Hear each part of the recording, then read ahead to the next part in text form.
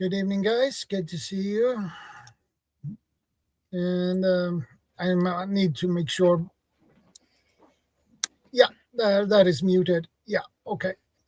I don't want any disturbance. Welcome, Alan. Welcome, Gil. Good to see you guys again. Hey, Shadow. Hey, Gil. That's weird. Got a big delay over on my side. It just started to go live, and it's throwing up ads, of course. As always. Yeah. Vanessa popped in earlier, so I hope she will pop in again. She usually do. And Weltor 8K, good to see you. And Grumpy Adventures, good to see you too. And Kane 71, good to see you too. And John Charles as well, good to see you. Stuart Lunnan, good to see you too. Welcome the last three on Alan's side. Yeah. We wait a couple of more minutes before let people pop in. So before we get into today's topic, and it's a good one actually. Oh, yeah. The hard reality of TEOTWAKI. Hey, Fire Dr. Ninja Turtle, good to see you, brother. I have to say as well, I was saying to Shadow just before we came on, I actually had to look up the term. I'd never heard the term before. TEOTWAKI? Yeah, it's just something that's never. I suppose for those that don't know, the end of the world as we know it. Yeah, and that was coined back in early 70s by some guys down in LA. They were meeting together. You know, back then we were called Survivalists, and several more authors as well. And then some, I forget, the band heard about, oh, that sounds like a great thing for a song. And they came up with the song, "It's the End of the World." Yeah.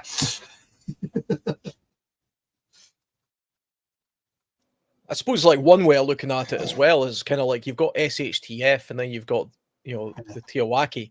The SHTF is like something that's happening acutely, you know, like a short-term emergency, you know. You're on the Titanic or your house is burning or something. Yeah.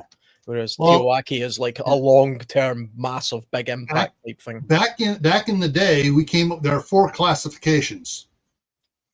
There's emergencies, disasters, hurricane, whatever. There is, and that can evolve into a life-altering event. You lose your house. You have family members get killed. The next 2 is SHTF and then TEOTWAKI. For those, government has to fail. So there is no government may come back really quick, but government fails, it can be down years. There's no government control. They have to get things. It's that bad of a thing, and it is generally worldwide. A lot of people don't like that definition, but that's the definition that was came up back in the 70s. And so, you know, to realize, you know, all right, so SHTF generally is going to take government's collapse. So we're going to have 5 years to start to return to normal. TEOTWAKI, 20 years or more to start to return to normal. So and in some instances it may be 100 years to return to normal, generations, because it is such a bad thing. It's wiped everything out so bad. You know, if the grid goes down and it doesn't come back, it's going to take generations to rebuild everything, fix everything. It's going to be like Mad Max. So you would say it has to be like a worldwide thing. It can't just be localized to, you know, a major war or something like that. I mean, World War II wouldn't count because it didn't affect everywhere. Because governments are still fighting. Governments are still functional. Yeah. Well, I suppose they're not functional in some places. They completely collapse. And but there are governments functioning and stuff. And so you got to figure out it's taking out everything on it. I did a video about 4 years ago on it, going through and explaining how everything works. and I had a PowerPoint on it showing, all right, these are things that cause it, if it does this. But if the government is still totally functioning, it's not SHTF, it's not TEOTWAWKI. It's a life-altering event. I take it. I mean, there's never been a TEOTWAKI event, then, has there? From what I can't think of anything. No, there's never been an SHTF or a TEOTWAKI event, because the majority of governments are always still functioning. So what example of something that would do it is the meteor that took out the dinosaurs. It's going to take out just about everything. Yeah. Yeah.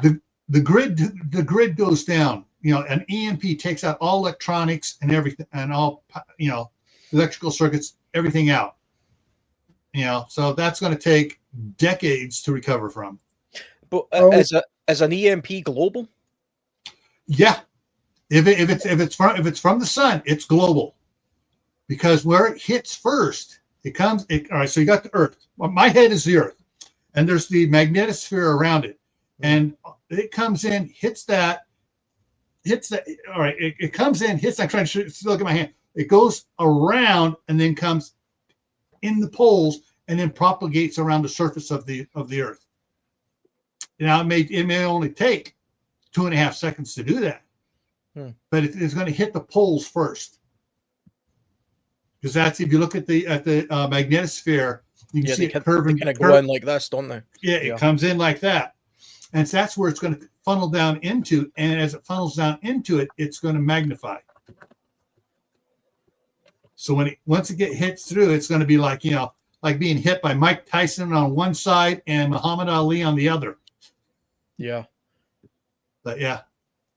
We could probably narrow it down to maybe just 5 or 6 events that are likely to be TEOTWAKI events. Then really, it would probably be like asteroid, global nuclear destruction, EMP, alien invasion.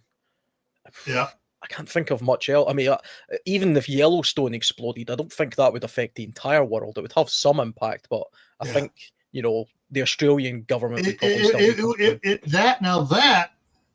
Now, this is where SHTF has a kind of a double border.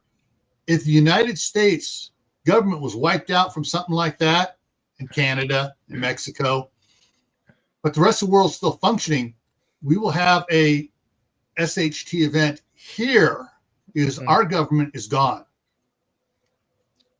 And it'll take about 5 years to get the government reestablished, get everything back going again, and get communications up and going.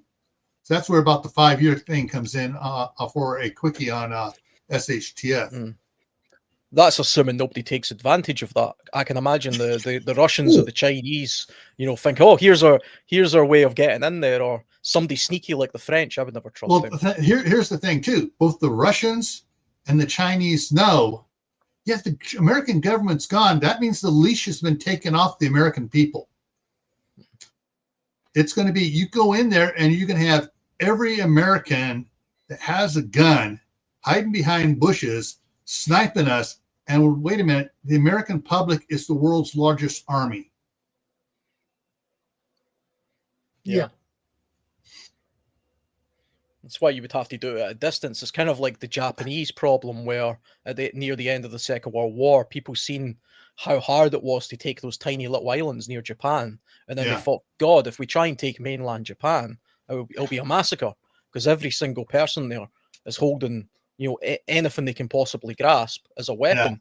Yeah. And that was kind of the justification for the use of the atomic bombs, I suppose, near the end of the Second World War. Or that is the thing that ended the Second World War, I suppose. Yeah. We overran Germany because German citizens had the guns taken away from them by Adolf. They did not have, the average citizen did not have guns in Germany. Germany was the first country overridden by the Nazis. Yeah, well, I mean, you disarm the public. It doesn't really take much to, then control it, which is why local governments, like to disarm the public. The UK's been a disarmed country for a very long time. Yeah.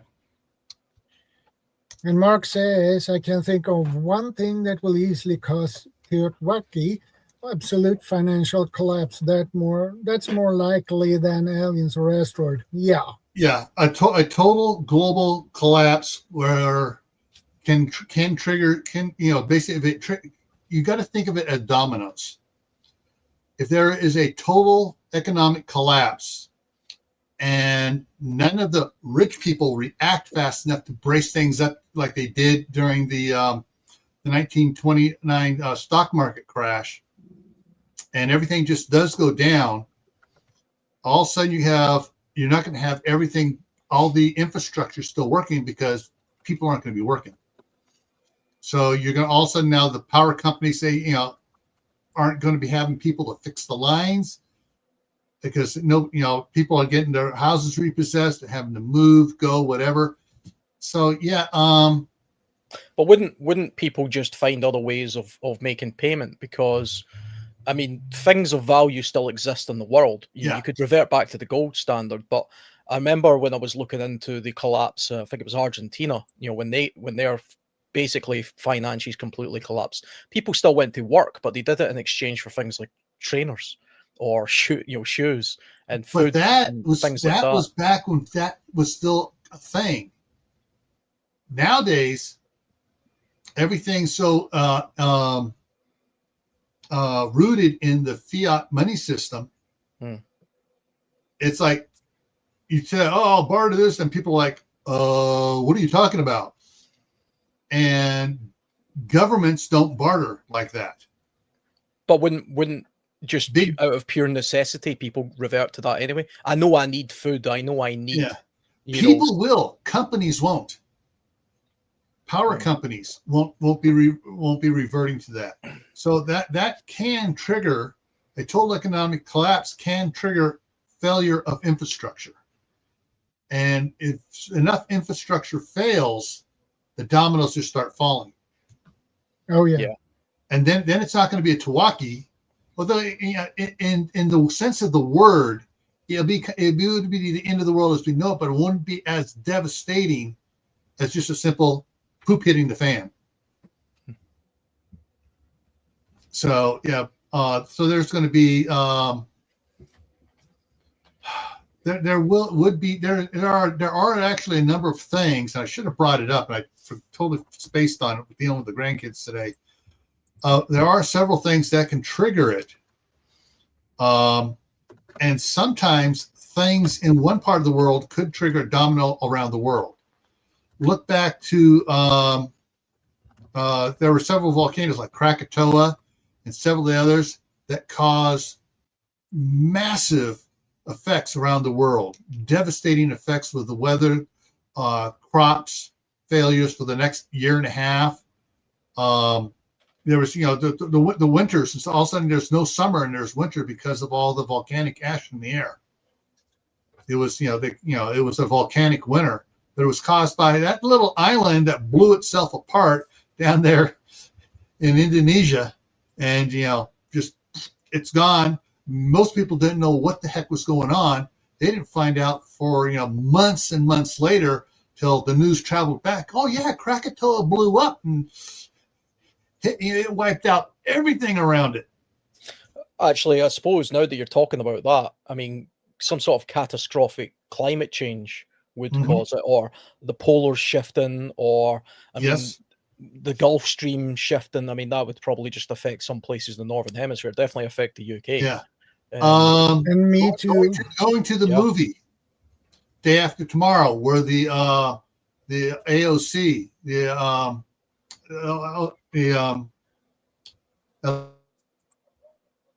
current, the Atlantic oscillating current fails. Yeah.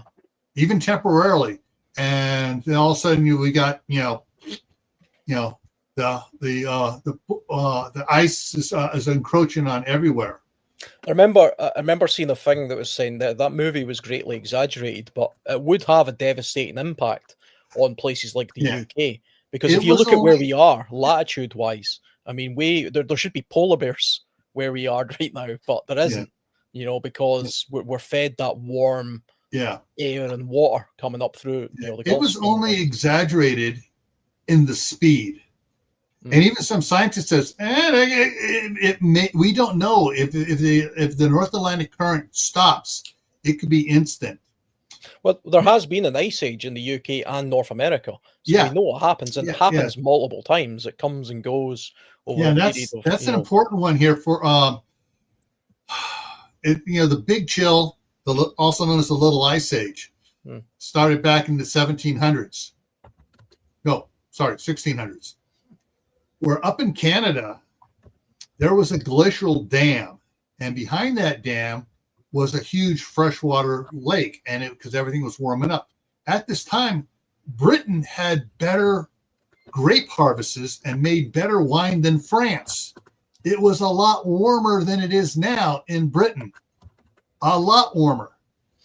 And so when this ice dam finally broke and all this fresh water dumped out into the Arctic and came around down past between Greenland and the east coast of the Americas, it stopped that the Atlantic overturning current, just stopped it dead. And within months, not days, months, we had the onset of the big chill, the Little Ice Age. And so, and people say, Britain was not ever warmer than it is now. Yeah, it was, because they're producing better wine. France put an embargo on wine imports from Britain because they were better than French wines. And we still have not fully recovered from that. And I have actually a couple of notes, Gil, as usual. So we can begin with the first note. Yeah. For this topic. The rise of warlords. How and why local power vacuums are filled by strongmen and gangs, and how to avoid being crushed by them. That will be definitely a problem. Yeah. Warlords that have the resources, they will rise and gather a lot of people to join that specific guy. Steve, the Corsair trainer, has made several videos on this, and the warlords are already here. They are the gang leaders of the Hells Angels, the M13, Bandido. the Crips. The gangs are already here, and they have their warlords in place. They have an infrastructure. They have weapons. They have explosives. They have drugs. They have all sorts of things. And when all of a sudden there's no law enforcement, guess who's going to be off the leash? Those guys. And they've already got the mindset, so it's not a moral choice for them. They're already in that kind of way of thinking anyway. The only thing that's holding them back is the rest of society and law and order. Take that away, then they will run rampant to some extent, and they would become much bigger because other people sort of I can imagine lots of young men seeing the chaos of a gang taking hold, and one of the best ways of trying to become to prevent yourself being a victim of it is to join them. Yeah. And before you know it, you've got like a larger militia. Yeah. Welcome, Iron Fire Horse. Good to see you again, man.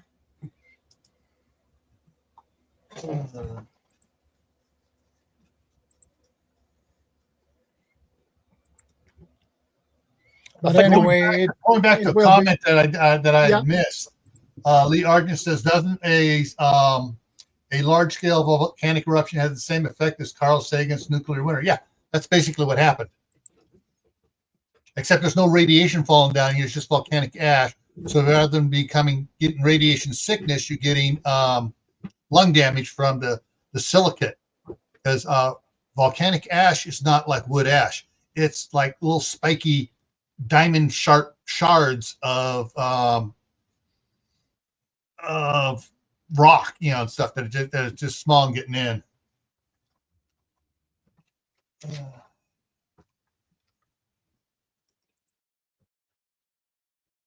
The problem with the warlords is when the TEOTWAWKI happens, that will, first of all, be a huge problem for other people like us, simple people like you and me. It would be a problem because they will travel around, send his people out and raid other people. So I think you need to think about your security, and if you have that possibilities. One of the things to remember about the warlords, they're going to be territorial. The gangs and stuff, they're going to be territorial. And I'm going to sound mean. And hopefully they keep territorial in an area they think will support them. And the first winter coming in, all of a sudden they have no food and a bunch of them die off because they have no food. The bad part about that is, what happens when people don't have food? What do they turn to? Eat each other. Cannibalism. Yeah. And even good people, the Donner Party, stuck in a snowstorm, turned to cannibalism. And what was the sports team caught in the Andes? That was a football team. Yeah. Was it called Alive or something, that movie? Yeah, I think it was called that. Great movie. And those people who survived that, they suffer from PTSD. And they still do. Yeah. The thing about the local gangsters and things like that becoming warlords, I mean, it would definitely happen. I think that would definitely be the case. I don't know how long they would be able to sustain that for, though, because a lot of these people, they don't really have any survival skills outside of street smarts. So they're used to operating within the confines of a functioning society. If you take away functioning society, then for them it'll seem like a little bit like supermarket sweep. Everything's up for grabs and they can kind of do what they want and they smash the place up. We see that in riots where people take advantage of law and order being absent, so they go looting, for example. But when you've looted every shop, you've robbed every person, and you've ate your way through your supplies, then what are you? You're a bit of you're in the same predicament as everybody else. You're an organized scrounger.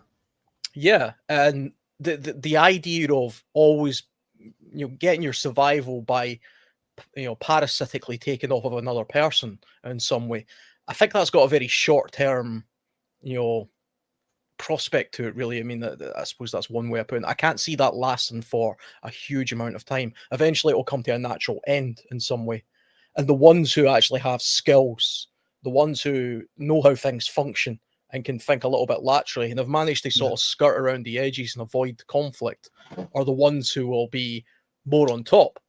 That then leverages those people into a position where they're the ones that have a little bit of power because they have skills or knowledge that they can then perhaps negotiate with these kind of warlordy type people or gangsters and say, well, look, you can carry on being the leader of your little gang or whatever it may be, but I'm the one with all the smarts here, so kind of report back to me, and then you become kind of the person in charge then, which is, I mean, it's kind of like when you see like a really powerful leader in a country, and he's like the frail little man who couldn't, or you see the top guy in the prison, but he's like a skinny little runt of a guy who couldn't handle himself in a fight, but he's the one that's got all the intelligence, and so he wields all the power, and he surrounds himself with all of the big burly type guys that can, I think that's a natural way.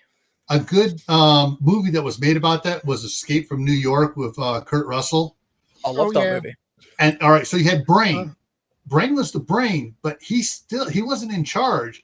He still had to answer to the Duke of New York was the character's name. Yeah. And but so there will be a give and take dynamic, but the muscle will still be in charge. They say, all right, you got the brains, we will protect you, but we're still in charge. We will help you, but we're still in charge. I think one of the things that there was a comment in there by Little and Prepper about the guards, the prison guards. Or was that Mountain Survival? It was. Little and Prepper mentioned before. So the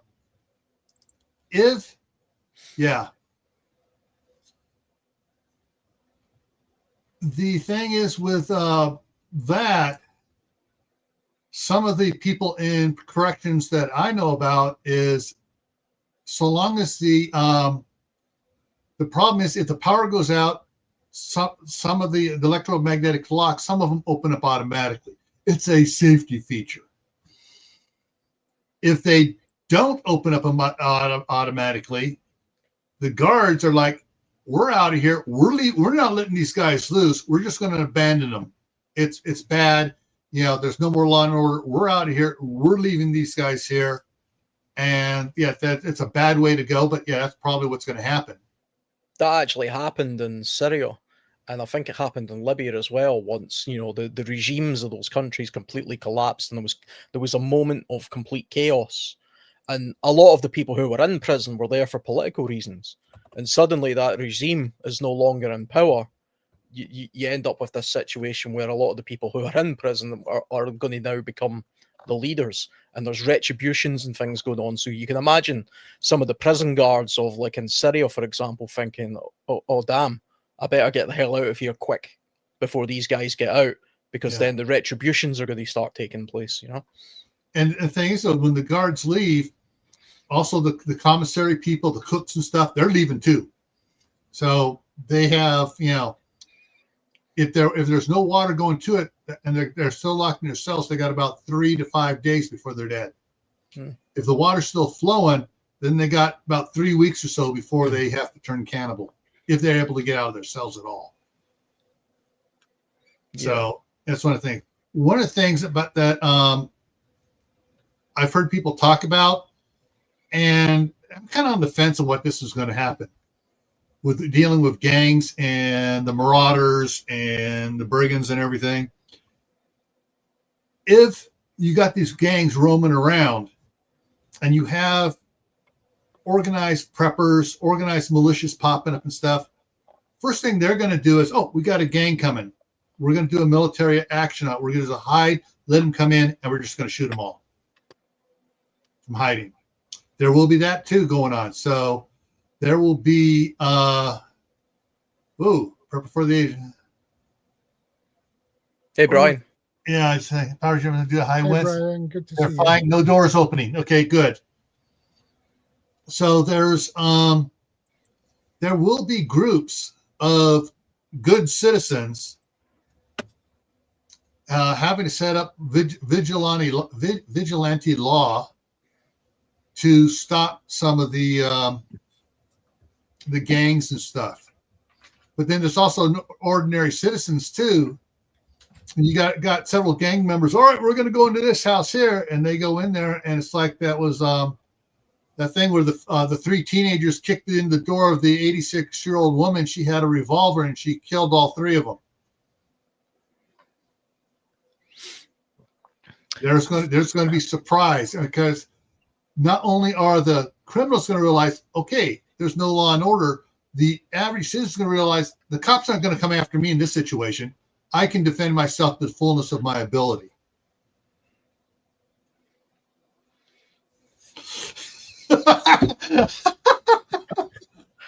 a Brian's comment. He always knows the right thing to say.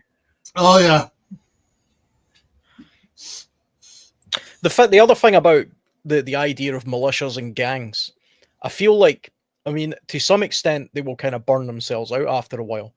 But also what you end up with is order comes out of chaos. I mean, because when you think about it, every monarchy that's ever existed, every government that's ever existed was at some point just a gang. Hey. You know, and you need gangs that went and dumped all that English tea into the ocean and the harbor there.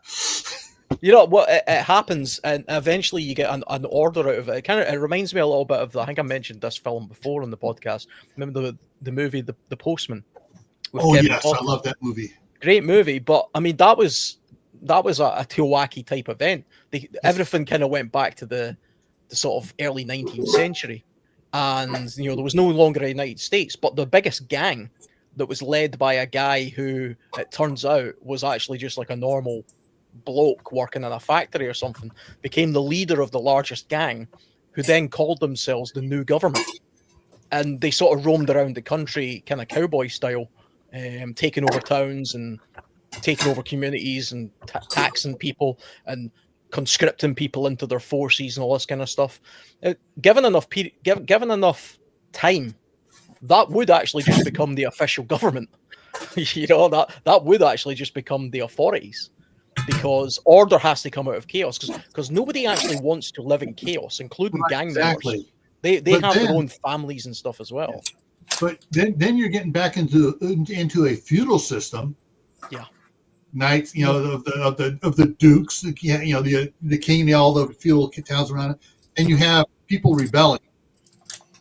So if that gang becomes a tyrannical government, people are going to rebel. The thing is, though, now that everyone knows, all right, that's the guy in charge. He's the problem, and now he has a big target on his back for being a problem. Well, they might rebel, but they might also just last for a very long time. I mean, there's been tyrannical families, for example, in power for hundreds of years, generations. You know, just one after the other, and it just goes on and on and on. You see that particularly with monarchy. If you study monarchy, they are effectively just families that that run states for, you know, in some cases like 1,000 years. You know, way back to sort of the Pharaoh days and things like that. I mean, there's different kinds of course, we've got the feudal system, absolute monarchy, and dictators, and, you know, republics and things like that. And they all have their pros and cons, these kind of systems, but they're all liable to rebellion eventually, to some description. But then what do they get replaced with? They tend to just get replaced with the same thing, just a slightly different flavor, or they call themselves something different, but they never really change, you know? Yeah, and it's, you know, life is going to be hard, really hard, for those that don't have wells for a fresh water source. Streams are not going to be safe because dead bodies elsewhere, you know, washing disease and stuff into the rivers and stuff. Now the rivers are contaminated going to be that bad for years. So water is going to be the major problem source. And, I got a well. Do you have a hand pump on that well? Because you're not going to have, most likely you're not going to have power. If you do have solar power and stuff, oh, wait a minute, now that makes you a target because everyone can see your solar panels. But even if you are doing it, how long are your solar panels going to last? How long is your pump going to last? Do you have a second pump to take it, the first one out when it dies, and then be able to find parts to fix the other one so you now have a spare again? So, you know, water is going to be the big deciding factor in a lot of things. Oh, yeah, definitely. Well, that's where knowledge will be the new currency. Yeah. Yeah, that's where knowledge comes in, knowing, okay, pretty sure nobody's coming to help me, ever. Okay, I have solar panels. I have a well. I have a hand pump. I have whatever I need. But the knowledge is knowing that none of those things are going to keep you sustained forever. The knowledge needs to be, what am I going to use now and figure out as a backup? Because if you don't have any kind of backup plans or able to formulate a backup plan in the heat of the moment, you'll make it for a while and then you're done. So until you understand that it's not just having, food, water, shelter, security, and I'm good forever. It's having food, water, shelter, security, knowing that at least one of those is going to fail in some period of time, albeit short, long, or other, but understanding that I now need to figure something else out before I lose that one thing. So, knowledge, skills. And I'm not just talking knowing how to lay bricks or weld or whatever, just basic skills. What do I do? How am I going to do it? Figure it out as you go. That's key. And a lot of people just don't have that. They just never did. So, yeah, Lee's comment there about the medical kits and stuff, antibiotics and stuff. Once you're in a TEOTWAWKI, unless you know regular first aid and are really thinking about it, even if you don't have the antibiotics, a lot of people are going to die from simple cuts, infections. Because they're going to forget, I need to wash, clean. How many people have soap, a couple of years worth of soap in their supplies? How many people know how to make soap when your supplies run out?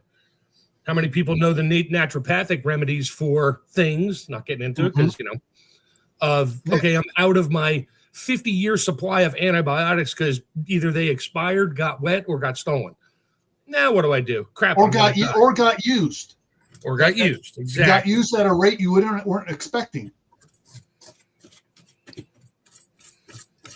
Yeah, people would have to go back into a mindset where everything was done carefully and deliberately. You can't just go rushing around like you do in modern society, because, like you say, a simple cut, a break of a leg could be absolutely catastrophic for you. Can you imagine breaking your leg in a situation like this and not knowing how to reset it? Not having the means to do that, not even know how to put a splint on or something. You could end up with a permanent deformity that you could end up killing you. It's kind of like watching the Serengeti, where you see the gazelle get away from the lion, but it's got a broken leg, and you think, it would have been better off just getting eaten by the lion because it's going to die slowly now. Yeah. It's one of the things is thinking back, our Civil War, 1860s. So many people died from. They were safe from the wound. They were safe. They got the leg amputated. That was partially blown off or shredded by a cannonball or whatever, and they died from the infection. They didn't know about bacteria. They didn't know the causes of diseases. They didn't know that how malaria was transmitted. They didn't know how all these things went about. And, fortunately, if we retain some intelligence, we know, all right, you wash your hands now 3 or 4 times a day. You make sure you wash your clothes. I'm trying to remember which one it was. France did not take showers. All right, during the Napoleonic and the previous periods, they didn't take showers. Yeah, they thought the dirt protected them. Yeah, that's why that's where French perfume came from, was to hide the body odor. When Versailles was built, there were no toilets in it. People crapped in stairwells, and servants came around later on and cleaned it up. People did not know. See, the thing about things like antibiotics. Antibiotics is a revolution, an amazing thing in human society. Once that was discovered and implemented, it's saved countless people's lives over the time. But it's kind of overhyped a little bit, I think. I mean, not every cut leads to an infection which is fatal. Your body does overcome infections. Right. I'm 41 years old. I've had 1 course of antibiotics in my life. So I've managed to get through 41 years of life without antibiotics. Yeah. Now, granted, I'm not always in positions where I'm getting in contact with things like, things that are dirty. But in the kind of world that we're talking about, eventually things go back to nature and things aren't as dirty as they are just now, because there aren't as many chemicals around, And one of the things on that, tagging on to that, is when I was a kid back in the 50s and 60s, kids ate dirt. We got sick less than modern day kids. Farm kids ate all sorts of stuff, and their body built up natural immunities. Yeah. Farm kids in America are the healthiest kids in America. No, it all depends on the upbringing of the kid. I mean, we grew up outside playing. Yeah, I got cuts, scratches. I had rosebush thorn cuts, pops, everything. Yeah. I went home, washed it off. It turned a little red around the edges. 2 days later, it was gone. Yeah. I mean, my worst was, smashing a fingernail, and I had to go to the hospital to get the blood pressure removed from it with a hot needle. That sucked. And let the blood out so I didn't get an infection from it, and that was fine. But kids these days don't play outside. They're always on their phone. Not all of them, but, they're all stuck inside. They don't get outside and even introduce themselves to any little mild form of bacteria, germ, something. And, this is why flu season always seems to start right after Thanksgiving, when people from different areas with different, bacteria that their body's immune to all get together, and now that spreads, and other people just get sick from it because they don't have the immunity built up. That crap didn't happen back in the 50s, 60s, and 70s and 80s. Into the 90s it started, and now it's rampant because nobody gets out, goes around, shakes hands. It's like they don't want to shake hands. They fist bump and then, dip their hand in hand sanitizer because that's what I was going you should have gotten sanitizers. because that's the only thing that keeps you from getting sick. Yeah. It's The Clorox wipes, the over sanitization. Yeah. The over cleanliness. I mean, the pharmaceutical industries led us all to believe, more so in the US, I have to say, than probably most of the rest of the world. Anytime you have a little sniffle, you have to take some sort of medication. Any little ailment that you have to somehow counteract that with some sort of pharmaceutical drug. Yeah. But you don't. We never did. I mean, your body has natural immunities to things, and that's the point of them. We've evolved to the point where we're at just now because this is why, you go to some little island somewhere and you have a common cold and it wipes out half the bloody population because they haven't got that immunity that we have. It's not because we have some sort of magic vaccine that prevents us from dying. It's just because we're the ones that have, over a period of generations, have built that immunity up. And so sometimes vaccination isn't always, the best step for a lot of these things. Although vaccinations, of course, are another great invention of humanity that saved countless lives as well. But I think the idea that you have to have huge stockpiles of antibiotics to see yourself through the apocalypse, I think that's probably what pharmaceutical companies would lead you to believe. And also to say, I mean, there are things like I see people in the comments saying, what about honey? What about pine resin? All this kind of stuff. Yeah, they all have natural antibacterial properties to them, but it's very mild. I mean, we're talking about seriously mild stuff here. You could say, I once heard somebody talking about, natural aspirin, to cure a headache. And willow bark, for example, has salicylic acid in it. You can chew on willow bark and it has that bittery taste like an aspirin. It works the same way. It's the same sort of, the same sort of chemicals in there. But when you take an aspirin, that's a highly concentrated, synthesized medication that's been made in a lab. And that would be the equivalent of sucking on the bark of that whole bloody tree, probably, because, it hasn't got the same level of concentration. So, and it's the same with things like honey. You can put a little bit of honey on a wound and it'll clot the bleeding up a little bit and it'll have some antibacterial, properties to it. But it's nowhere near the kind of standard as to something you can get in a pharmacy or something like this. Yeah.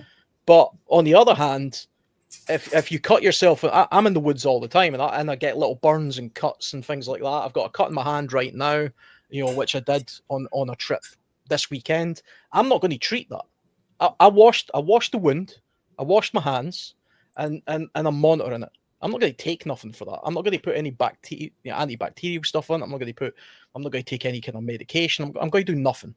If it suddenly becomes infected, maybe I'll start doing something about it.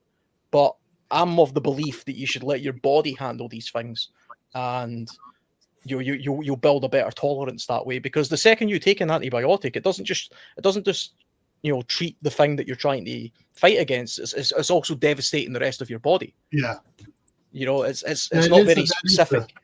That is the problem with antibiotics. You take antibiotics, and what's the first thing? Where's the first bacteria it kills? In your gut. Yeah.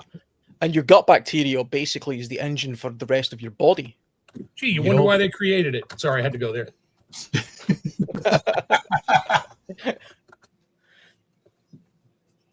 Yeah, there are a lot of herbal remedies out. What's interesting is a lot of these bacterial herbal remedies are not as strong and are not broad spectrum like what comes out of the pharmaceutical companies. So if you take some of the ones like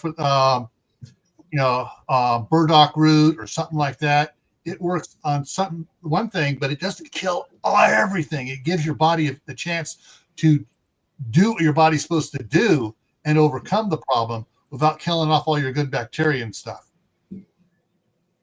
Yeah. I mean, I've seen a few people do, who are into sort of herbal remedies and things like this, and they're creating sort of natural antibiotics and things. I've got to be honest, I'm very skeptical about natural antibiotics. I think you're kind of playing a bit of a lottery if you were to take natural antibiotics, not just from whether it's going to work or not, but I actually think you're likely to do yourself more damage by taking some sort of remedy like that. Why do you think that? Well, because you're not taking that. There's no way of genuinely understanding the concentration of the thing you're taking. You know, you're kind of just putting in ingredients together and hoping that it has this desired outcome. But if let's just take 2 citrus fruits, and you know that there's a certain concentration of citrus fruit that you have to put into your ingredients. But those 2 fruits, if they were lab tested, could be wildly different in their chemical composition, simply based on the way that they happen to grow. And so the mix that you're making isn't exactly the mix that you want. I mean, there's other medications, other than antibiotics. Let's take heart medicine, for example. Okay, a wild plant like a foxglove. Okay, foxglove is part of the digitalis family, which is they use that to treat heart conditions. But the difference between a medicine and a poison is quite narrow, So just a single petal from a foxglove could induce a heart attack and kill you. But the same plant can also treat a heart attack.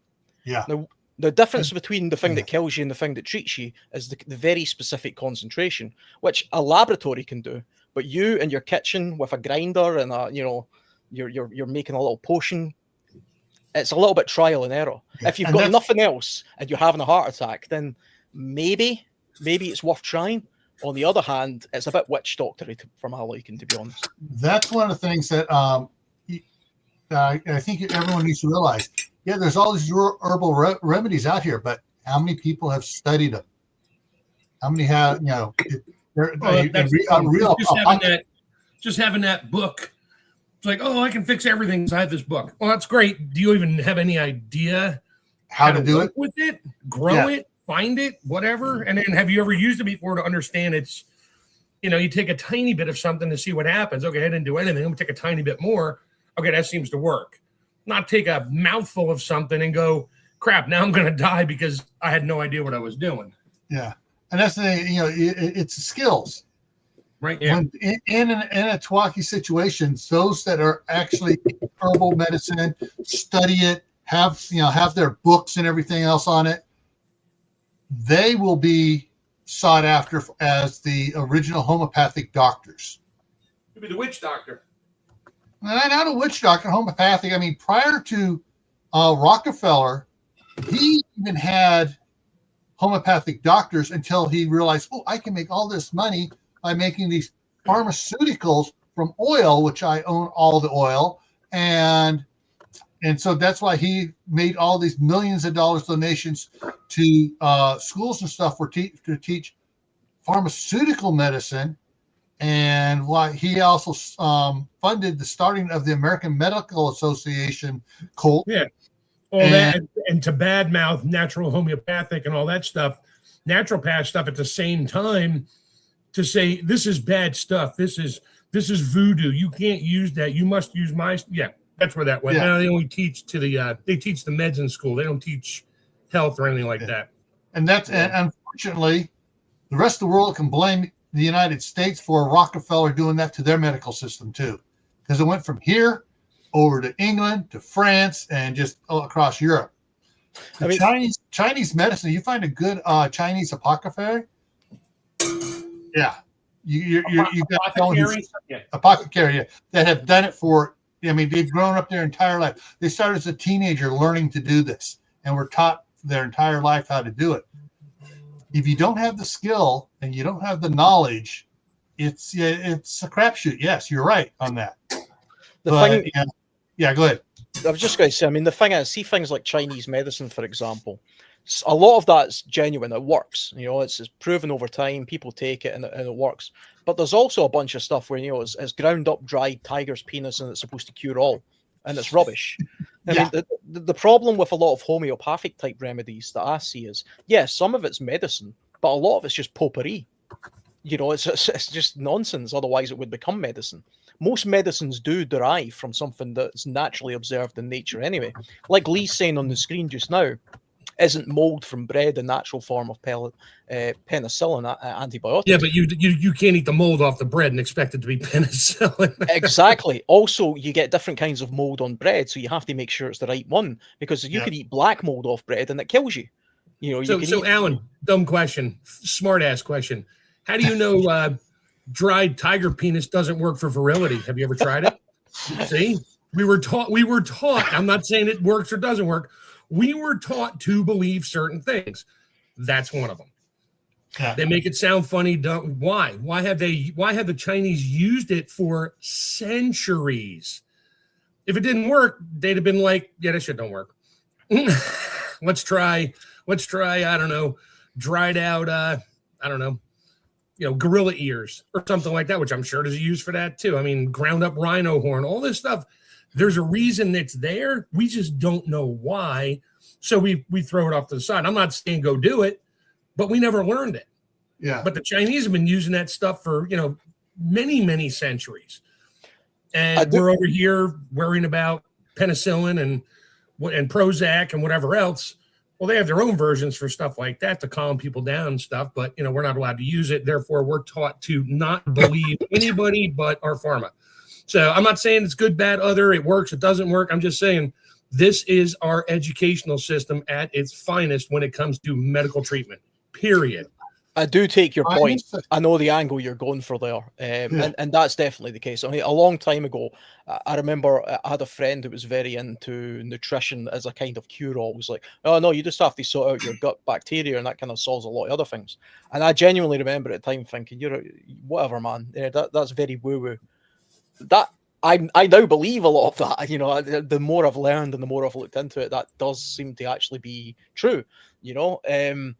I think there are genuine cases though where a lot of these things persist not because they have an actual, because they're proven to function. They exist because they're part of tradition, or they themselves have convinced the people around them that it works, and they sort of carry on with it. There are some things that I just outright write off, and people will call me ignorant for that, because to me it's almost like a belief system. Like crystal healing, for example, or outright homeopathy.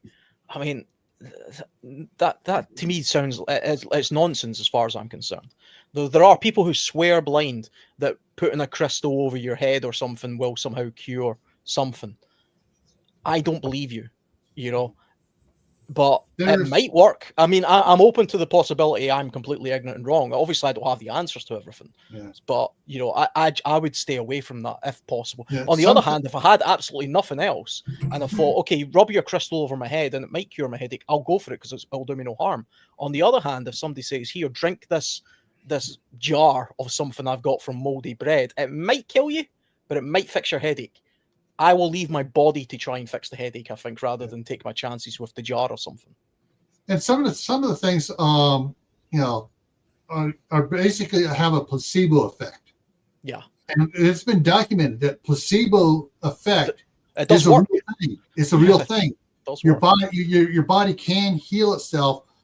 The power of the mind is something we can't even tap into yet. But there are other, what is the human body? It's a big electromagnetic circuit. Huh.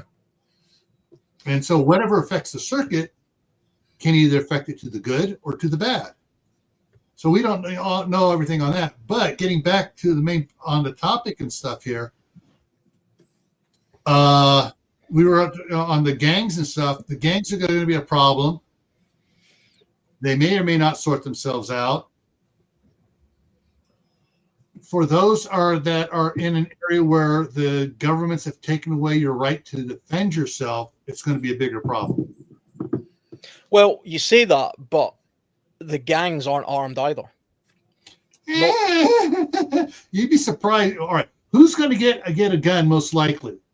An illegal gun, and an honest law-abiding citizen, or gang members? But it's incredibly difficult for them as well. Yes. I mean, they're going to go through the steps to get it.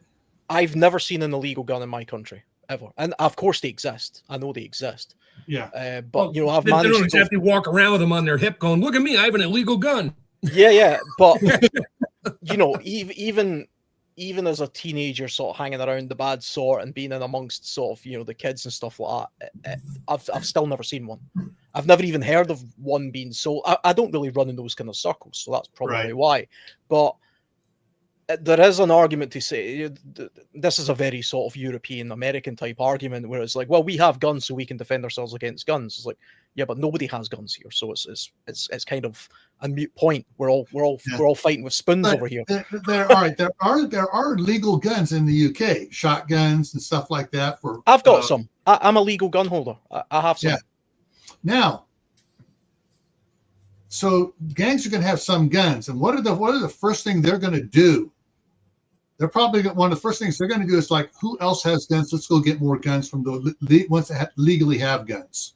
Yeah, they'll definitely have, like, every farmer's got a shotgun, and so you're going to have like a gang who has 1 or 2 shotguns between them, and they've got maybe a dozen cartridges. But with that, they can kind of rule a lot of people because, you know, it only takes one guy with a shotgun to rule 10 people without one. It's like the saying, in the land of the blind, the one-eyed man is king. Yeah, exactly.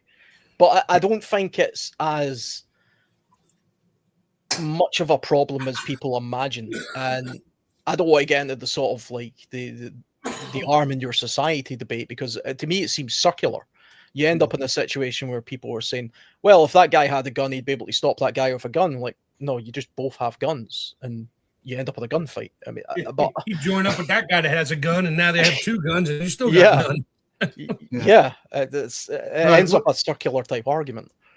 All right, Shadow, what's the next point? Next one is creating a new code, establishing fair enforceable rules for your community, and the consequences for breaking them.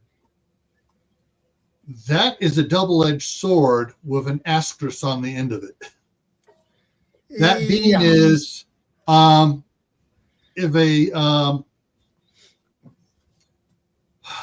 I've seen people talking about it.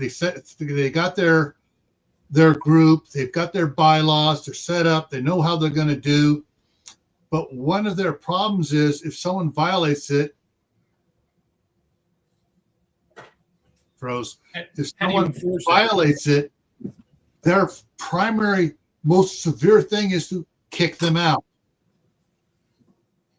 Now, if you're into a TEOTWAWKI situation and you kick someone out who knows all your crap, you will be a target. Now you got a what's a loose cannon out there who's mad at you, who's going to get the, hey, I know these guys got all this stuff. I know how to get us in there and get all this stuff from them. So how far do you go with your laws and rules to protect yourself? If someone violating your rules, that's the punishment. How severe punishment? Do you go capital punishment? The problem with that is you go capital punishment with bloody everything. You know, it becomes a problem where, like, you know, you're executing people for the most meaningless of crimes. Yeah. And the crimes, I mean, who's coming up with these laws? I mean, what happens if it suddenly becomes the law that, it starts off with, look, our resources are so finite, if you even steal a chicken, we're going to execute you because that chicken's so important to our egg supply. Okay. But then it's kind of like the Animal Farm type thing where, you know, they have the rules written up on the barn door, where it starts off with simple stuff like that. Then suddenly it becomes capital punishment if you don't, you know, praise the leader, whoever that is, or whatever, you know, and you end up in a tyrannical type situation. So I think you would have to be careful about how harsh you were with the laws. I don't think running to capital punishment would be a good idea, especially initially, because that in itself is pure tyranny. I wouldn't want to live in a society where they had capital punishment for the most meaningless of things. Oh, yeah, I would take my chances out there in the wild any day of the week than be part of a society where it's okay looking at it for yourself, but let's say you've got like a couple of young sons or something who are teenagers, they're going to get in trouble even in these kind of situations. Do you really want to live in a community where they're going to kill one of your sons if he steals a chicken? Yeah. And that's one of the things is where if your group is going to create rules and stuff like that, you better get everything written down now and make sure there are limits placed on it. I mean, that's one of the things I like about our separation of powers in our government. Unfortunately, the founding fathers didn't put limits on professional politicians, but that's another story. Well, they did, but they voted themselves out of those limits. So, there's that. No, there was no term limits for, all right, a senator can only be in for 2 terms. A representative can only be in for 4 terms because it's about the same. They were also only supposed to get paid per diem when they showed up and sat in council and then went back to their daily routine, but they turned it into a career with free benefits. And anyway. And the thing is, the rules are properly written. And if you take the knowledge of the failure of governments in their rules and laws, you can work something out and come up with something that's going to be viable, that's going to keep it from becoming tyrannical itself, so long as the people are willing to follow it. Yeah. Right. But plus, I mean, if you set a rule in stone and you don't allow it to adapt or change over time, that in itself can become problematic, right? I mean, without going into it, isn't like this the Second Amendment? That's the right to bear arms. I mean, they were back in those days, didn't they have like muskets and stuff? Could they? Well, all right. They also only had quill and ink. They didn't exactly have computers and typewriters, so we can go with that side of it too. Yeah. Here's the thing: everyone gets it wrong. The Second Amendment is not about allowing people to, we're going to let you have guns. The Second Amendment is limiting government. Yeah, it limits the whole government. Purpose was to say government needs to remember they work for the people, and the people are armed. So if the government gets overbearing, it's the duty of the people to overthrow that government overthrow those people in the government and get honest people back in. They just decided to make laws with threats behind them, like you're not allowed to own a fully automatic gun, or we're going to throw you in jail and give you $1 million fine. Well, they just made that law. We're technically allowed to have any piece of equipment even the military has. Period. Mm-hmm. There is no disputing that, but they have made so many laws, rules, regulations, which are not laws, about the other, saying you can't have this stuff. We forbid you to have it. Yeah, you know why they forbid it? Because they're going to do something that they might get shot for. Yeah, right. That's it. I mean, that's the rest of the world thinks Second Amendment. It's only for hunting deer. Really? Okay. Yeah. So there must be a limitation. I mean, technically there is none, but they like to make laws saying I can own a cannon and a tank if I can afford it. And some states you they would come after me with everything they got and put me bankrupt before I could prove my point. Right. Yeah. There are states where you can own cannons. There are states where you can own a tank. And but can you imagine everybody owned a nuclear missile? Well, that's the thing. It's cost prohibitive. There's the cost prohibitive part of it too. But and I don't think if anybody in their right mind wants to own a nuclear missile because of the probability of a malfunction on their end, and you go to push launch, and it's like, oh, it detonated in the silo and it took me out. Yeah. But there's the setting up laws and rules. You need to have a check and balances for it. Yeah. That's why I like, in fact, all right, the enforcement is in the executive branch, the president. He enforces the laws. The legislature writes the laws. The courts determine whether those laws are legal or not. The Supreme Court say, sorry, that's unconstitutional. You're not allowed to do that. Unfortunately, we get some in there that are swayed by corruptness. And they don't act on it in time.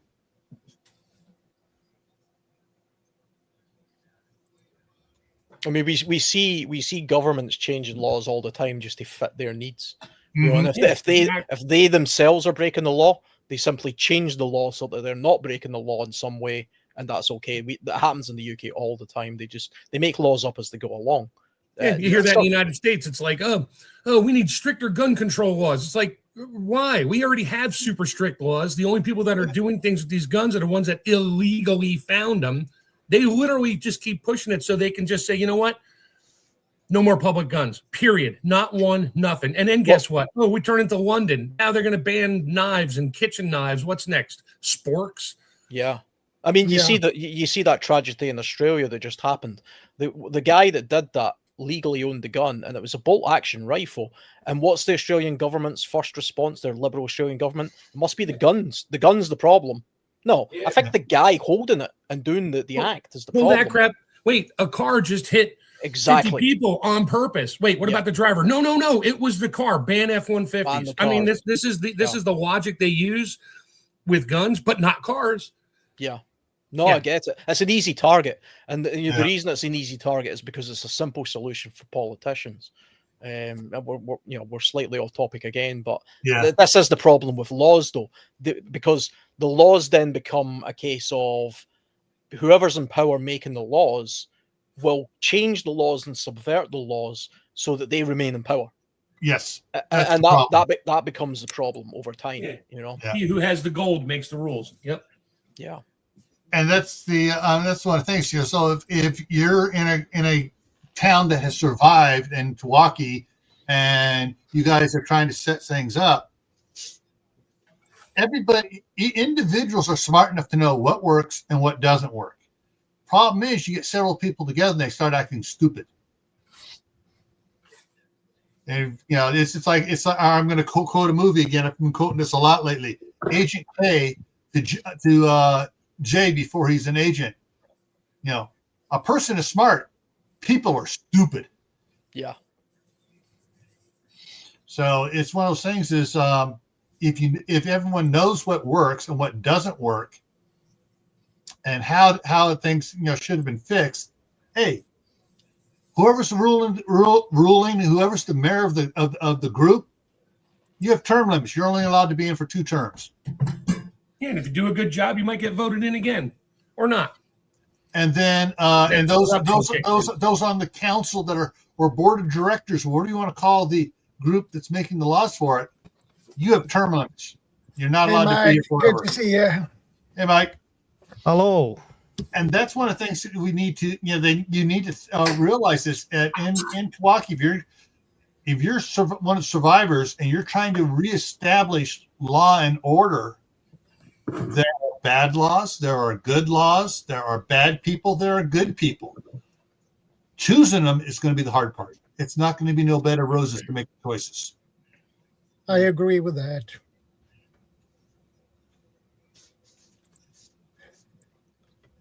I think we're kind of agreed, though, that in a TEOTWAWKI type situation, or TEOTWAWKI, however you pronounce that, there has to be some sort of rules. TEOTWAWKI.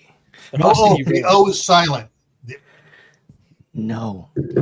Yes, O silent. It's TEOTWAWKI. TEOTWAWKI, because we're English.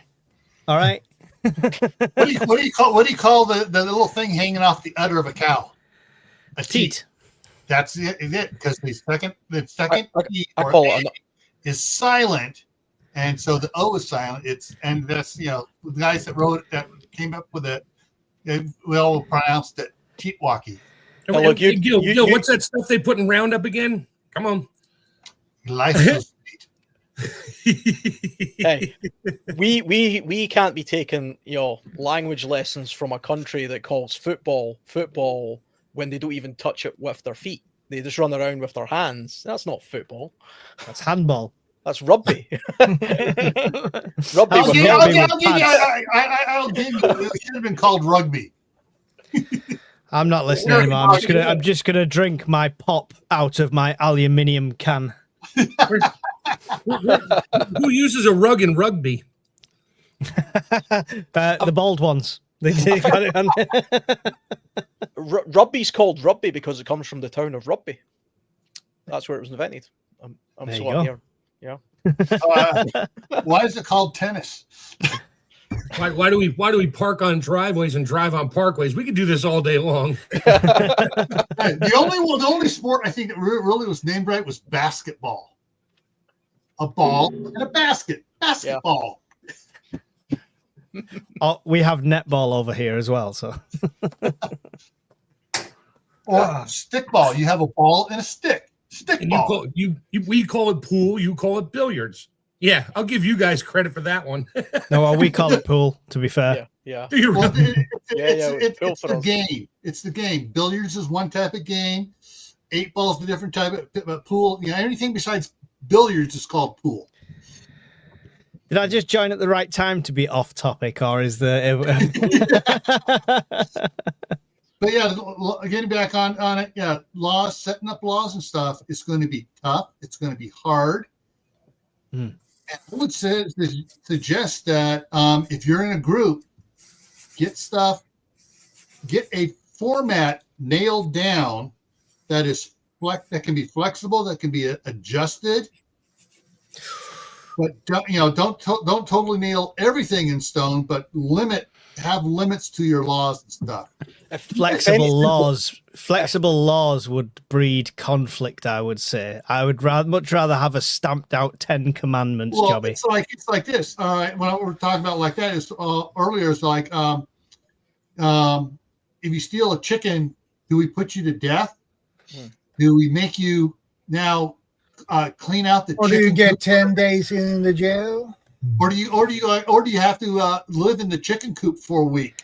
I suppose Right. it would depend on how many chickens there were left. I mean, that's the thing about the severity of the law has to match the severity of the crime. So if you lived in a community where there was chickens everywhere, then that would be harsh. But if you were in the whole world had went to hell and there was the last 5 chickens on earth and you go killing one of them, Death penalty. then the death penalty might be justified there. Listen. There's 2 punishments in full-on TEOTWAWKI, and that's exile or permanent exile. All right, because prisoners cost resources. There is an in between. What about They cost resources and food, time, somebody to watch them, etc. Then you've got to do a trial. All of this. I haven't got time for that. Yeah, but this is going biblical, or if you prefer canonical, you steal, lose a hand.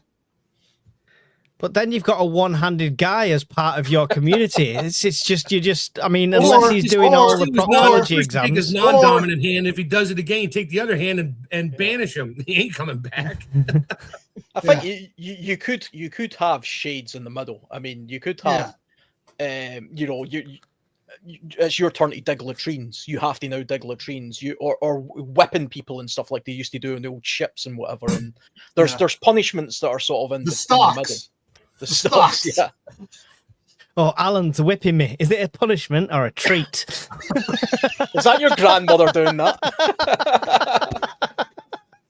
Hey, we were in a place with a real life dungeon at the weekend. We actually were looking in an old medieval dungeon, and that's how they used to treat people back then, you know? Yeah, Mike was so scared of it, he fell down the stairs trying to get away.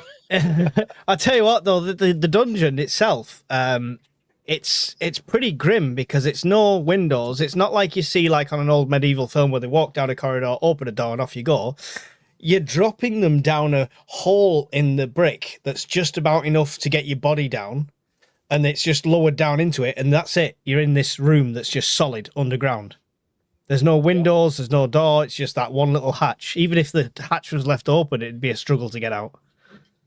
And what about poop and pee and is there Right any in the sort corner. of You get to live with it. Yeah, you get to live with it. Dark Ages sanitation wasn't the best. I'll just throw that out there. yeah? But yeah, there was actually, we kind of saw all aspects of that because you've got that, and then one of the rooms in that castle had an indoor toilet, and I'm like, this is the most sophisticated thing in this castle. Was just like a alcove cut into the wall, and the overhang dropped onto the outside wall onto like the ramparts below. So you're just literally pooping down the side of the wall. Yeah. Or if it had the moat, you'd be pooping into the moat. There you go, making And, your own and then squelchy bridge. nobody's going to want to swim across that moat.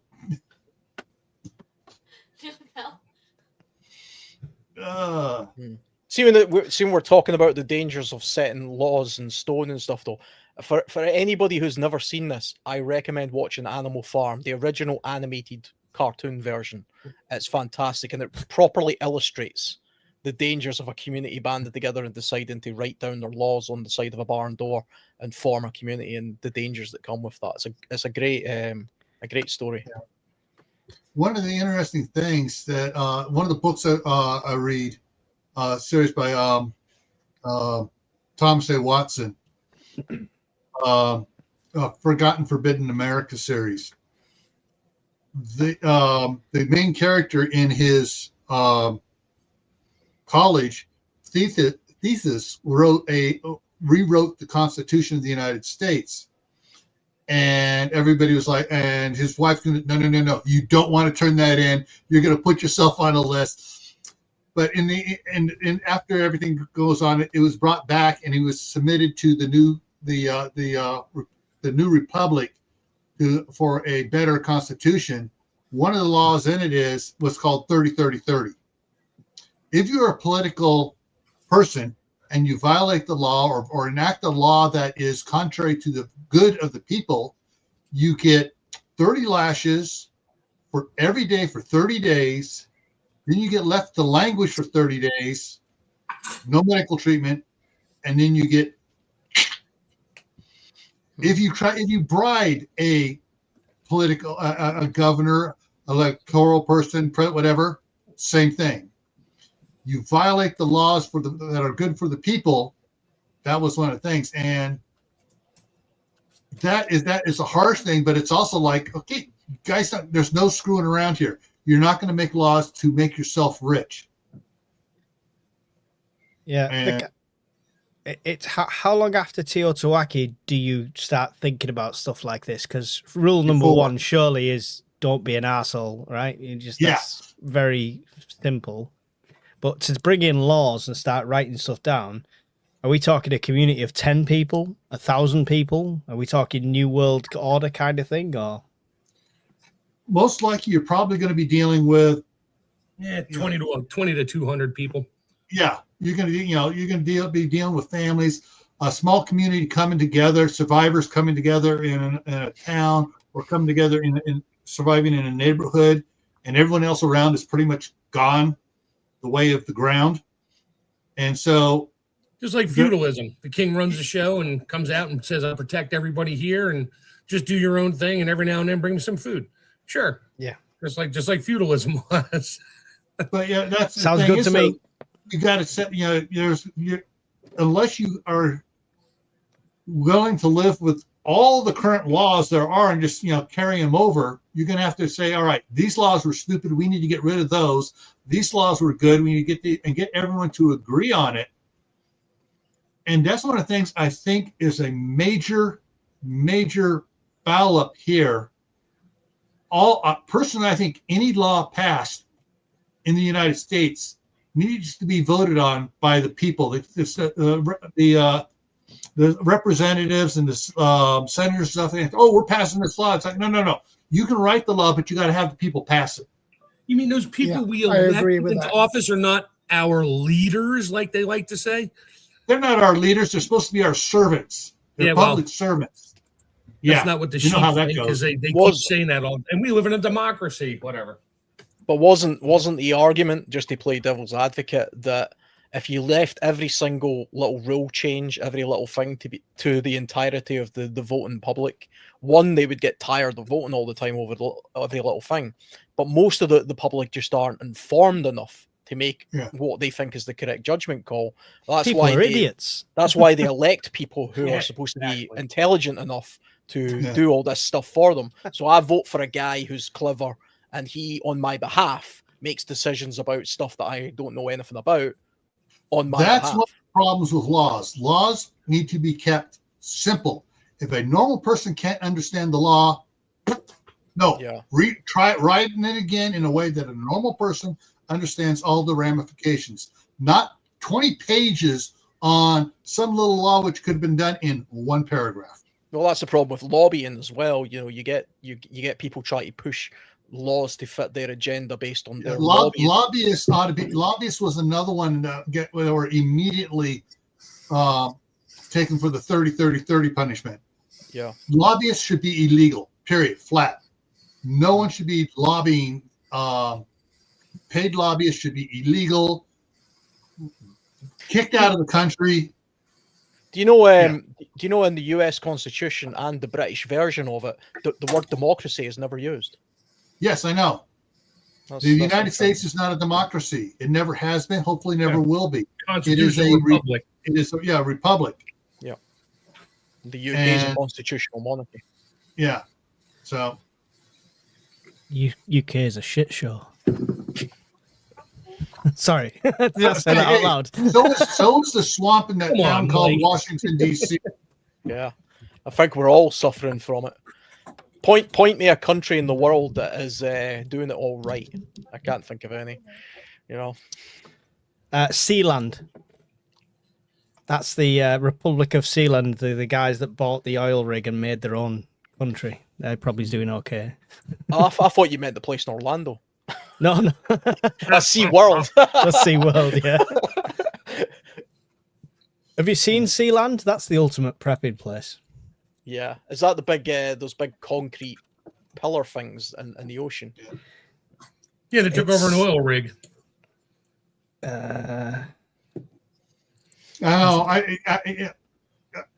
I swam. I did competition swimming as a teenager. No, there's too much problem out there on that ocean. Mother Nature gets really mad sometimes. And you look at what's happened to some of those oil rigs down in the Gulf of Mexico. They're there one day, next day they're gone. I'd rather put up with earthquakes than being out on the ocean. Yeah, me too. I'm not a fan of places without trees. Here you go, Shadow. I've shared it. This is your Republic of Sealand, and there it is. It's the that's a bustling community right there. Sovereign Principality in 1967. Funnily enough, if you read into it, there's been a war at Sealand where some people came and took over it with pistols and stuff, and it was defended Sealand from 9 invasions. There you go. Did you know? So you can become a lord or lady of Sealand. There you go. It's the ultimate bug out. I mean, my question on that is, were all the invaders given burials at sea? All of them? Probably all fish food. I think the only ones we know about probably survived. The ones that invaded didn't survive. We probably don't know about, but there's probably been some. I think you would probably end up with small communities that have their own version of similar laws. You know, whenever I think of these kind of scenarios, I just to my mind, it's like it's already happened to some extent in the past. Not the disaster, but the time period where you've lived. You know, so somebody says to me, well, what happens if you go back to this date? Well, give me a date and I can kind of look at the way they lived and then I can give you an answer. You know, we talk about the 19th century, the 18th century, the 17th century, because they all had their own sort of way of doing things. And obviously there'd be a lot less people. So we wouldn't be kind of running the way that we are just now. It would almost be like a complete collapse scenario. I imagine it being a little bit like Lord of the Rings. You know, where you have like little areas like the Shire and you've got like, you know, bloody where the elves live and stuff. And they're all quite close to each other, but they're so vastly different in their cultures and their laws that when they do interact with each other, it seems alien to them. But within their own little communities, they're completely self-contained and they think, we'll run the Shire like this with our mayor and our or sheriff or whatever, you know, or the Wild West. You know, the Wild West was kind of like that for a while. I wonder without forts and towns and stuff out there, and you know, knowing for 300 miles away, but you got this mining camp here, where you got the military fort, and outside the military fort, you have a town springing up. I'm wondering if in that scenario, Alan, if accents are already so varied in the UK without national education, would that devolve even more? Is Elvish and is the Orc language actually just devolved Scousers? You know, Orc language. Oh, let's start speaking Klingon. Yeah. You know, the interesting thing about accents is that that's a microcosm of exactly what we're talking about here, because you can actually get tiny little communities, even within a small area, that are so intertwined that they literally speak different. And the UK is a fantastic example of this, because this is not a big country, and yet you can get in your car, drive for 20 minutes, and be in a place with a completely different accent. You know, That's right. Same in the United States for the most part. Yeah, but it's probably more pronounced in the UK, I'd imagine, just because It is. It so is. tight. You know, it's so tight. I mean, what's the distance between me and you, Mike? About 190 miles. Yeah. From over here, y'all sound funny. He sounds like an orc to me. A well-educated orc, thank you very much. At the I'm a Scouser, thanks. Well, Sorry, yeah. Lee, I wasn't jibing. I was just saying it's a strong accent that could devolve without education.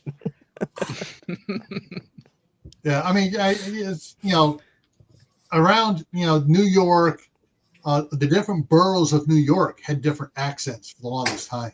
Oh yeah. Then you go across the bridge to Jersey, and then you got the Jersey. Jersey accent over I'm there. from Jersey. You from Jersey? Hey, Jersey man, hey. That's not a Jersey accent. That's a Brooklyn yelling at a Jersey guy. Oh, Yeah. sorry, all right, but yeah, I'm not from back then. I'm from that region. I know all the dialects. Yeah, exactly. But You yeah, know, you got I was all serious. those accents in a small area, but in New York City itself, on Manhattan Island, you got different boroughs that had different accents. Yeah, but the actual city itself has no distinct one accent anymore. No, because it's all people Right. from everywhere else but. I was just about to say, like, the last time I visited New York, which was a few years ago, I was so disappointed. It was the first time I was ever in New York. Nobody sounded to me like they came from New York. I was expecting everybody to sound like the Sopranos.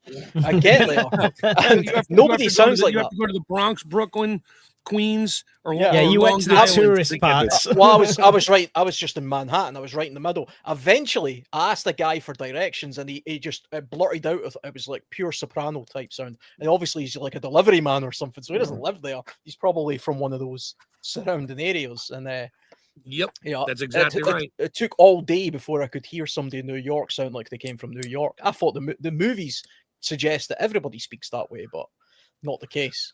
So well, if you believe the here we go. movies, You everybody in fell into England what sounds the like the media Queen. tells you. The media is wrong. Movies are a lie. Yeah, Yeah. a lot of Americans think we all sound like Emily from Friends. That's the British accent, you know, because God. that's the wording, though, isn't it? Oh, he Hello, has love. an English accent. What is an Hello, English governor. accent? It's yeah. Oh, posh it's London like accent.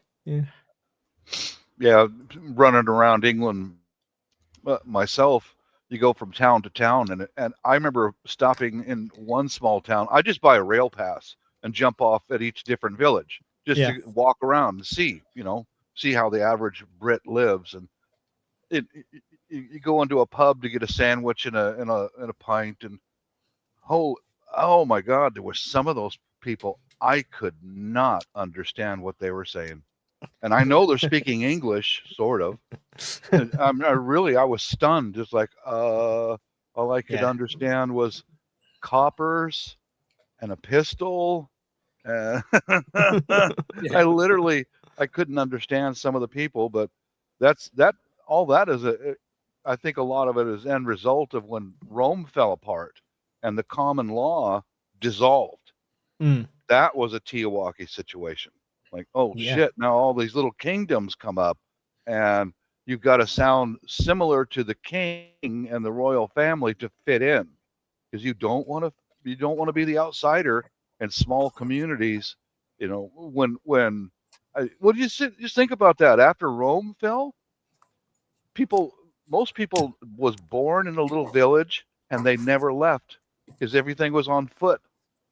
Mhm. Everything, most people did not have a horse. They had to walk to the next little village. And yeah.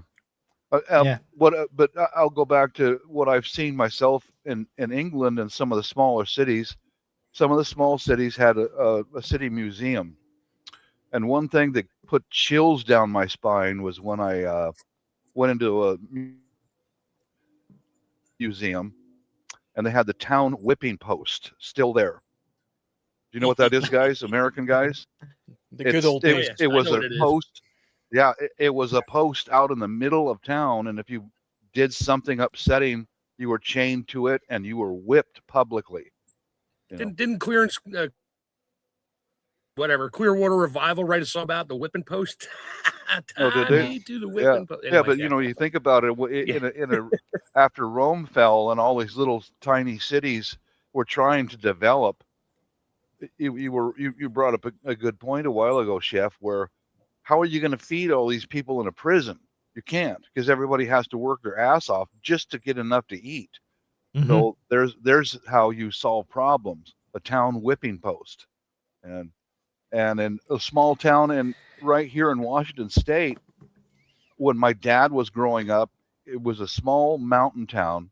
The cop, there was like one town cop, and he was the biggest, meanest SOB that they could find, because that place had no resources for a jail or a police car or any of that. So whoever was like beating up his wife, that town cop would grab him by the nape of the neck and right into the city square, and he had a large rawhide bullwhip, and he didn't uncoil it to beat the guy, but he grabbed him by the nape of the neck right out there in public and beat him to the ground with it. So that's your law enforcement in desperate times. Is that right? A good metric for that would be the old Navy, like, because an old naval vessel, or even like an independent private, like a pirate vessel, discipline had to be on point for stuff like that, and it was all physical punishment. Yes. Yeah. And it was immediate too. Yeah, and including half rations or being put on bread and water. And bread and water wasn't to starve you. You know what happens if you're on bread and water? What happens to your bowels? It's like being plugged up. It's like eating MREs without the gum to make you go poop. Or without the water, dry MREs. Yeah. You know, the U.S. Navy still uses a rule like that. If you get locked up in the brig on a ship, it's called cake and champagne. You can have all the bread and water you want, but nothing else. Cake and champagne. Ask a U.S. Navy sailor about that. And they know all about it. Yes, I mean, it's that tight environment where discipline matters more than anything else, and I think that's why it's so relatable to this kind of situation. Mm-hmm. Especially if you're in a small defensible position. You're all in a house, you're all in a small homestead, a castle, a stately home, whatever it is. You're still going to be in a close environment, so it's a good, I wouldn't say a good model to go by, but it's probably something to look at as how they managed discipline. And having somebody, like a sergeant at arms, having somebody in charge of that, which I think is key in a situation like a new community. If I was the leader, for example, I would want somebody else who is in charge of administering the punishment, like a sergeant at arms sort of thing. Mm-hmm. Even in the feudal times, there was a person. That's why the executioner always wore a hood, so nobody would know who the person actually is. Mm-hmm. And the same as the firing squad, where a percentage of them were firing blanks. Gee, isn't that why the Dems want all the feds to take their mask off? We need to know who you are. Huh? That kind of sounds familiar. Sorry, had to go down a political avenue. And the next point I have on my notes is it's connecting with the former point we talked about. Justice without infrastructure, dealing with crime, settling disputes, and managing threats when you must be the judge, jury, and enforcer. It's it would all depend on community size for me. If it was me and 3 people in the house, you have to be judge, jury, and executioner. If it's a town of like 100 people, you'd have to have a council. You'd have to have at least several people who could then vote jury. on. A jury. Yeah, a jury, essentially. I wouldn't make it a full public trial thing, but essentially, yeah, a jury, a group of people that make the decision on that. And Like yeah. an elder council. Yeah, something like that. But yeah, there's it's the thing is, it's one of these topics in prepping, survival, anything like that everyone talks about. And lots of Rambo preppers would be like, yeah, if they do that, I'll just kill them. Oh, if they do that, I'll just kill them. These are the people that have never seen a dead body, that have never gone through anything like that. Right. And the mental, this is why do you think I say I'd like somebody else to deal with the punishment if I was in charge? This is not because I just don't want to get my hands dirty in case I get in trouble. There's a mental toll that comes with all of this. Yeah. And we have to keep that in mind. Yeah. Mm-hmm. I agree. Yeah, if you think you have mental illness in a population now, when there are dead people laying unburied, how's that going to affect somebody like, who's a little unstable, who isn't strong? Mm-hmm. But I'll go back into U.S. history here. My grandfather was born in 1886, and he was born in Missouri, in the center of the country. And in those times, my grandfather and I had long conversations that in those times, might made right. And there were no courts available. There were no law enforcement, none of it. It wasn't established in much of the United States. If you got into a dispute with your neighbor over a cow, over a boundary line, whatever the dispute was, you roll up your fists and you go at it. And whoever beat the crap out of the other guy wins the dispute. That's the way it was when my grandfather was being raised. And I think that's what you will see if we lose total loss of rule of law. Hand to hand, man to man. I think you'll see that in definitely in the streets and with unregulated communities. I think if you're lucky enough to establish a community beforehand or very early on, hopefully you can avoid that in a way. I hope so. And one of the things that ties onto that, Bob, is, not only is the guys out there fist to fist, it's what about the ones that aren't strong enough to go fist to fist and wait until nighttime to sneak in someone's house and cut their throat? That happened too. Yeah, that happened too. Yeah, my grandfather told me stories growing up in Missouri and Iowa, in the center of the country. Like I said, I'll go back. There were no courts. There were no justice.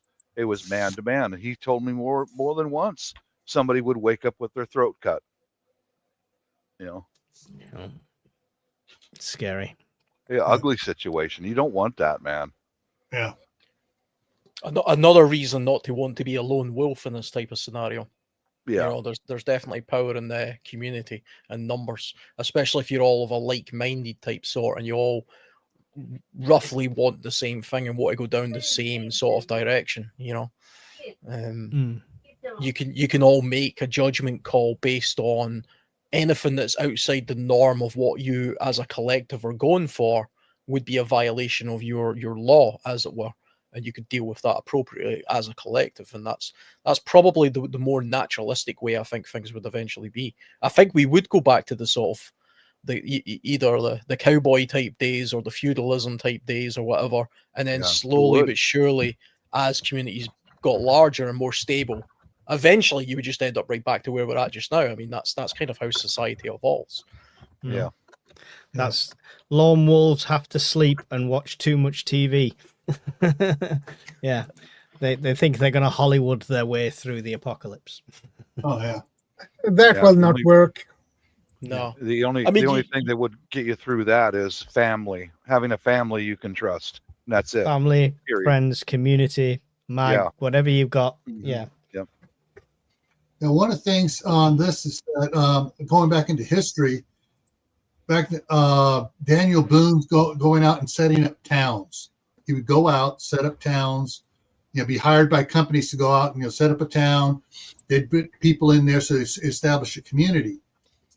It was set up by laws. Some of the Puritans coming over They came over. Everyone getting on the ship had to assign and agree to the rules of the community before they even got here. There are things that are set up in advance work better. But even when he set up his Daniel Boone set up his own place, Boonesboro, he set it up and he didn't go in there by himself. He went and scouted it, came back, got people, brought them in, and they set it up. They brought in a blacksmith, they brought in a preacher, and they brought in certain infrastructural things into that community from the get-go. I'm not even sure, Shadow, if you thought about this as one of your items, religion, or just simple a justice of the peace to perform marriages. Yeah. Haven't they been Yeah, I punished agree. enough? The apocalypse has happened. Why are you inflicting more misery on them? Come on. Hey, that's what Scottish Pepper said way back in the beginning about the eating bad stuff, everything else. It's called marriage. Yeah. Oh, you're telling me we've gone through the apocalypse and I've still got to marry her? Shocking. Or you've gone through the apocalypse. It's like, oh, I get to marry her and keep her to myself. She's a good one. She's one of the few good ones.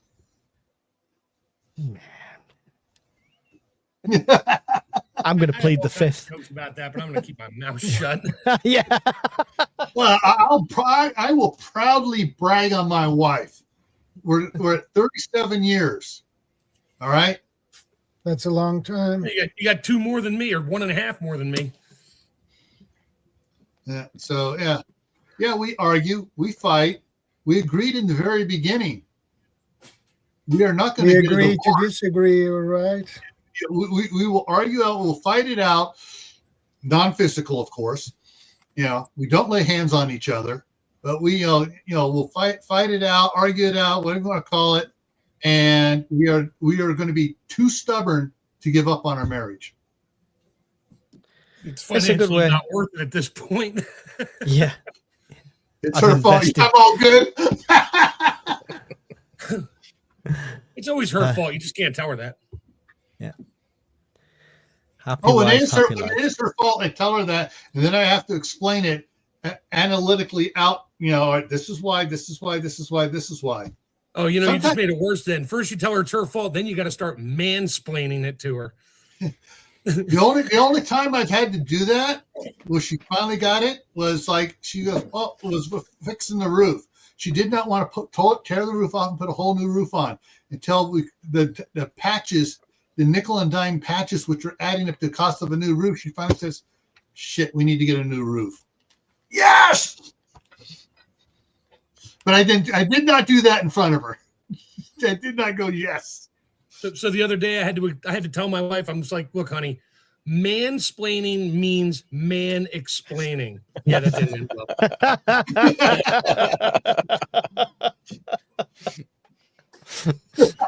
She shouts, I listen. Excellent.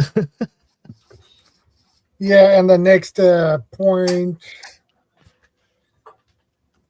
is How to mansplain during the apocalypse is the next one. no, actually, it's some gaming terms in this note. But the headline for this one is the social dynamics, reality, human nature. Focus on the sociological shift from civilization to survivalism. The death of the main character, which will be you, address the main character delusion, the idea that you will be their one hero. That's the gaming terms in those notes. The idea that you'll be their one hero. In reality, you are a non-player character in someone else's survival story unless you have a team. Sorry about the gaming terms in this note, but No, you're right. Everyone thinks they are the main character of their story. When you talk to any survivalist or any prepper, they are not the one in the blast zone. They are not the one that was bitten by the first zombie. They're always the hero of the story, right? Everyone thinks they're the main character. There's We always can't these. all be the main character. It's me. So There's always- back off. There's always these misconceptions that you're going to have control over certain things as well. Like, Yeah. I'm going to bug out to this place. Well, what happens if you're forced to bug out to a place that's not the place you want to be, but you've been moved to that place and you've got no choice? You know, I'm going to take charge of this situation and do that. Well, what happens if you get there and there's already a bloke doing it? And he's bigger than you and better than you and smarter than you, you know? It's you end up falling into a category that you just have to be part of then, you know, and suddenly your role in the apocalypse is wildly different from what you believed it to be, you know? Yeah, I'm going to take my family and go to that ROC bunker down the road that nobody else must know about, that one little underground shelter with a room for 2 people to sleep in. There's not going to be 50 people scrapping over it. It's already a McDonald's. Yeah. Yeah. Hey, Alan brought up something earlier about security and that, and people that don't understand anything, but they watched it in movies and that. Well, here's the good thing. Here's something to think about. I watch a lot of movies, survival stuff. I laugh at most of the stuff, but here's what you can learn from that. How are the people who are not prepared going to try to react when they're the ones that they only ever saw it in the movie? We already have a step up on them because we already know pretty much they're going to follow the movie plots. And it's like, okay, I'm going to sneak around this side, whatever. But because as long as, I've watched a ton of them just because, like I said, I laugh at most of the stuff going, yeah, that'll never happen. But this is what people believe will happen, the zombie whole series and all that crap. It's like, sure. But the ones who don't, they understand that that's not how life works. We pretty much already have their game book. We know what they're going to be up to and how they're going to try to, steal our food or do whatever, or invade and stuff like that. We already know that. So we already got to step up on them or a leg up. That's just, you brought that up, and that's what came to mind earlier. I was like, yeah, they think they're going to follow the movie scene, and we already know the movie and we know how it ends. So. Well, have you noticed in these movies, there's always not always, but in the series and the movies and stuff like that are based around this kind of TEOTWAWKI situation, the survivalist is never the one who's the main character. It's the guy that happened to be in a coma in the hospital and locked in the room. It happened to be the guy that just woke up one day, or the guy that's just running with his family, no preps whatsoever. There's usually a survivalist in the story, but it's usually, he died and left all this stuff behind for me to get. Or they kill him, or they go after him because he's such a mean guy who won't give us his stuff. Yeah. It's best preppers in a movie for me were Tremors. The couple from Tremors. They were awesome. The only thing they didn't prep for is those worms coming through the foundation of the basement. I mean, you prep for everything, and then you throw something like that at you. You know what I mean? But he handled it when it went through the brick wall. It broke into the wrong goddamn rec room, didn't you, you bastard? I love that. That's one of the best movies ever. I love that movie. I agree. That was one of the greatest movies seen for any of us preppers, man. It's like him and his wife side by side, just wearing them down, man. That's it. Then he gets out the elephant gun. Yep. Yes, that was a good film, and then they ruined it with 6.5 million terrible sequels. Oh yeah. Yeah. There were some good points in some of those sequels. Some. For me, Tremors is a one movie. That's it. After that, first one, that was it. It's like Highlander as well. There's millions of sequels to that as well. Nope, there's one movie. Never watch anything else. Yeah, the first one. I've seen all the rest of them. Yeah, the first one was good. Yeah. I think the Tremors, the first movie, was the first one that taught me about like how long you could last without water, because that guy was stuck at the top of the pylon, wasn't he? Yeah. And they wondered why he hadn't climbed down. Yeah. Mm-hmm. Yeah, I lived in Nevada for a couple of years, and 2 days without water in that climate, you're dead. You are a goner, man. Cooked. Yeah. Oh. And I would not want to go back to old times. Like, you were just mentioning Highlander. Mm. Man, if you get an injury in those times, or even the Old West, you better pray it doesn't get infected, because you're dead, and it will take a long time to die. We talked about that earlier. It's Did definitely Yeah. the invention of antibiotics is Yeah. changed history, it changed everything. But like Mhm. earlier on, I said that to my mind, it's a little bit overblown. It's a little bit exaggerated. Yeah. I've had antibiotics once in my life. I've managed to get through life without antibiotics. So I imagine I probably still could. But Yeah. the One one of the day that I things- need it, One of the things I'd be about that screwed. is the hillbillies have one of the best cures for cuts and stuff like that, for stopping bacteria growth. They Moonshine. pull out that jar of moonshine and they pour it on it. Yep. You After they put a big piece of leather in their mouth. Hours, but man, yep, it'll cure what ails you. It's a good reason among many for prepping really good strong alcohol. Good vodka, good whiskey. Prep that stuff. Lasts a very long time and has a dozen different uses. Whiskey does not last a long time in my house, Alan. I've tried to prep it. It just doesn't last. Evaporates. On its own, evaporates. You don't like, and stockpile that. That way there's no temptation to go after it. Yeah. Just go up the street from me up here in Shelley to the Mercantile Distillery. They have 275-gallon totes of 193 proof potato alcohol. I mean, Alan's in central Scotland. Distillery looting won't be an issue. Oh yeah. No. And don't forget, vinegar is a good antiseptic also. That's during the virus bullshit. The shelves were empty of everything except for vinegar. Yeah, white vinegar, cider and red wine vinegar. Yeah, not so much. Yeah, it does work though, because that's what we used to wash up our hands when we couldn't find anything else, was just some vinegar. Right. And that almost no bacteria can survive in that acidic environment. Yeah, I was ahead of the curve on that one. I ran to the liquor store and bought a whole bunch of bottles of what's that, 190 proof? Yeah, I still have some downstairs. Oh, It's Everclear.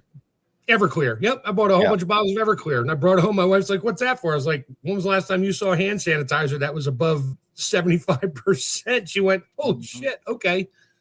We didn't use it. I wound up making limoncello and doing all kinds of other stuff with it. Thing is, though, you know what the expiration date on Salt? Everclear is? Yeah, never. Same expiration as on salt. Yeah. Are you drinking that straight? Oh, distilled vinegar. Ugh. Yeah, well. Yep. That is the most underrated prep because there's so many uses. And for anyone in the UK, they were 56p a bottle for 1.14 litres. So That's a good price. yeah, honestly, it's a no-brainer. Yeah. I bought gallons of apple cider vinegar during those times and just used that. Yeah. I was taking that when I was doing my fitness thing. You had a little shot of it in the morning. Oh. Mm-hmm. I'll go a little bit off topic. I'll springboard off what Mike said about how many people have actually seen people die, and I have several times, and it never leaves you. It never leaves you. It's always there for the rest of your life, And, the first one's the worst. Yeah, it is.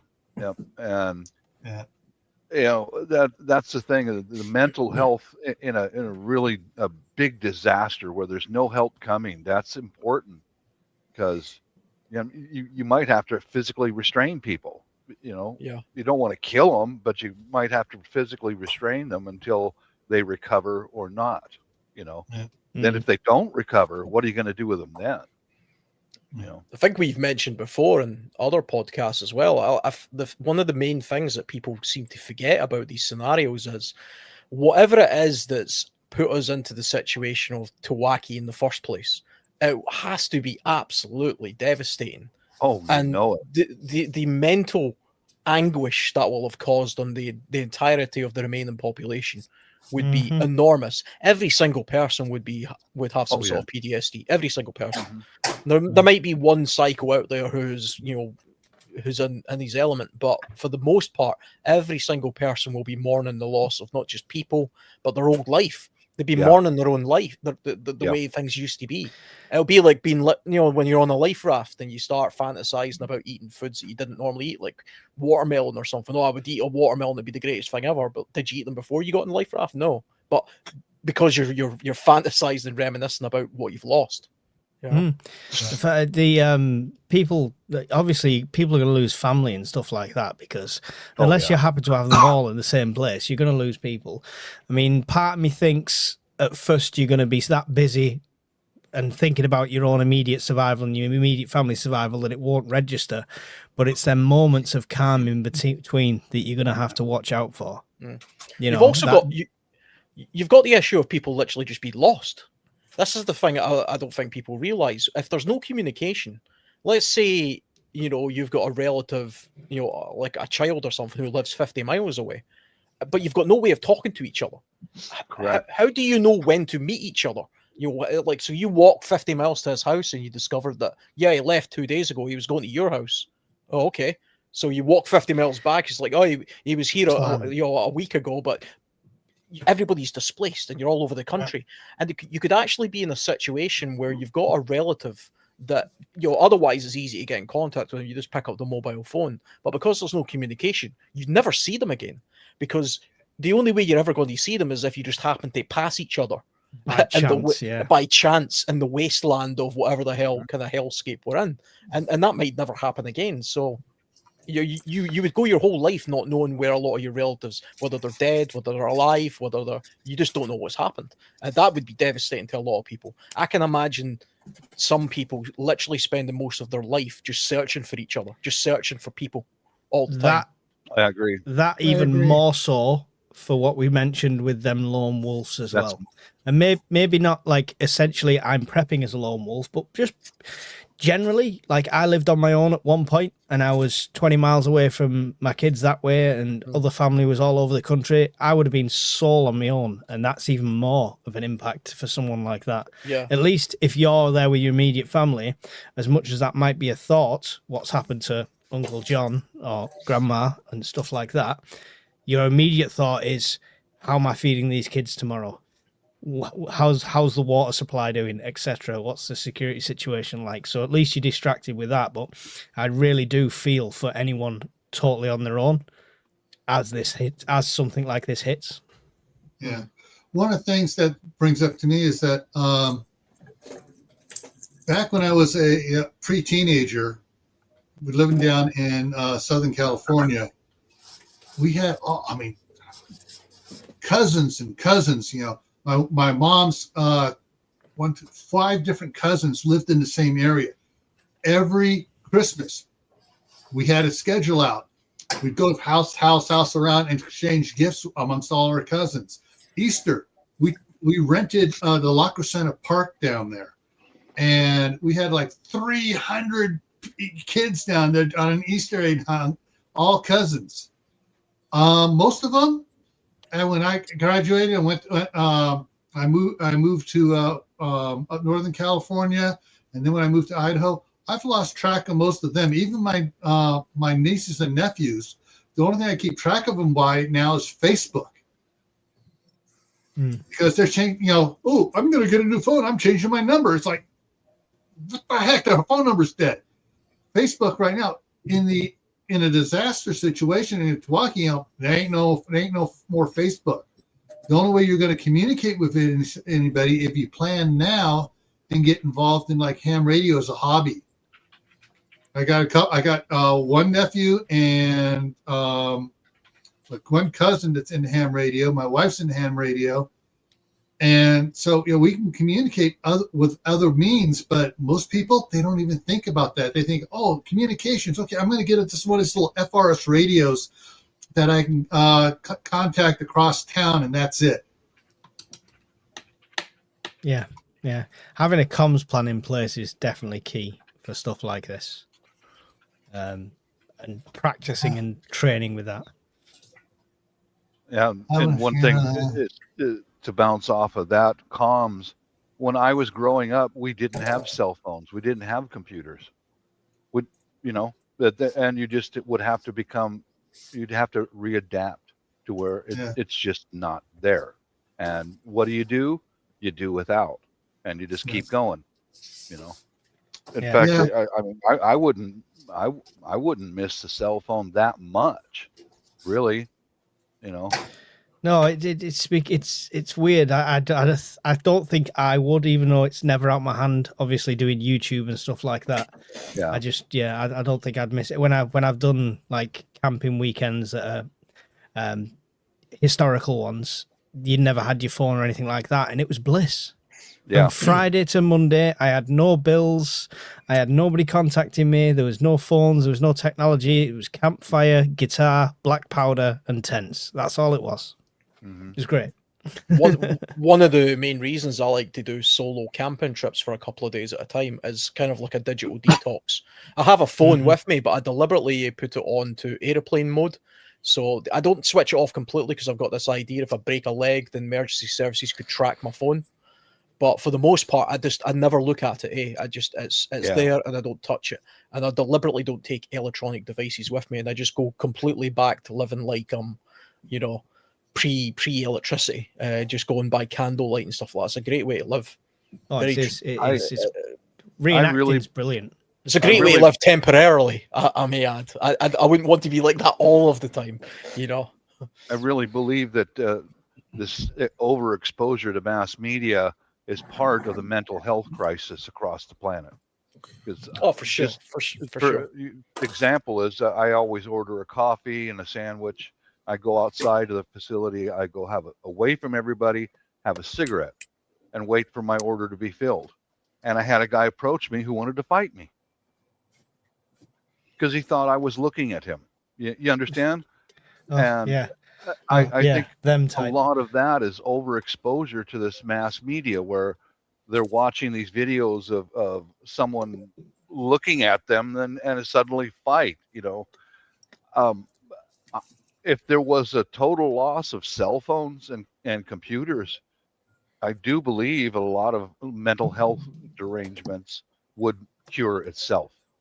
In time and generations, 100%. For about a week or two, as people started to realize I got no way to check my status. And then they start having to look around. There'd be a lot. I'd probably say it'd be 50% of 100% of the people that are reliant on their cell phones all the time. 50% of them would have a permanent forever breakdown. The other 50% might figure stuff out over time, but a big percentage of those would eventually not know what to do and starve to death.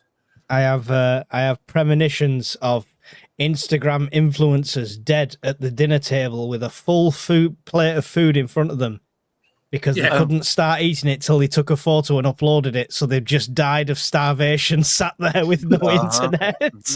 That is a real fact. Some people would. Some people would mentally and physically collapse. You can over time. What do you mean? I need to take a picture of this food and send it to everybody, show them what I'm eating, but I don't have internet. I'm going to starve to death because I can't eat on camera. Yeah. I think something else what Bob was saying about the social media and stuff. Everybody, some of the mental problems are generated by the fact that they see other people having problems, and it's a lot of it starts out as hypochondriac for mental illness. Oh, I feel the same way. I got to be sick too. Yeah, I must go see a doctor and get some meds. Yep, that's it. And they develop their own. Just the opposite of taking we talked earlier about taking a placebo can help you heal.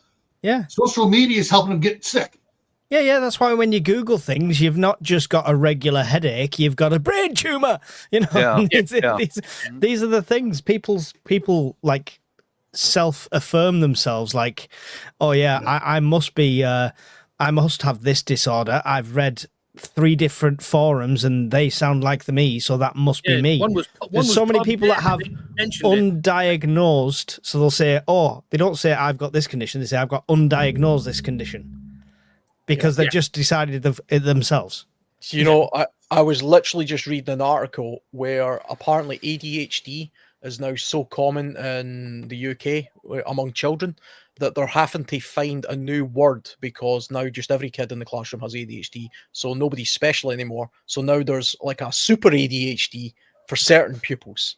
You know, they're just ramping it up and they're going to give it another name. It used to be ADD, attention deficit disorder. Yeah. Then it came attention deficit hyperactivity disorder. Yeah. So they're going to throw an extra They're going ultra to throw another letter in there. They'll throw another letter in. ADUHD, attention deficit ultra hyperactivity disorder.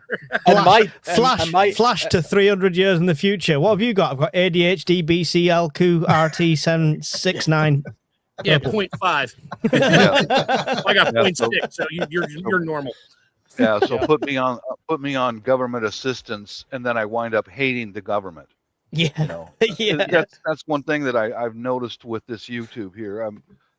It gets under my skin. The people on different panels that I go to, a great many of them are on government assistance, but yet they hate the government. And then they get mad at the government when they take their money away. Yeah, and they hate the government. It's like, what is wrong with you people? You They're know, entitled. And we didn't have that when I was growing up. I'm older than you guys, and I remember back before all of this government assistance, it appears to me that in my situation, when I got divorced all those years ago, now she was a competent person, and immediately after the divorce, she went on government assistance. The legions of the disabled, thousands, tens of thousands of people who can no longer function in society, and those are the people who are on many of these panels. Yeah. I mean, let me just put it out there. Some people need to be on this stuff. We get that. So we're not digging at anyone 100%. that's like genuinely disabled or a veteran or anything like that. We're not digging at anyone like that. But the problem we've got is it's not the people claiming it. It's the system in place that makes it appealing. Yeah. Right. And right. then So if I left my job, who don't want it, but feel guilty about taking it and bashful and just terrible that, oh my God, I don't have enough money to pay my bills. I can't believe I have to go down here and stand online and ask for some food stamps for a couple weeks so I can get, because I'm on layoff right now and I get my job back. Then they get their job back and the government's like, hey, you want the money? No, I don't want your money anymore. I'm done. Yeah. I feel better about myself. There's just too many people that have no morals. They don't care.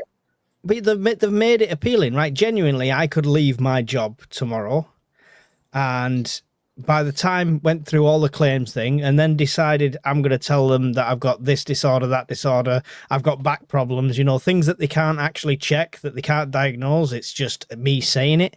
Yeah. I could end up on more or less the same money and just sit here and do YouTube all day. It's not in my blood. Yeah. It's not in my blood, but I could do that. You know, churn out kids and stuff like that. That's what our benefit system has got to the point where it's leveling out with the working person. So it's not just a livable wage. It's like they're getting the same as me, but I've got to go 9 to 5 in a factory for 5 days a week and slog my guts off, and we get the same money. Actually, often when I was working in a factory, my ex-wife was getting more money than me doing nothing than I was working in a factory. Yeah, I've got relatives who make more money than me because they don't pay rent. So I have to pay rent. They don't. Yeah. So they'll say, but I earn this much, you earn that much. Like, yeah, but I have, all of it goes to bills that I have to sustain myself. You have none of these bills. Therefore, we're actually the same.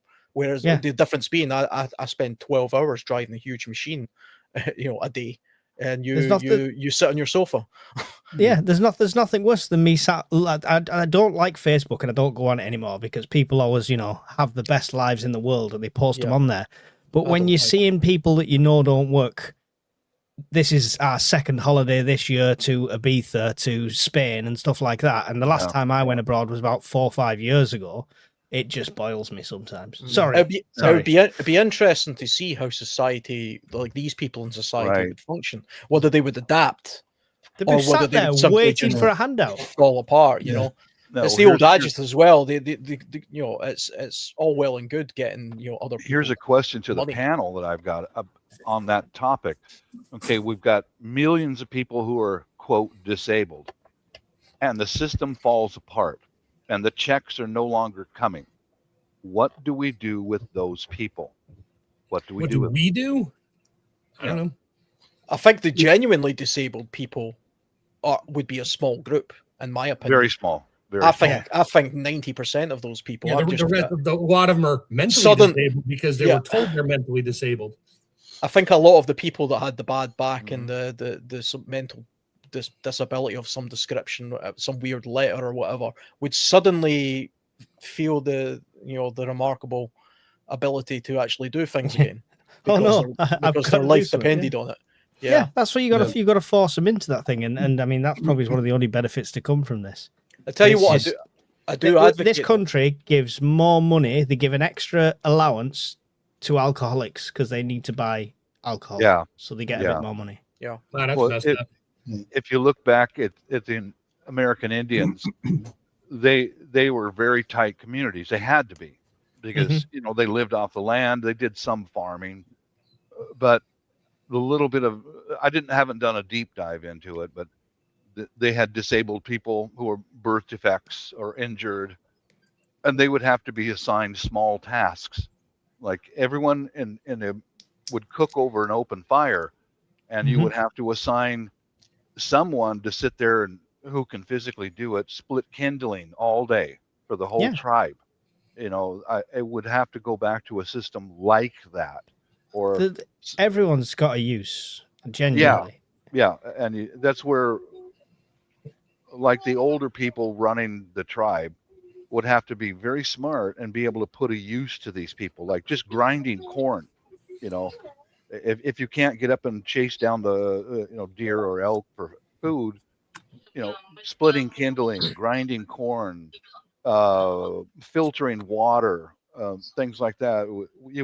It would be a total change in society, completely. You know. Yeah.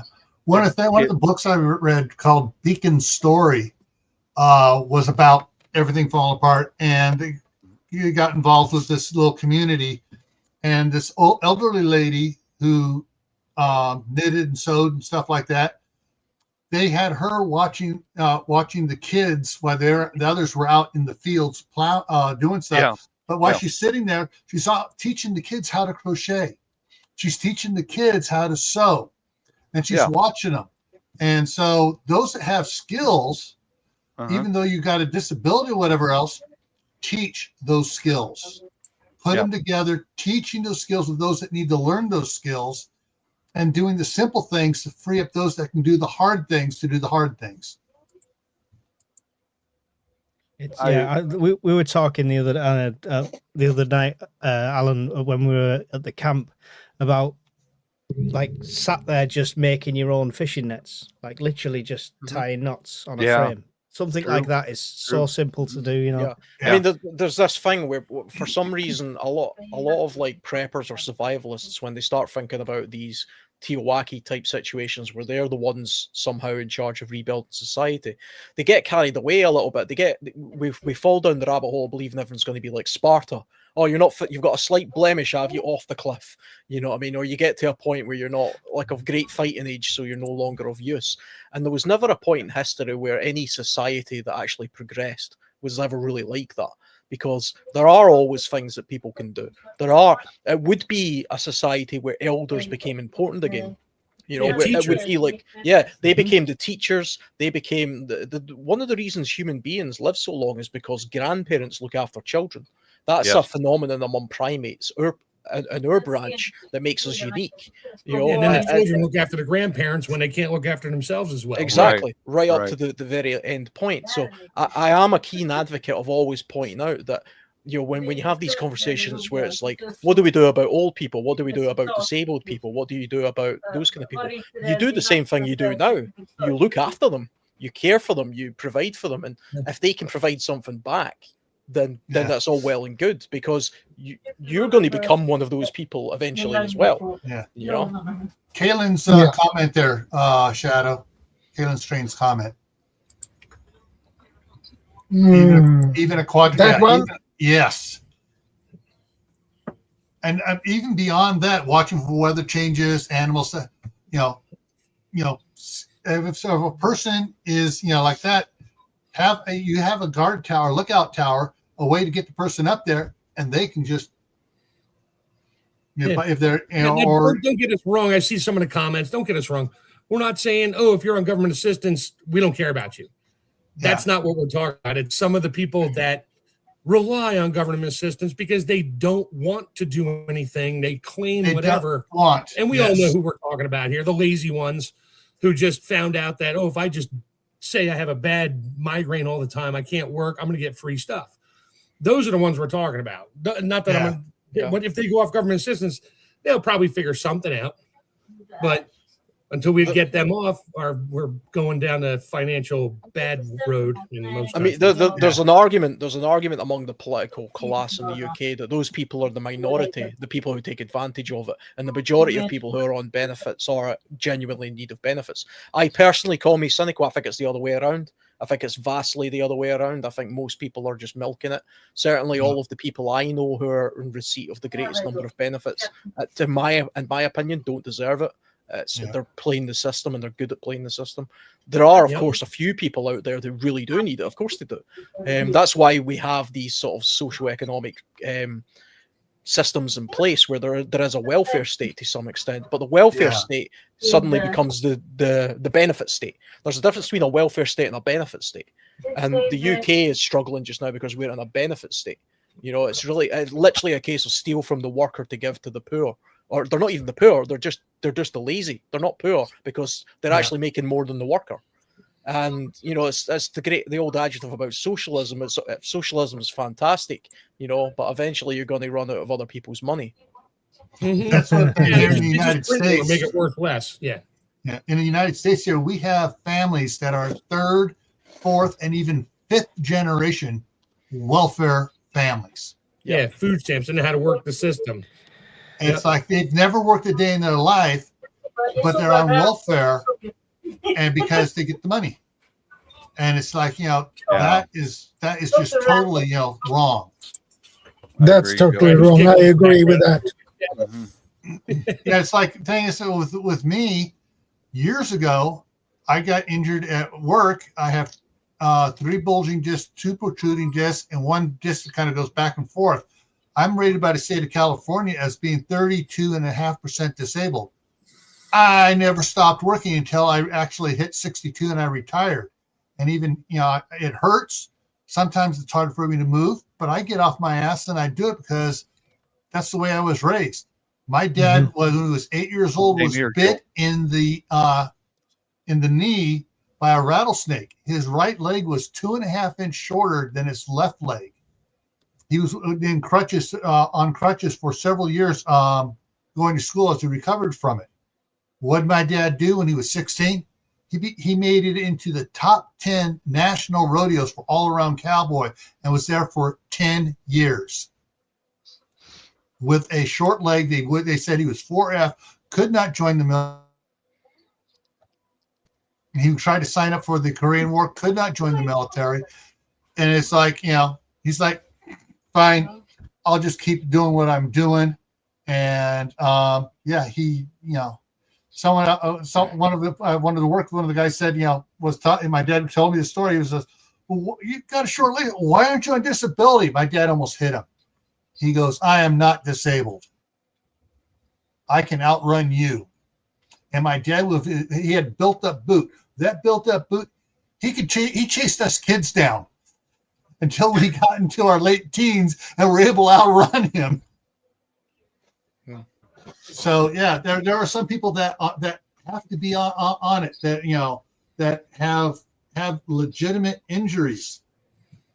They're functional. They try to do stuff.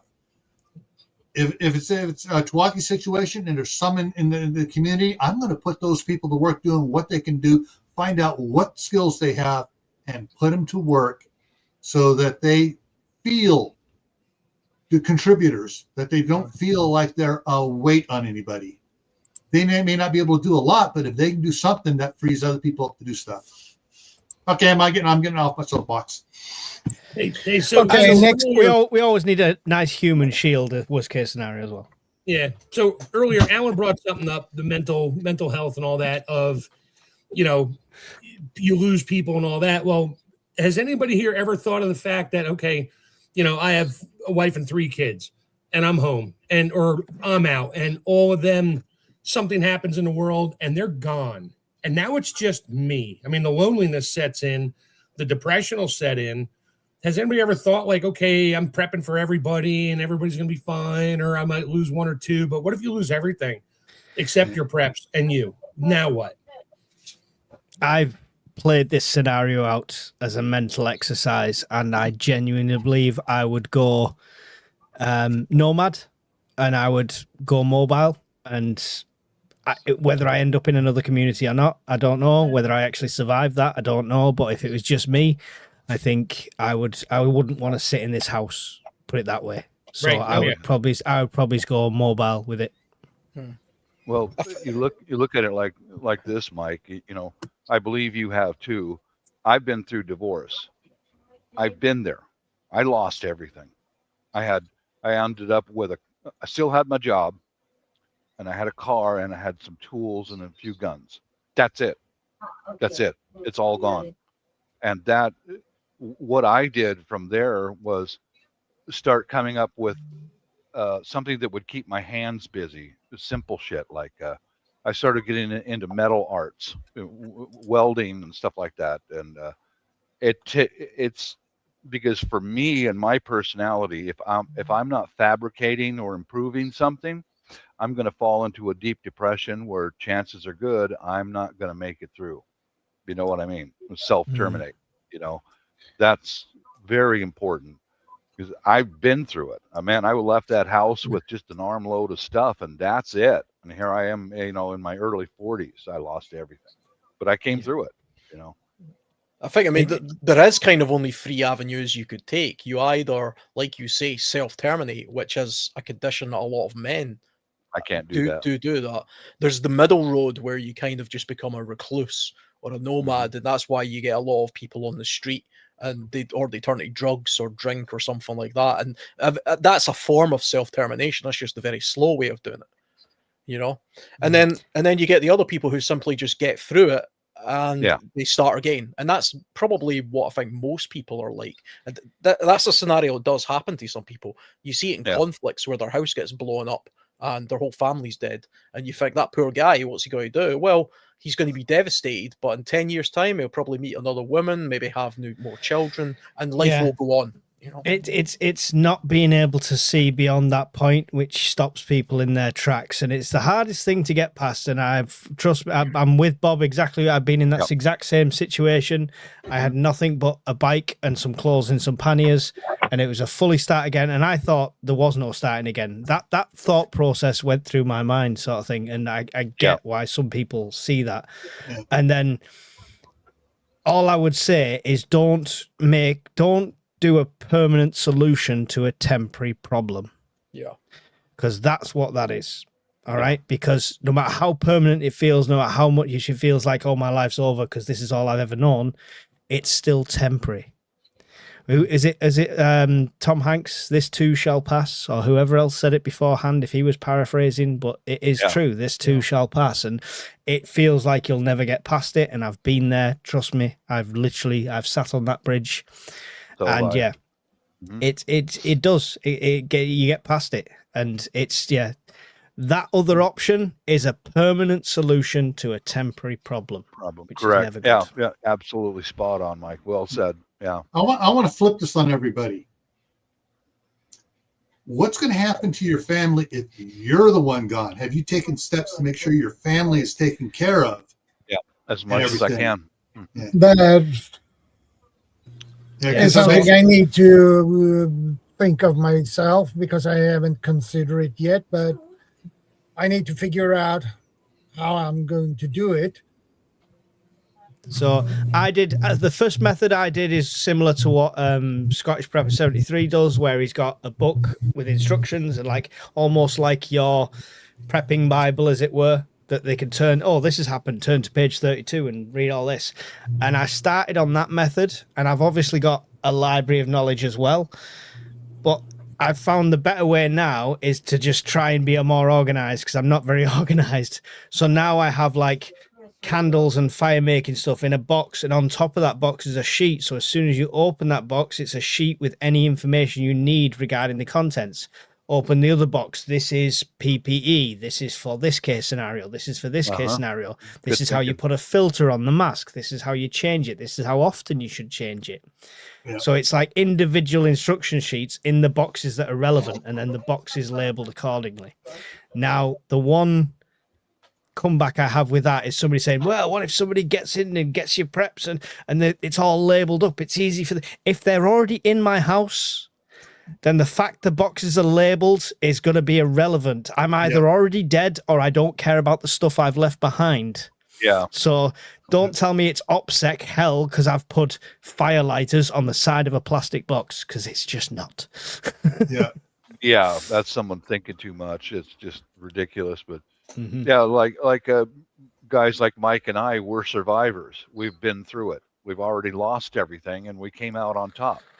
You know, in fact, on I've top, got a good, somewhere in the middle, maybe. Yeah, but... Well, I'm older than you, and believe me, Mike, things will gradually get better and better and better. They do. You know, because every little tool or everything that I do is an improvement, and that's how you have to live once you've lost everything. Okay, now I've got this to do, and I've got that to do. I've made it another achievement. You know, we're survivors, because really, when you walk out of your house with just an armload of stuff and you're done, you know, that's what got me through it. Well, I'm moving up every day, you know. Yeah, I think it's a case of not making what you're doing a secret.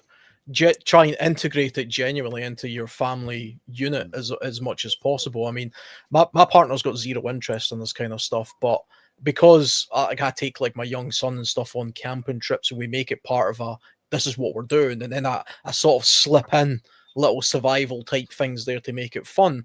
That's just a slow way of sort of educating and sort of getting that mindset into the, you know, my son's only 9, so he's not quite at the stage where he's going to be able to take control of anything if I'm not there. But if I kept on doing that and he becomes a teenager and then something happens to me, hopefully he's built up enough background of knowledge there to say, oh, no, I do know how to actually set up a proper shelter or build a proper fire.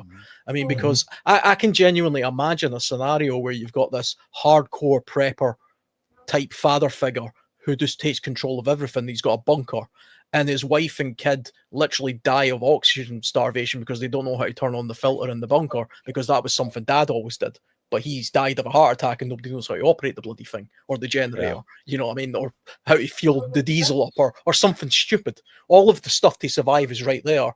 But the one person who knows how to do it has never thought to pass that information on to the people who it's there to protect.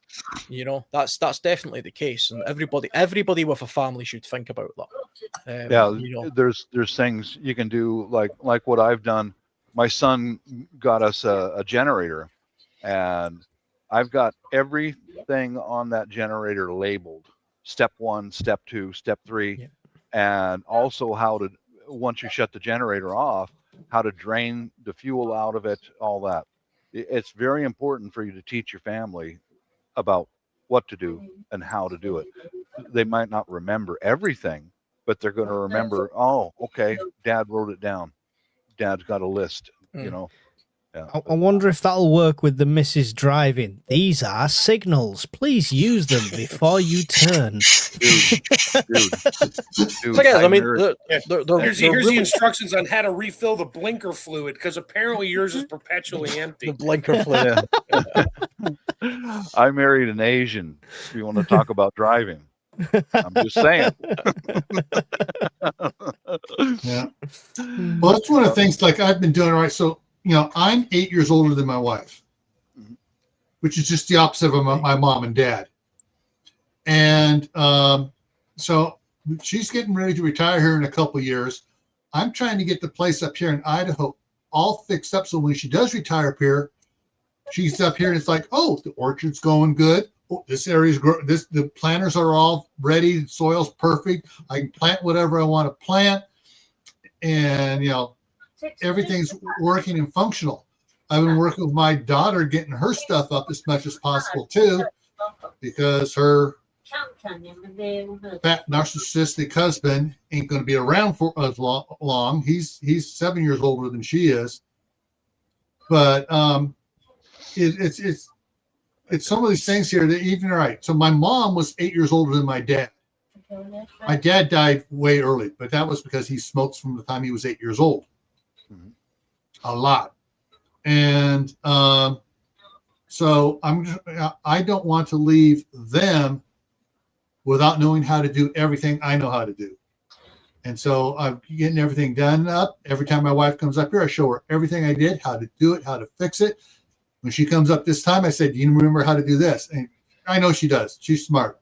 I mean, she's got degrees up the wazoo. And so, but if I want to try and get all the physical stuff done, why I can do the physical stuff, so she doesn't have to do it. And if something does happen to me, it's, whoa, he left me a great gift. Well, guys, I've really got to bounce. Good talking to you all. Okay, Bob. No problem. Cheers, Bob. See you later. Hey, Bob. Peace out, everybody. There is another thing that we're not kind of touching on when it comes to just the natural things that men and women tend to do in certain situations, and it's always been the case. It's just part of our natural makeup. Is for women, when they lose a husband who's the main provider, is one of their strategies is to find another husband to be a provider. I mean, that's kind of just the way the natural order of societies tend to work. Women, after a particular age, aren't you don't get any single women in the apocalypse for long. They eventually pair up with other stronger caregivers. This is why, you just look throughout the ages. So the idea we've probably all sitting there thinking, oh well, if I die, hopefully I've provided enough preps for my wife. Well, yeah, you might have done, but she's probably going to find somebody else in the next, however long. The staff sergeant, she said, I ain't getting married again. You're enough for a lifetime. I love you, but you're enough. Well, the next point on my notes is the trust deficit. How do you vet a stranger when there is no police, no background check, and everyone is hungry? The psychological burden of constant suspicion. It's time for the poker face. You follow your gut. You follow your gut instinct. Problem right there. Mm-hmm. Yeah. What do you do when the guy with a wife and 3 kids shows up at your door saying, "Can I please just have food for my kids?"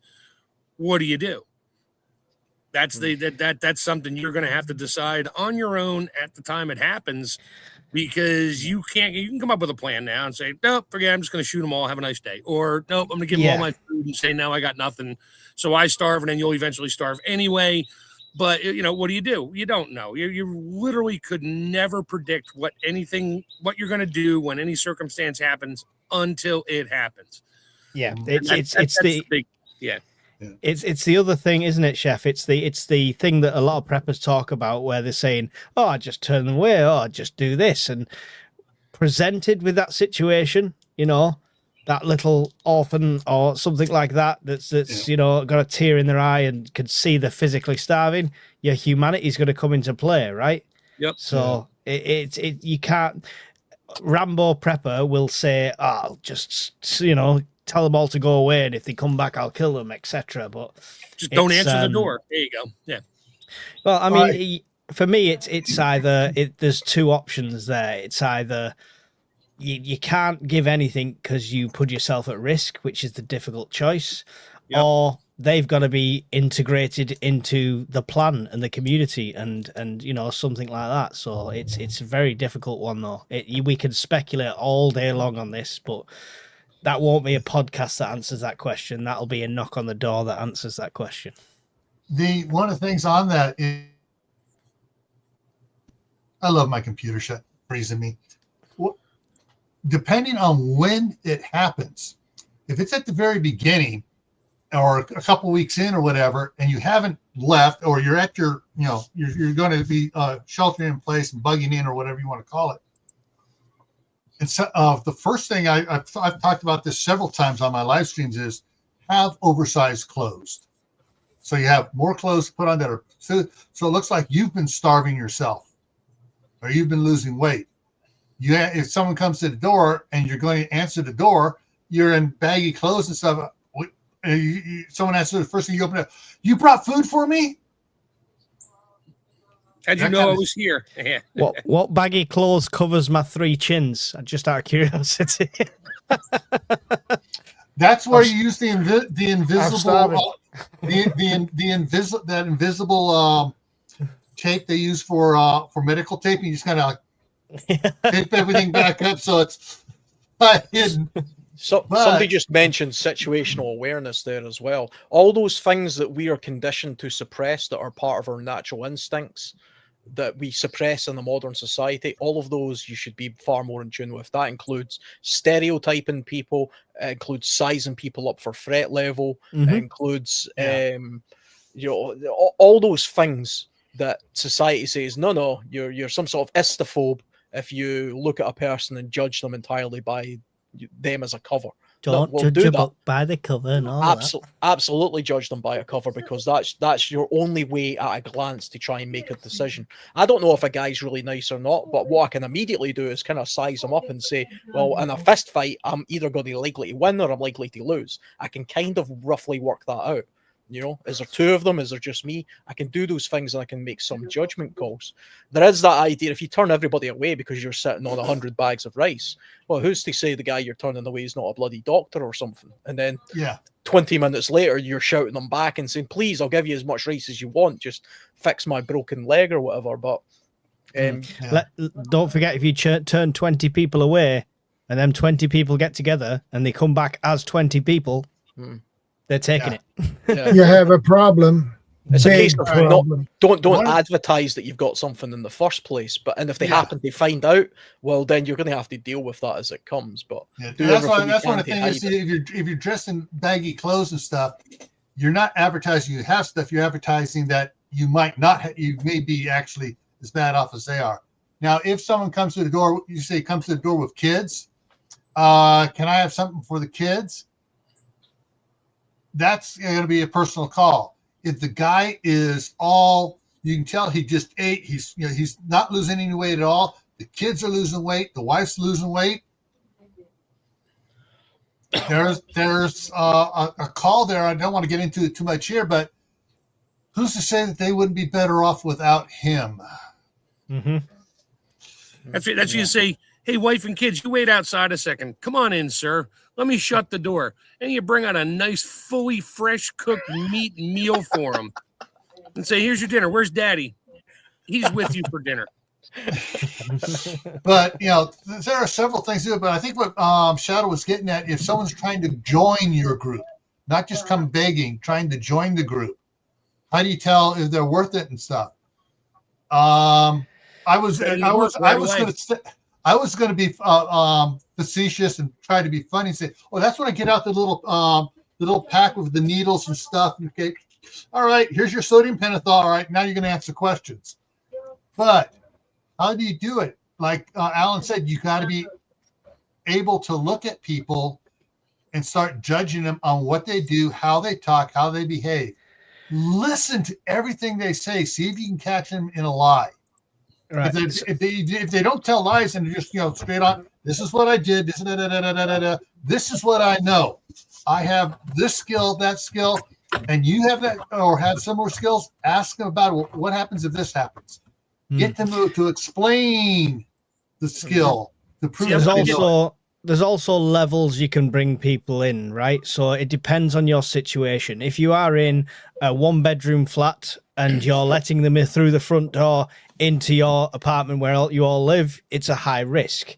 If you're saying, well, the flat across there is empty, you can go and stay in there and you've still got a locked door between you, that gives you more time to gauge that. The same thing as if you've got a locked off community, like a housing estate that you've managed to secure with perimeters, then they can go into a house that's just off the side of that or something like that, like a Yeah. like a holding area, as it were, but not as a prisoner, but just as, let's get to know you a bit. Let's see what you can do. Let's see what you can offer. So there's levels to that. Inherently, it's all a risk assessment and it's all situational dependent, because my risk assessment, if it's just me and Alan turns up at the door when he's got a knife strapped to his waist and he says, yeah, I'm a survivalist, I can help you out. And I'll be like, yeah, come in. It's worth the risk. It's just me. There's two of us will survive. If it's me and all the kids and the missus in the house, and then somebody turns up the door armed as well, saying the same thing, then there's a massive risk element there to the unknown factor, right? So it's all situational dependent. From that, if one guy shows up and you got 5 and they say, hi, I'm a survivalist, I want to help you. It's like, why are you coming here to help me if you can't help yourself? That's its own problem. Yeah, and that's the thing is you're gonna want to do an interview. You're gonna want all right. You want me to help you? You want to join us? Fine. We're gonna sit down. We're gonna have a talk, and I'm gonna take notes. And you're gonna. We will ask the questions. Yeah. We will. I want to know. Why are you out here? What happened? Why aren't you somewhere else? And get their story and take notes and bounce around in the story to see if they keep everything the same, or I've been trip them getting up. pretty good at that over the last 15 or 20 years in my area, because you get all the homeless people wandering around. Some of them are dressed okay, some you can tell, and then they come up, they're like, oh, I just need some food. It's like, okay, what kind of food you looking for?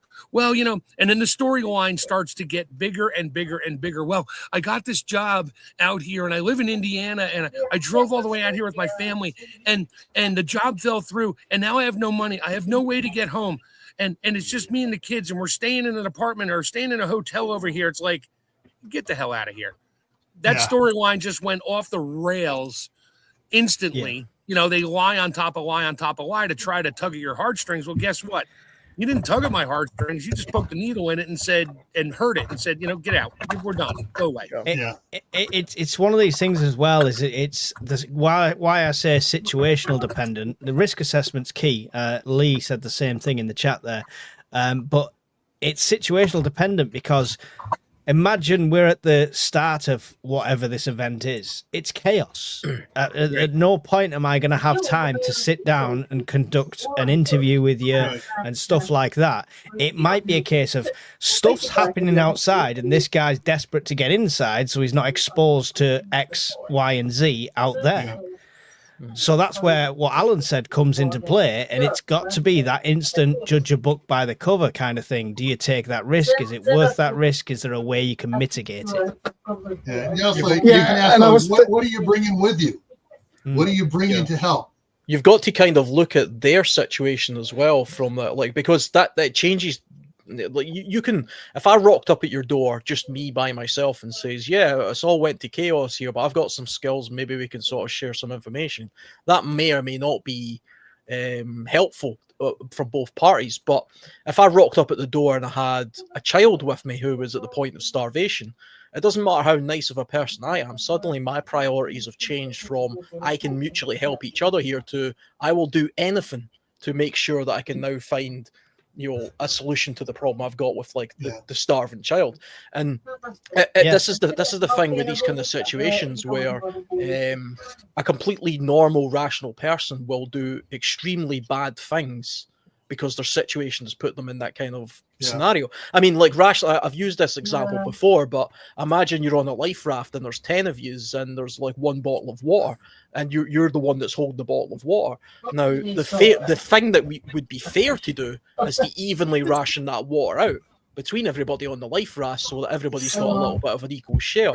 Now, if I was on the same life raft but I had a dehydrated child, I couldn't give a shit about everybody else on there. I'd be telling him to guzzle as much of that water as possible. Fight me for it. My mindset would change. And this is what it's to me. It's actually a red flag. A single man shows up at a door because he's the devastation's happened and he's got some skills and he says, "Can I come in? I'll help." Yeah, there's a little bit of a red flag there, but not as much as if he turns up with a child who's starving, because that guy will do anything there. He might not just be wanting to rob me. He will literally do anything, include end his own life in order to sort of get whatever it is he needs. Maybe, But maybe. on that risk assessment that you do in that case, Alan, is it more of a risk to not let him in because he's so desperate than it would be to let him in?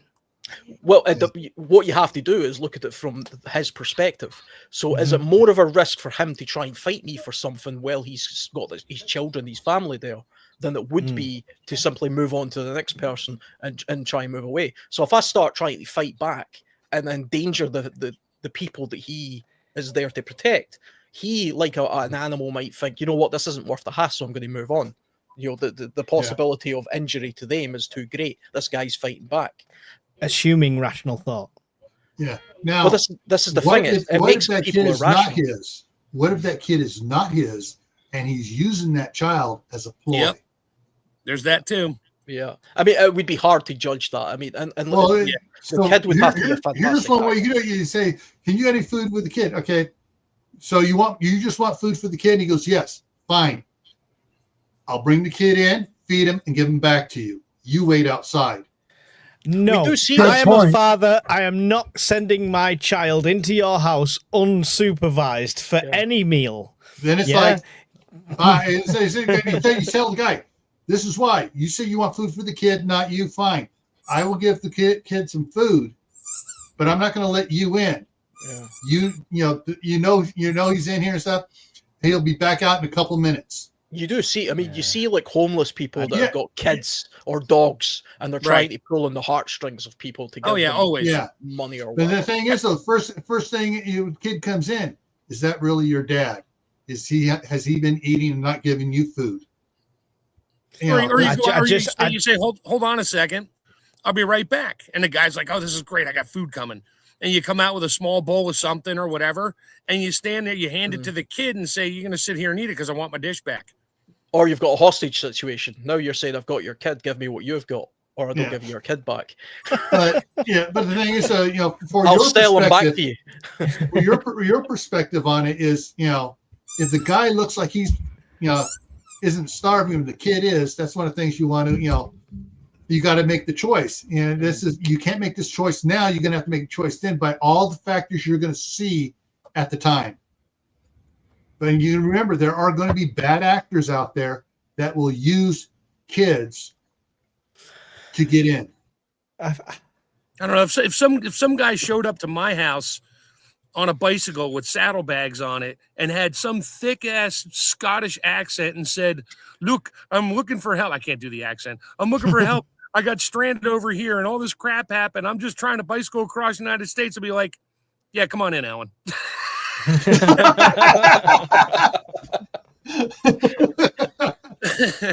Yeah, there's some things on that. Now, if you're in a different situation here, if it's a month in or two, and you're at a group, and someone's trying to join your group, that brings out a whole nother perspective.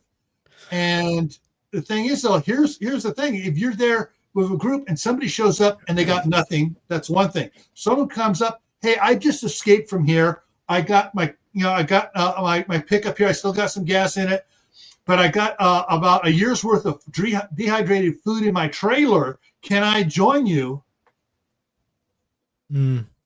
I think it's a self-solving problem in the first instance. If some guy knocks on my door with a kid saying we're starving, I'm like, my first port of call is, "Why have you knocked on my door?" and stuff like that.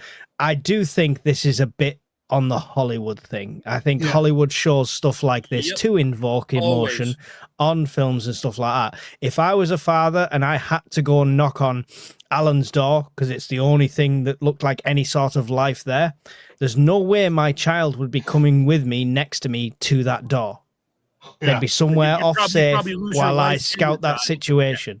Especially Yeah, to so Alan's it's- house. especially Alan's house.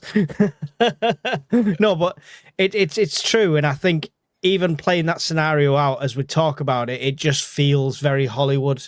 They do that in the films to invoke emotions, sort of thing. Oh, And I absolutely. think in real life, anyone's got to that stage where they're using a kid for that kind of thing, they're already a lost cause. So That's where you keep an eye out of what's going on in your neighborhood. If you see a lady and a child, and they're going door to door, but you see the woman dragging the child and the child's trying to get away.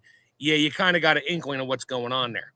Yeah. But if you see like the children toddling along behind mom or dad, and they're just going door to door and people are slamming the door and they kind of get a look and kind of look around and maybe, but you have to make that decision as it happens. But if you're not keeping an eye on what's going on around you, then you've got other problems. The kids would be easier to judge. Kids make totally. terrible poker players, all right? They haven't got that poker face. You'd be able to instantly tell if they are scared, uncomfortable, and the first thing a child would do in that situation would be to cling to that parent if they're not already like half holding the hand and hiding behind and stuff. Yeah, but if mom has got him by the wrist and not the hand and squeezing tight, and you can see the look of fear on the kid's face, you kind of make some kind of a decision there. But adults can act. Then you might worry about the kids, not the mom or dad. Yeah. I think the scenario eventually would play itself out to a natural conclusion, because the people who held on to stuff and didn't feed everybody would still have all their stuff.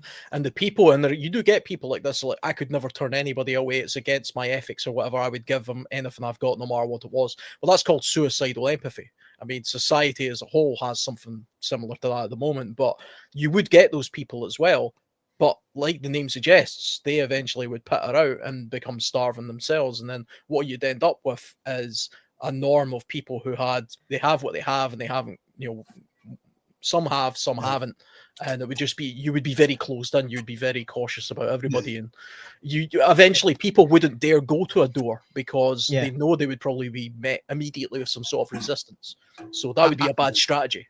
I prep for a number of people, and it's a case of it would be first come, first serve in that kind of way. I am one of those people that will find it hard to turn away. I can't, leave somebody stranded at the side of the road who's pushing the car. I'm the one that pulls up, stops traffic and gets out and helps them push. That's just the way I've always been with anything like that.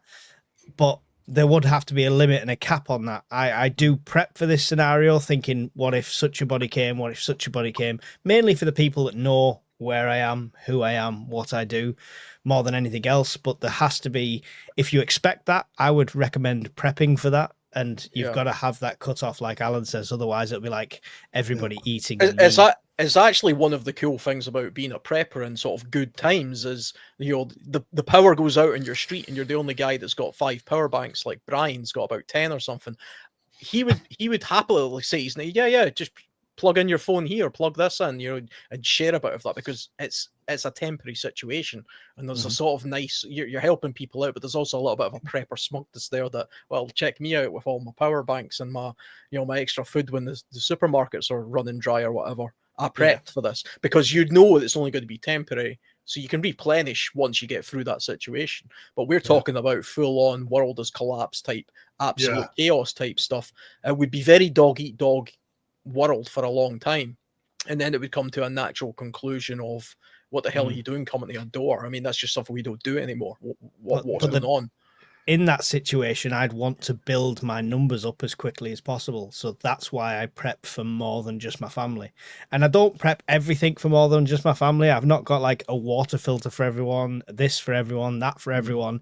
It's just on the bulking stuff, like drums of rice, drums of pasta, stuff that you could make mass meals with. That's kind of what I prep in quantity. Yeah. So I want to throw out a little bit here, a twist on this as well. For you guys, it falls down. Is there a farm near you that you may want to go to work with the farmer? Have you talked to any farmers to say, hey, if this happens, can I come and work for you, bring my preps and work for you? Well, it depends. I mean, I mentioned this, I think this came up in a podcast once before. Most farmers aren't self-sufficient. This is modern farmers don't work that way. Like a dairy farm doesn't produce everything he needs to run a dairy. He buys all of it in, and there's logistics coming in, and he buys stuff in and puts stuff out. He buys the feed in for his cows, feeds them, milks the cow, sells the milk, and uses the money to buy feed. He doesn't grow the feed as well. Some do. Yeah, of course, you'll get some, but for the most part, modern industrial farmers just don't work like that. So a farm would collapse in no time. small holdings and homesteads is homesteads more... and small holdings, yes. Yeah. But like there's a dairy farm not far from where I live. It's a huge dairy farm. It's part of a big company of dairy farms, but they don't have fields where they grow stuff. So those cows are getting fed from somewhere else. Yeah. In an SHTF type situation, all those cows would probably die. Yeah. Well, in SHTF, I'd go over there and take a cow and bring it home. I mean, I've thought about this massively recently, Gil. Obviously, my plan is to try and get off grid. It was going to be next year. Hopefully, it still will be, but it's dependent on a lot of things. But where I am now, I've moved more urban, more inner city, and the chance of farms are slim to none. So I've turned from prepping for a community and stuff like that to, I would genuinely, if it was a complete collapse, social disorder, I would have to bug out. Yeah. And it's massively changed for me in that respect. And yeah, I'd love to know somebody who's got, I know a few people in the network that have land and farms and stuff like that, and would probably welcome me in and laugh at me at the same time, but you know. All right. So everybody knows where I live here in Idaho, city of Basalt. Get that last minute flight over here, and I got 15 acres with a little cabin that I'm not currently living in. So yeah, I'll leave the kids and wife here, so it's less mouths to feed. It's fine. As you see around here, most of these are owned by other individuals and stuff. Example is down here, this big brown one down here. This photo was taken when they were doing a changeover. This is the Chapmans. They have several greenhouses. They grow, they raise beef, not here. They raise beef elsewhere on one of the properties they have. They grow all their own food there and stuff. This plot right here, this brown one, rotates. Last year was alfalfa. This year should be sugar beets. So they grow food. They sell it. They sell it to other farmers. They sell it to the dairies. They sell it to the sugar manufacturers. They grow stuff and they sell it. Now, that's all great, but they need lots and lots of fuel and supplies to do all that stuff. So exactly, they're going to need manpower now because they can't have fuel and stuff just to grow food. They have land to grow food. They got irrigation to grow food. Some of these around will suddenly have people coming up and saying, hey, I can work for you. Your tractor's not working. We can grow food together. You got the land. I got the muscle. Got a computer for his John Deere? Nope. Oh, I ain't starting. Yeah. Yeah. It'd be back to the hand plow and things like that. Again, we'd end up in sort of feudalism again, where people had tiny little small holdings, and each of them grew something that was growable in that area, and then they would all have to barter and trade with each other to sort of get by. Yeah, that'd be something Gil would have to do because you have your own land to do stuff on. They have their land, and it's a matter of trading. And why would you leave where you're at and walk a half a mile or a mile in another direction and say, hey, I'll work for you on your farm if I can help grow food? It's like, well, you got your own food. For me, I would be the one with, because I got 1 acre here with gardens. I got 5 acres across the street. So yeah, I could put a couple of people together. I have several large tents that I picked up cheap at Walmart. Someone comes, okay, fine. Here, got some place for you to stay for your kids and stuff. You guys take care of this acre here. You get them to start growing food. Not only enough for them, but a little bit more for me. And yeah, I'm going to become a feudal lord with landowner and people, being like a what's the term for it? They used to use here in the South, sharecropper. Yeah, well, here's the your one thing that, I'm going to nitpick. So they come over and say, hey, I can farm. I can do all these things. Great. Here's a tent. You grow stuff and we'll trade. Well, what do you do for the first 3 months while their stuff is growing? How do you have to feed them? So you got that going for you. So that's its own minor detail that everybody, we're all leaving out. It's like, oh yeah, we'll form a community. It's like, well, you got nothing to start with. What are you going to eat for the first 3, 4, 5, 6 months before your first single crop comes in, or maybe 3 crops or 4, whatever you're doing?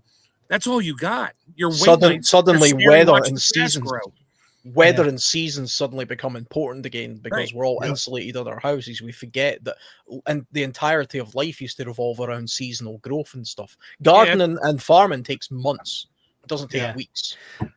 On that note, one thing to mark down on your little apocalypse shopping list map, you know, after you've crossed off the supermarket and the gun shop, is look out for museums that have agricultural stuff in there.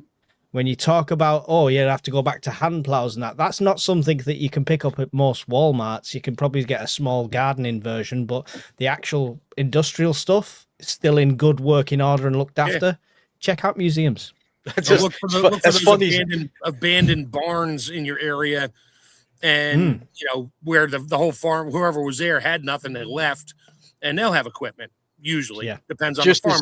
Unless you're looking at a $2 million John Deere with the computers are dead, in which case that doesn't do anything for you. You might get some good nuts and bolts and hardware off of it, and maybe bits and pieces to scrap something together. But other than that, the tractor's worthless.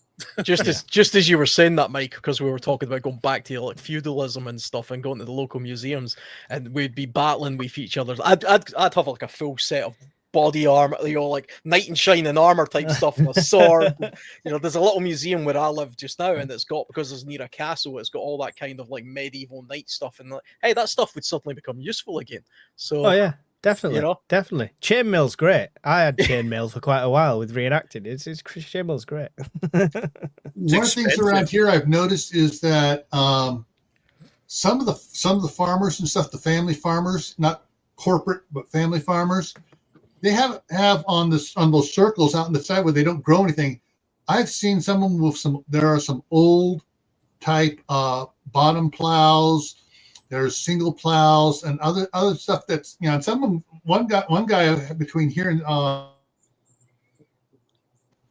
Idaho Falls keeps his area there mowed and has, like in a museum, he has stuff lined up there, you know, showing the old stuff. They do this around here, and they hang Christmas lights from it, and the stuff never moves. Now, is it still functional? It might be with a whole lot of work. You just got to be able to move it. Yeah. And that's the thing. Like I when I bought this property here, the guy had a manure spreader, a tow behind manure spreader, and he left it here. He goes, "You want it?" I might be able to fix it. So I picked that up. Yeah, to go out there, I have to. One of the tires I still need to rework and fix and everything, but that gives me a piece of farm equipment there to work with, and it can be towed by, you know, horses. It can be towed by a bunch of people pulling it, whatever. There's ways of moving stuff around. I have more and more children because they are all workhorses. Yeah. To me, something to look at. Going back to a movie, but a real life movie. Sergeant York, showing him in the Appalachian Mountains, plowing the field and stuff with the horse, plowing around the rocks and stuff, and getting the rocks out and stacking it for the fence lines and stuff as it comes across it. That's going to become a way of life again. You know. Yeah. I always saw myself in a Dances with Wolves kind of situation. You'll watch too many movies. You've got to ask the question. I mean, do farmers even know how to go back to the old ways? I can imagine that there's plenty of modern farmers that haven't got a bloody clue how to manually plow a field. They know how to use their fancy, you know, £500,000 tractor to do it, but do they know how to do it the old way? Probably not. I mean, I don't know if you guys get it in the States, but you ever watch Clarkson's Farm? You know, Jeremy Clarkson's got a farm, and the process he goes through of learning how to farm, and some of it's really technical, like technical stuff. Yeah, you know, it's not a case of going out and throwing some seeds in a field and hoping they grow and then you harvest a crop. It's pretty technical. Mm-hmm. Yeah, it is to maximize the yield, especially. Yeah, some of us have talked about this, and you know, Curtis across the street no longer. Most of his kids are grown up and gone, so he's not doing the gardening over there anymore. But he still has plans. He's got a lot of materials to put in a wall of peony so he can put fruit trees and stuff, especially citrus trees, in a wall of peony and grow, and they'll grow year round in the snow and everything. But there's some others that they plant stuff all the time, and they talk to each other. Well, I'm planting this year. Okay, I'll plant this. I'll plant something different this year, and I'll plant that next year. And the people in town, some of them, not all of them, unfortunately, rotate what they're planting because they're going to trade with their neighbors. It's also good for disease prevention to rotate. Yes. That's why a lot of people do that as well. I mean, during the Second World War, there was lots of little small holdings and allotments. Allotments became a big thing in the UK, where every little available little park or square piece of ground that you could grow food on was used for that very purpose, and that's where allotments came from. Victory gardens. Yeah, I've seen pictures of that in like London and England and that, where, I mean, the houses are all small and on top of each other, but there isn't a single square inch of grass. It was just little gardens everywhere and walls in between. You know, you have your concrete, your brick, your stone walls in between you and the neighbor, which everybody did. And I've seen overhead photos of that from way back, of nothing but everybody's growing food. And Plus, everybody traded with each other. They knew I grew nothing but carrots and tomatoes, and they would come over, hey, I'll trade you some carrots for a couple onions. Great, perfect. We can all have beef stew or lamb stew for dinner. You know, there's some modern ways as well to really maximize crop growth in small areas, even in little enclosed areas. I had a cousin that got really into hydroponics for some reason. Don't know why, but he was really into hydroponics. Growing a crop in his loft, the only problem with tomatoes or whatever. You need the liquid fertilizer. You need the liquid fertilizer for your hydroponics. Yeah, exactly. Straight water doesn't work, and unless you're making your own, and you got bacteria problems, and you got to be a good scientist to make your own fertilizer for hydroponics. I don't see that as an option. Right. Maybe a short-term option to get some stuff going really quick while you're getting other stuff going that takes a little longer, so you can have your lettuce and whatever you want. But other than that, I don't see that as a permanent TEOTWAWKI whatever. Yeah. I know Guardian was talking about vertical growing and things like that in small spaces. You know, there are ways and means you can do it, and the use of polytunnels and greenhouses and things like this. That's not new as well. That was part of these victory gardens. There's a great video on my channel. It's quite far back, but there's a place in the UK called the Black Country Museum, and it's in the Midlands, and it's basically a living history town / village, basically the whole thing, people in character, stuff like that. But they've got World War II houses set up with these gardens, and you can see how they did it in all the little square lots, and they separated it out because it was different types of crops and different growth, you know, different what they watered and stuff like that. And they still had trellises and arches and things growing on that as well.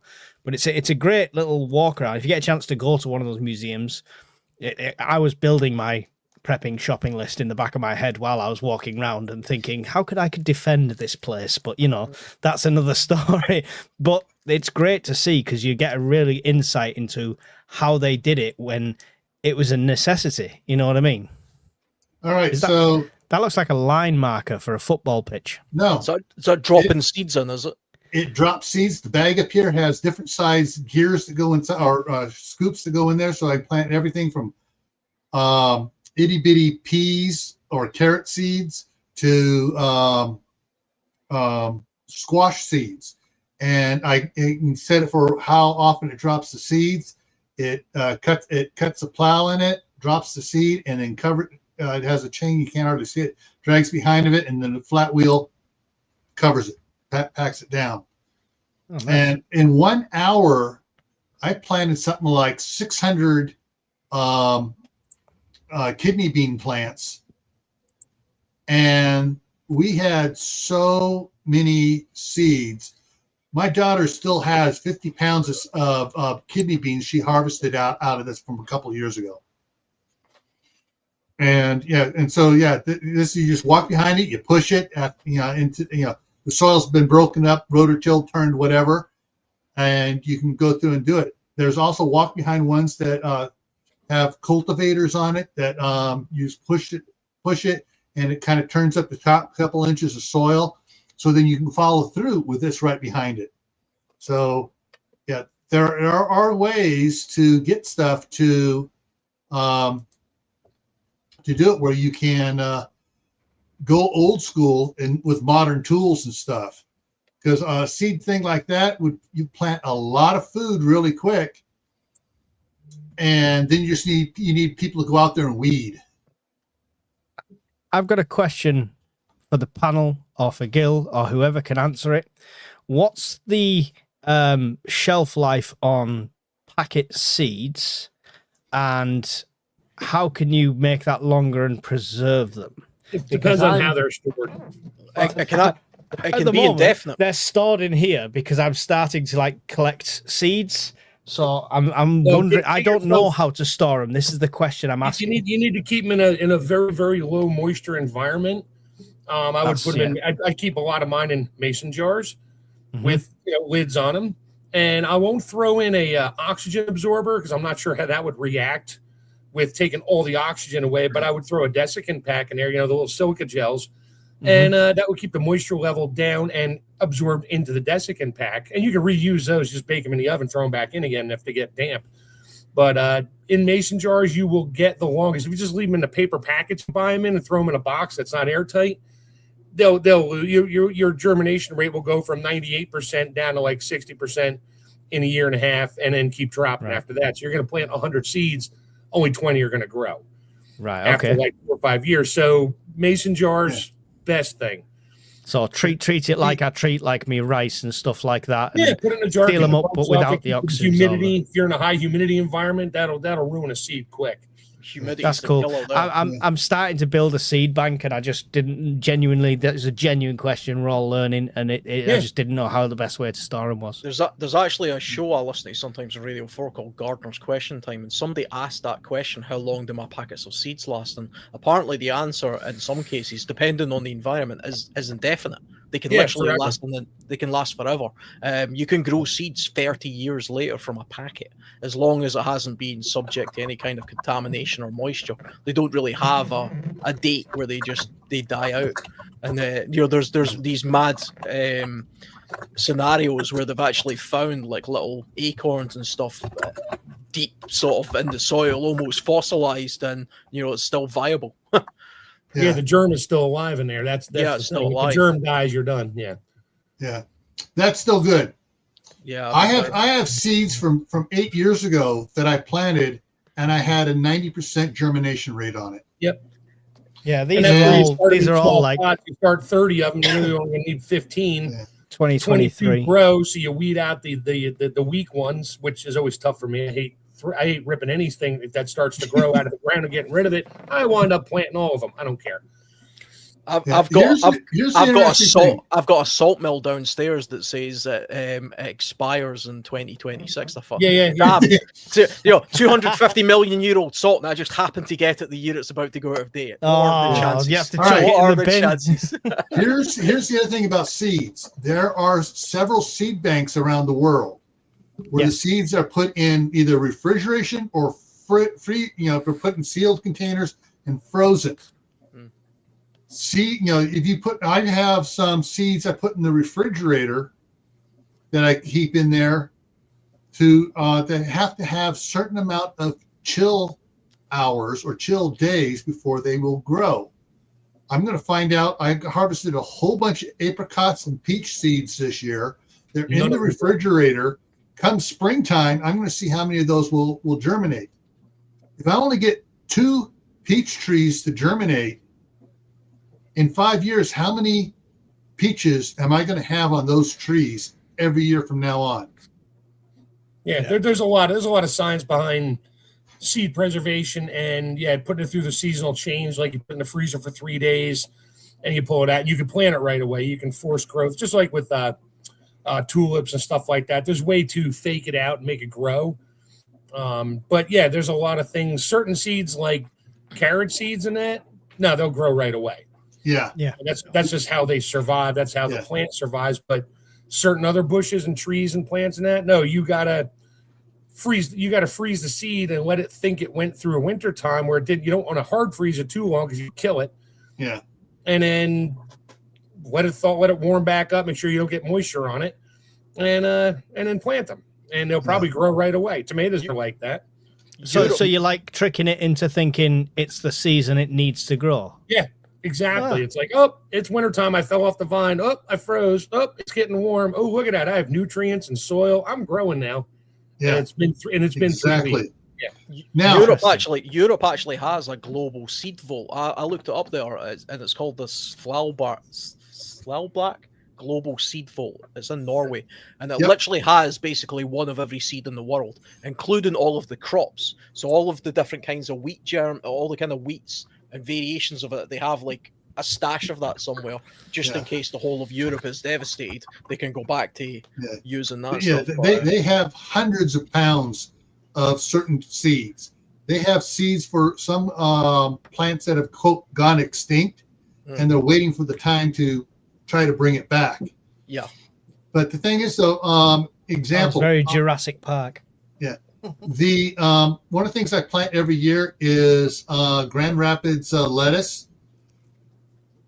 I'm planting seeds that I have harvested over the years, and I get like a 99% germination rate on my lettuces. I put it out there, plant it, and I harvest it until the August bolt, where the lettuce just says it's too hot, I'm bolting, and I let it bolt, and it gets seeds, and I go out there with a gallon Ziploc bag, put it over it, and shake a bunch more seeds off it. I got more friggin' lettuce seeds than I'll ever grow, but when I get the field over there prepped right, I can use that planter and I can put in 4,000 lettuce plants, irrigate it, and what do I got? I got food for the rabbits and for the chickens. Oh, wait a minute. That means I got rabbit to eat and chickens and eggs and everything else off of the lettuce. And the lettuce, I'll get lettuce, and when I put the lettuce in my germination thing, 18 hours I get lettuce to start sprouting. And then I take it and I plant it. This is all going to be learning curves for me, but this is what 2026 is going to be. There's lots of plants as well that we consider weeds that grow very easily in your region, but they're perfectly edible. So things like dandelions and stinging nettles and all these kind of crops, they're very easy to grow. They're very easy to grow every season, and they have plenty of nutrition. Whether it be in iron or vitamins and minerals and stuff, and you could go back to growing that stuff as a reliable food crop as well. Yeah. And don't fall for the old videos where they say, I went to Burger King and bought a Whopper with a slice of tomato, and I planted that slice of tomato, and look at the tomatoes that grew. That's such AI crap, and that's been floating around for years. Yeah, that and you plant a seed in a banana and it grows. No, it doesn't work like that. Never did. Never will. Everyone knows you plant the full Whopper and then a Whopper tree grows. It's much better to get a Whopper straight up. I've been putting Guinness bottle caps in my garden for years, but I still haven't gotten a bottle of Guinness out of it yet. All right, I'm going to pull something up here and show you. Get it here the right. I got it. Okay, there we go. Perfect. Okay, so let me share this. All right, I'll make that big. There we go. So this is a busting tray from a restaurant. I got those. Those are peas. The black seeds there, those are watermelons. The next ones here are cantaloupe. No, the next ones here is zucchini. All right. So what are you doing there with them? All right. So what I did is I laid out toilet paper. Got it wet. I laid the seeds out, and then I sprayed them with a solution of a fertilizer. I have a video on exactly what it is. It's a special fertilizer, Epsom salt and water in a certain percentage. And I used a little spray bottle, and I missed the top of it. Then I got another tray I put on top of it, so it's in the dark, so it thinks it's in the ground. Mm-hmm. The peas will, within 2 or 3 days, will put out a root. The zucchini there in the middle, up here, also within several days, will put out root. The watermelon took about 5 days to put out roots. The cantaloupe took a little bit longer. And so I all the different seeds I had written up. I put a lot of peas out there because I was trying to get nitrogen into the soil. So areas I wasn't really gardening in, I planted all the peas out there just to then grow up, drop more seeds, and start putting nitrogen and nutrients into the soil. Put it there. It's called chitting. So is this a way to ensure they're sprouting rather than just putting them in soil and hoping? Yes. So what I do is in here, like I'll get like if I get 90% on the peas, well, I know the 10% there I don't plant, and then I have the little plastic cups that that are pots things. I fill it with the potting soil, plant the seed in that, and then I put it on the heat mat in the house here. Once it comes up, then I move it to underneath the grow lights, and it goes there. To follow all what I do here, this is on my Kent Patton family compound. Let me go ahead and get rid of this. If I go here, go back to content, playlist, indoor garden experiment playlist. I got 76 videos on doing this, growing stuff up, and show videos on this is my year-round indoor garden I do, chitting onion seeds, all the things I do. Over time, I'll plant stuff earlier. There I'm transplanting some of the chitted seeds into pots and stuff. And yeah. Cool. I'm gonna I'll be looking through them after. Yeah, I'll check this out. This is an area where I'm pretty weak when it comes to knowledge. 2 minutes, back in 2. Yeah. So yeah, this is my indoor garden experiment. And what do I have going on this year in it? Yeah. I'm growing growing an orange tree indoors. I wasn't. I bought it this summer, planted it in a 15-gallon tub. I wasn't expecting anything. Brought it indoors after we got the first frost date. Brought it indoors here. Have some grow lights on it, and I got 9 oranges that have. Surprise! I wasn't expecting to get any oranges on it for another 2 years.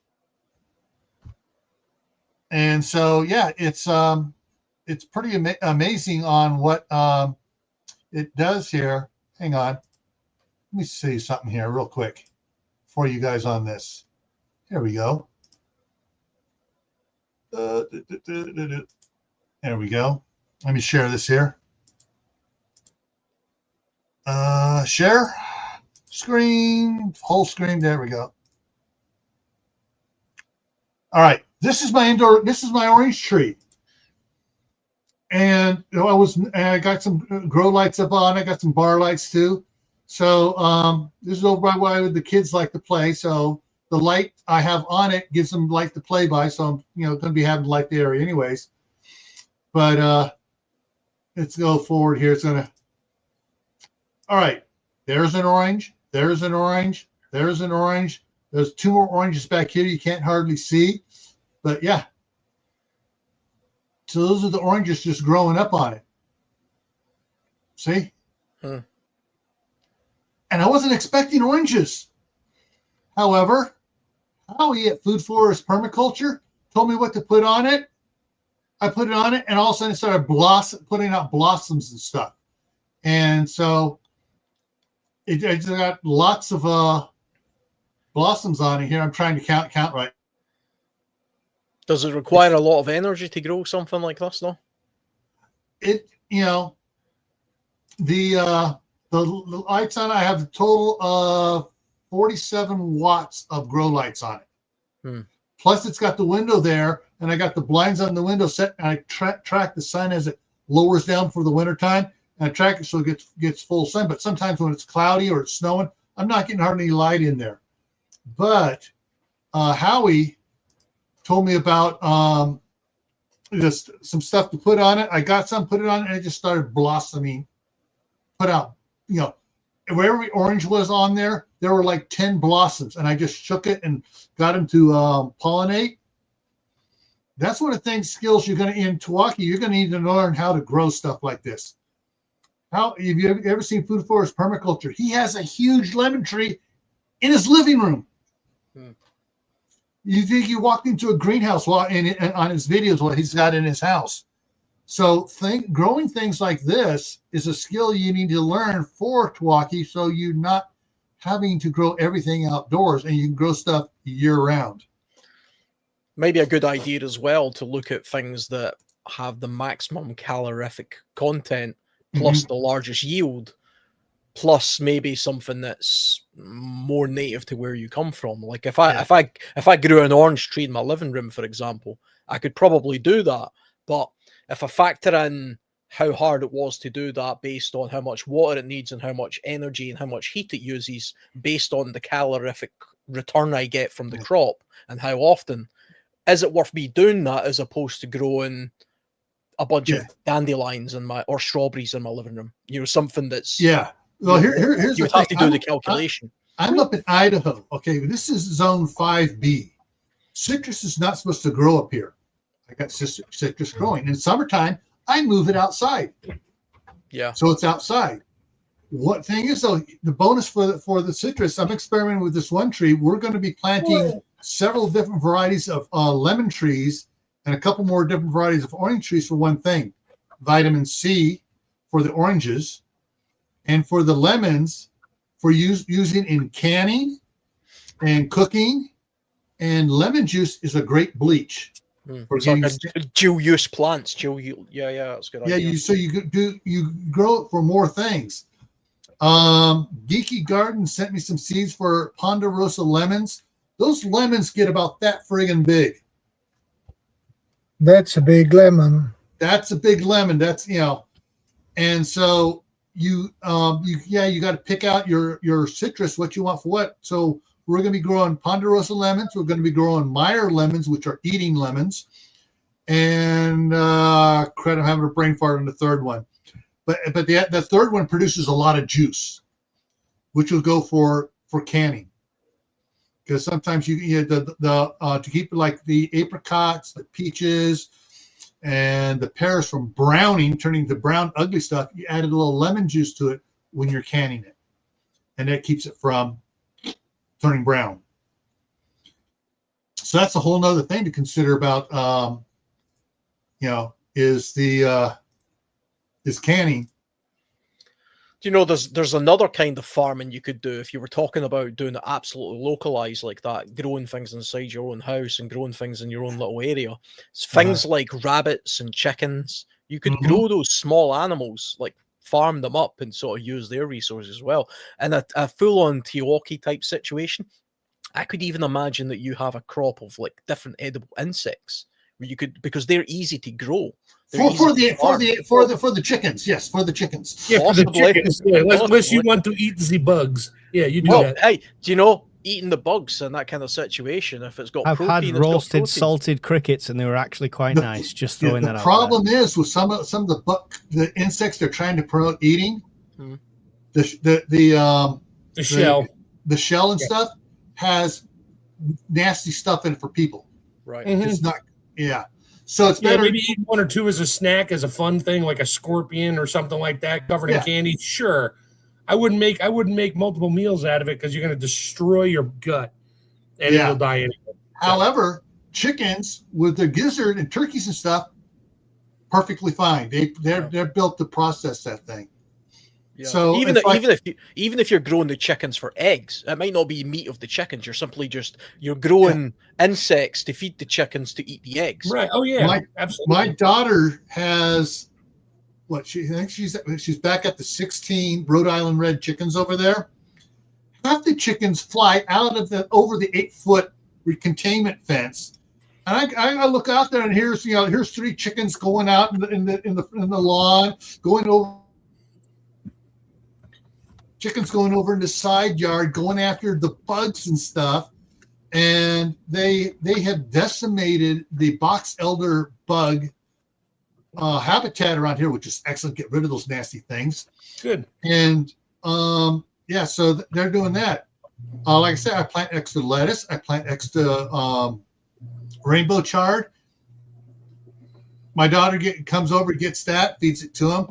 When we get too many of the zucchini and stuff, more than we're all sick of zucchini, and the plants are still producing a lot of zucchini, and you can get a lot of zucchini if you plant the plant right. Guess what? Chop it up, and their seeds, they go right after the seeds. Next morning, after the bugs get on the remaining of the zucchini out there, they all come out and start eating all the bugs off the pieces of zucchini in the chicken run. Hell, even I'm just thinking of other things now, just because we got on the subject. If you're not interested in eating bugs, well, do you know hamsters are pretty easy to grow as well? You know, you could have a little hamster steak because I mean, Guinea pigs have a lot more meat. Yeah, even better. I mean, Yeah. that is actually a good food source in some places, and they have a short life cycle. South America is a children. delicacy. Now, there are some people in apartments that raise quail. They get eggs from the quail. Quails get full size after a year or so. Then all right, time for this quail to go to freezer camp, and they harvest a bunch of their quail, and they just keep growing quail and processing them indoors in an apartment. It's also worth, if you're in that situation, to regularly feed the local wildlife. You know, if you attract birds to come there on a daily basis to collect their seeds, then when you need them, they'll be there. Yeah. Well, all right. Prime example for where I'm at. The deer around here love our apple trees. And in the fall, after we've done harvesting and we have all these extra apples that we're tired of and they're falling on the ground, the deer come over. Okay, we know the deer are here. We go walking out there slowly, just ignoring them, not even looking at them. You don't look at the deer. You walk by doing it, and the deer will look at you. Oh, he's not looking at me. The deer get kind of domesticated, like cattle. You were saying that about Scotland, Alan, weren't you? Yeah, there's deer, because there's so many deer here. There are some in the more touristy hotspots that are so naturalized to tourists and people taking pictures next to them. You could walk right over to it and feed it, you know, from your bare hands. It's not going to run away, and it's a wild animal. Yeah, they're not afraid of people. You Yeah. know? But in an SHTF situation, I think they would probably be the first ones to go. So, you know, they wouldn't last long. And the first time I went hunting, a friend of mine took me up to Northern California, a place called the Sierra Buttes. We went up before rifle season. We went up during bow season. And it scared the crap out of me what happened. I'm there watching the spot. I can see the trail. All of a sudden, I hear another hunter yell, "There's one!" And then I hear this crash, crash, crash. This big old 8-point buck missed me by about 3 feet. He came by running so freaking fast. I didn't have time to draw back. I had the arrow knocked. I was watching, and he goes, whoa. If the guy had kept his mouth shut, he either would have gotten the deer or would have come by slowly after me, and I would have gotten the deer. Rookies. Yeah, rookies. It's like, hey, I was a rookie, but I knew enough to keep my mouth shut. Hey,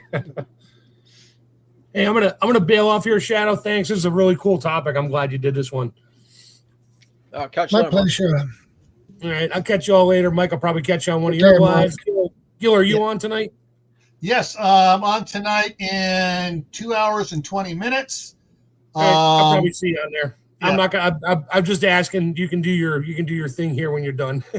Yeah. All right. I'll see you all later. Take care, Alan. Later, Mike. See you later. See you later.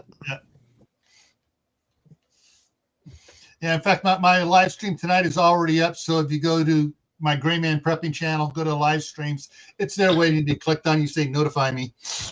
Of course, you guys will all be in bed. All three of you will be in bed, in a couple hours. That's why we always miss them. It's late here. It's 10:30 at night in the UK. And We'll see how the insomnia goes. Sometimes I join you, Gil. Yeah. Well, the next point is trade versus theft. Discuss why raiding is a short-term suicidal strategy. The real survivors will be those with tradable skills, mechanics, doctors, farmers, rather than just stockpiles of ammo.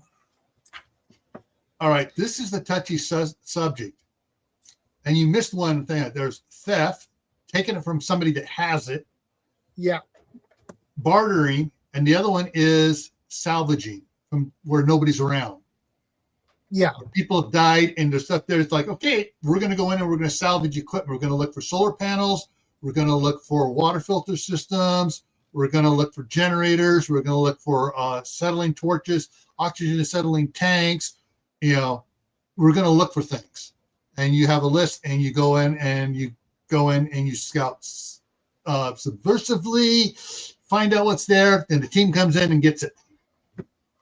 That's not theft, because it no longer belongs to anybody. They're dead. Yeah. Yeah. Scavenging. Yeah. No, salvaging.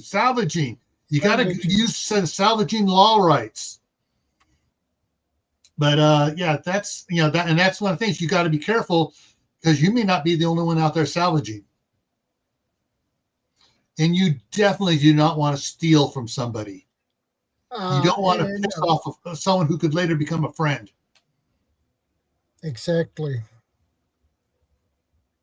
Unless they're the government. I think as well, There could be some people in the government afterwards that are no longer working for the government, because the government no longer exists, that you want to have as a friend, because they have some knowledge. They know where some things are at. They go, oh, you're just salvaging? Well, I know where there's this warehouse over here, this old government warehouse that's full of stuff we can go salvage.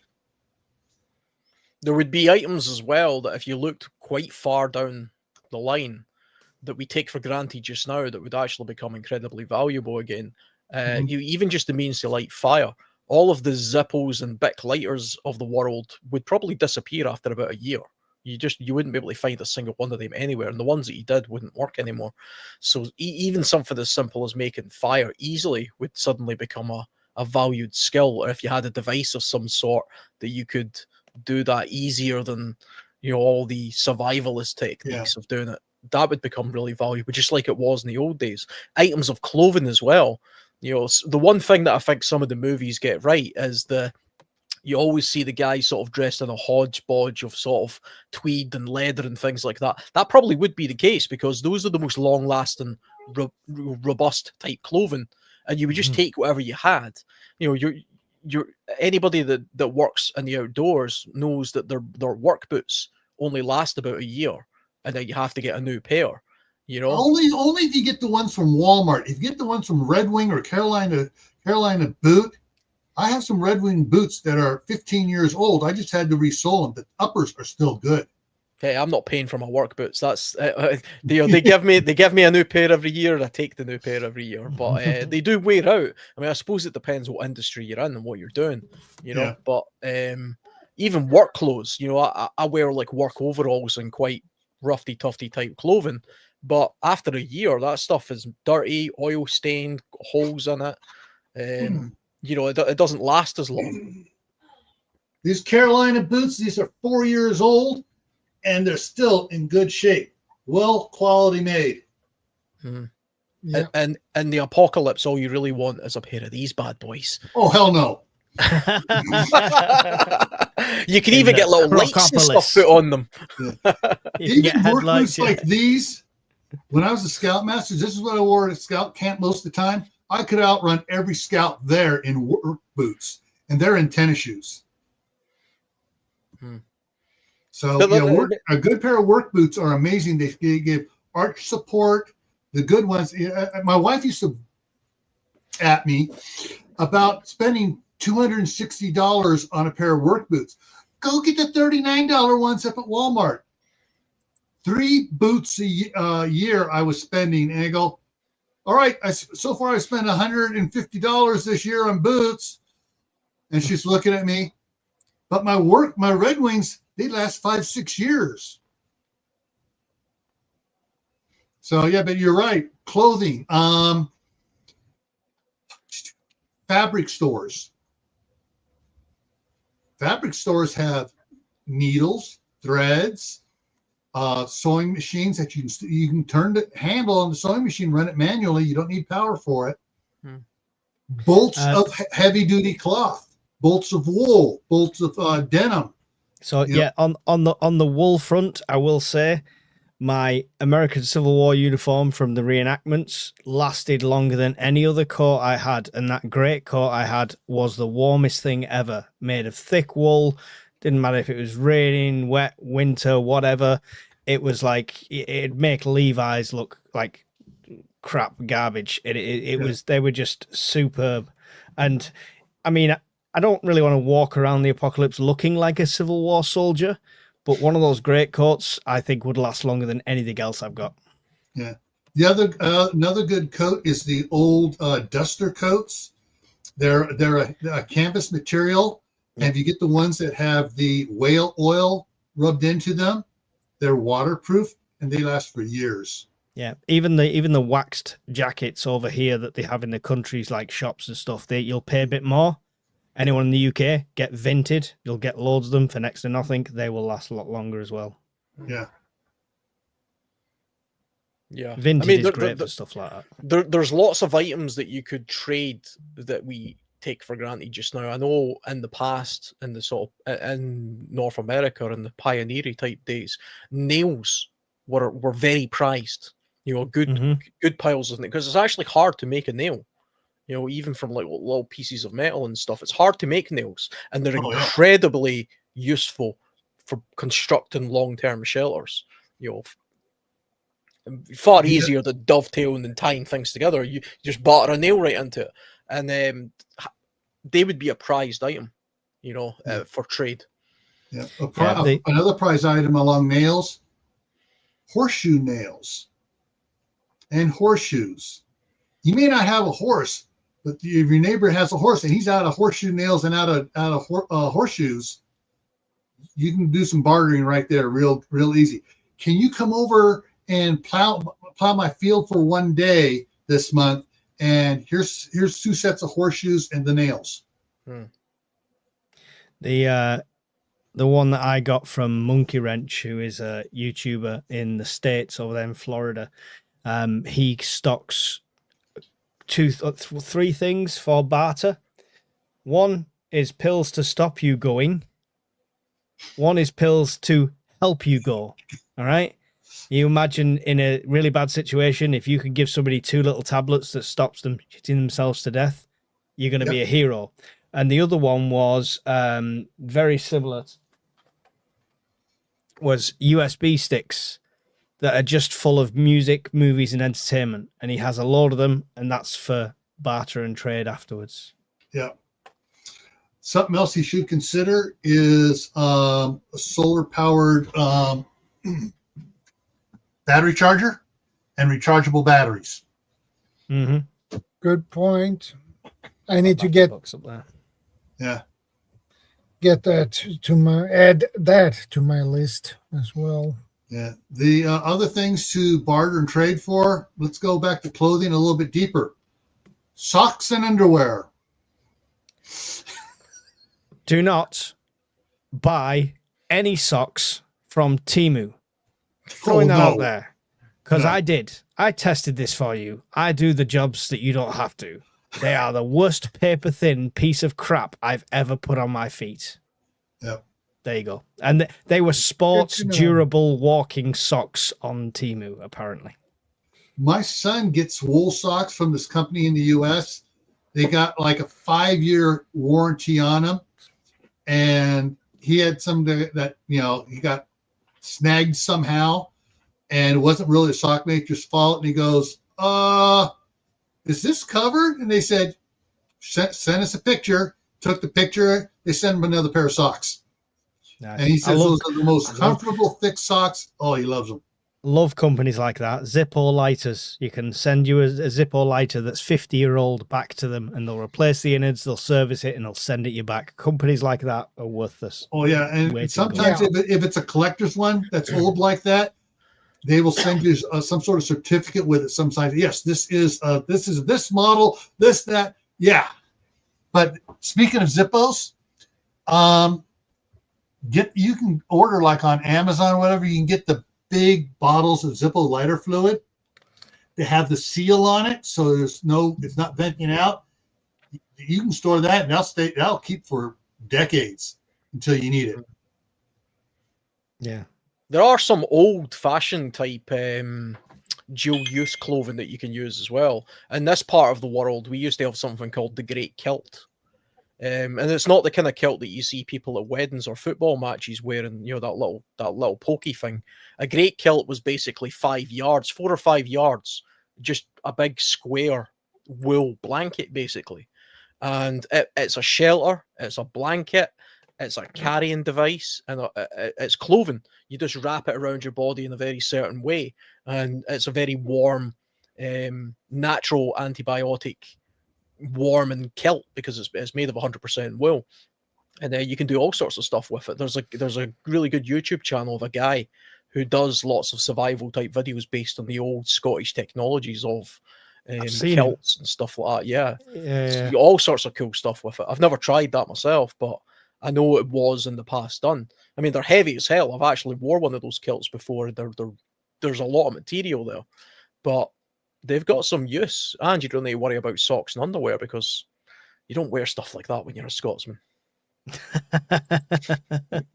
Unless the wind's blowing really hard and it's winter time, then they pull on the long boxer, the wool boxers.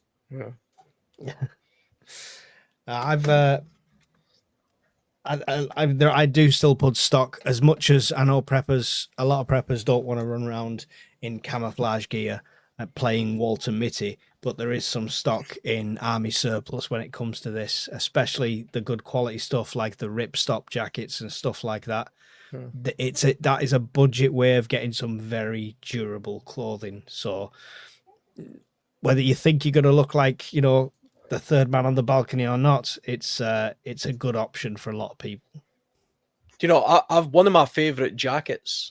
I've got an M65 jacket, which is an old American military jacket. Yeah. It's like Vietnam era. Yeah. And I did a video review of it 10 years ago. And if you watch some of my most recent videos, I'm still wearing it. It's a fantastic jacket. It's warm.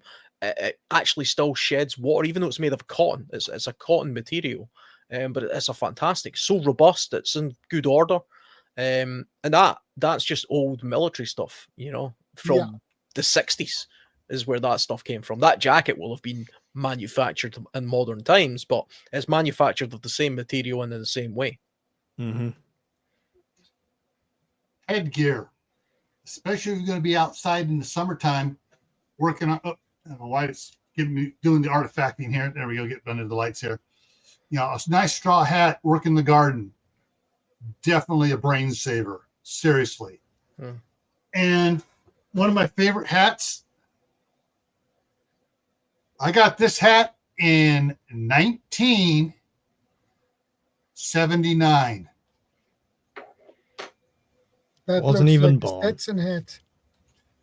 A good Stetson hat. It's less common over here. If you walk down the street with a Stetson on over here, people with kids cross the road. So to ask for your autograph. You're a cowboy. Can I have your autograph? But just yeah. But fedoras, any type of hat that covers over your ears, other than a ball cap, doesn't cover your ears, and you're going to be outside working in the garden or anything else, you're going to want some sort of broad brim hat. Get whatever you have that's in your country that is common to protect your ears.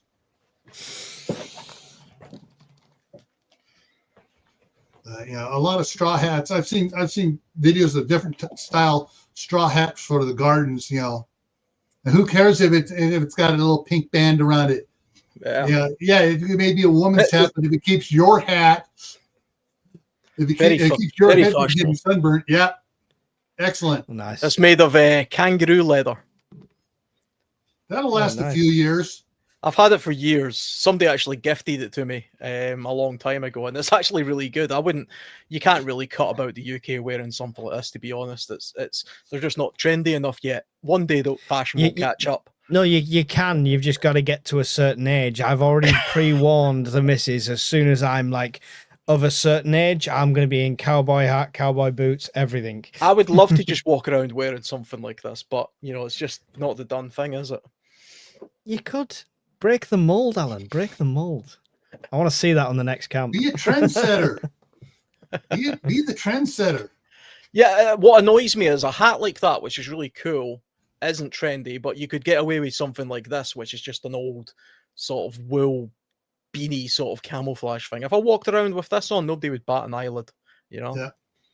I mean, it depends on where in the country as well. Like, you could wear any sort of Stetson in the Midlands and nobody would bat an eyelid. It's more common in the Midlands, believe it or not, because they've got a very country and Western music club kind of scene as well and stuff like that. And it's much more common. So it depends where you are as well. Yeah. I Well, mean, there was a point live where in- all men wore hats. It was a common thing.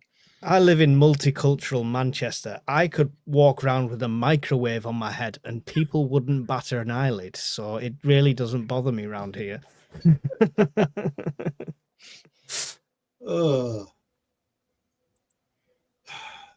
Let's see. Military patrol cap all the time. Barter, Yeah, I've got a back to boonie. bartering and trading. I'm going to touch on some topics that I will not stock. Tobacco. I don't think that would be as much use anymore as it once was. Well, there will still be people that are stressed out. They'll be smoking like you would not believe. I don't think there would be as many people. Yeah. The smoking's not really as common as it used to be. Oh, You know, there are areas here in the U.S. People are still 2-pack a day habits. You got people like that here, but I think what Alan's leaning towards is they're the ones that are going to go in the first wave. They're not going to last 30 days. They're not hanging about. You ain't going to trade with anything with them. They'll have traded their entire food stock for a packet of cigarettes in the first week. Exactly. Yeah. Alcohol, of course, and if you have, Coffee. I would not trade alcohol for a simple reason. It's medicinal. So you're gonna want that alcohol years down. It never goes bad. So unless you come up and making a still and you're Funnily producing enough, alcohol. in my medical jumble sale is alcohol. It's the medical cabinet. Ammunition, something I would never trade. Some people, I'm stocking up, so I trade ammunition. Right. You trade ammunition to the guy, he pulls out his revolver, loads up, and shoots you. Good point. There are certain things you don't want to trade with. But things you do want, if you're going to trade food and stuff, you want to trade food for food if you can. Not food for nothing. I would look at the things less thought of, like I mentioned, like anti-diarrhea pills and diarrhea pills and stuff for constipation. The stuff people will need, and in a moment will have more value than any can of soup sort of thing. If you can't stop, your dysentery, like dehydrating you, then a couple of packs of Diorolite and a couple of tablets, suddenly I could trade you for as many pies or sausages or whatever you're trading. You'd send them all my way. It was mentioned before, but something as simple as bars of soap. I mean, people would really miss the fact that they don't have soap.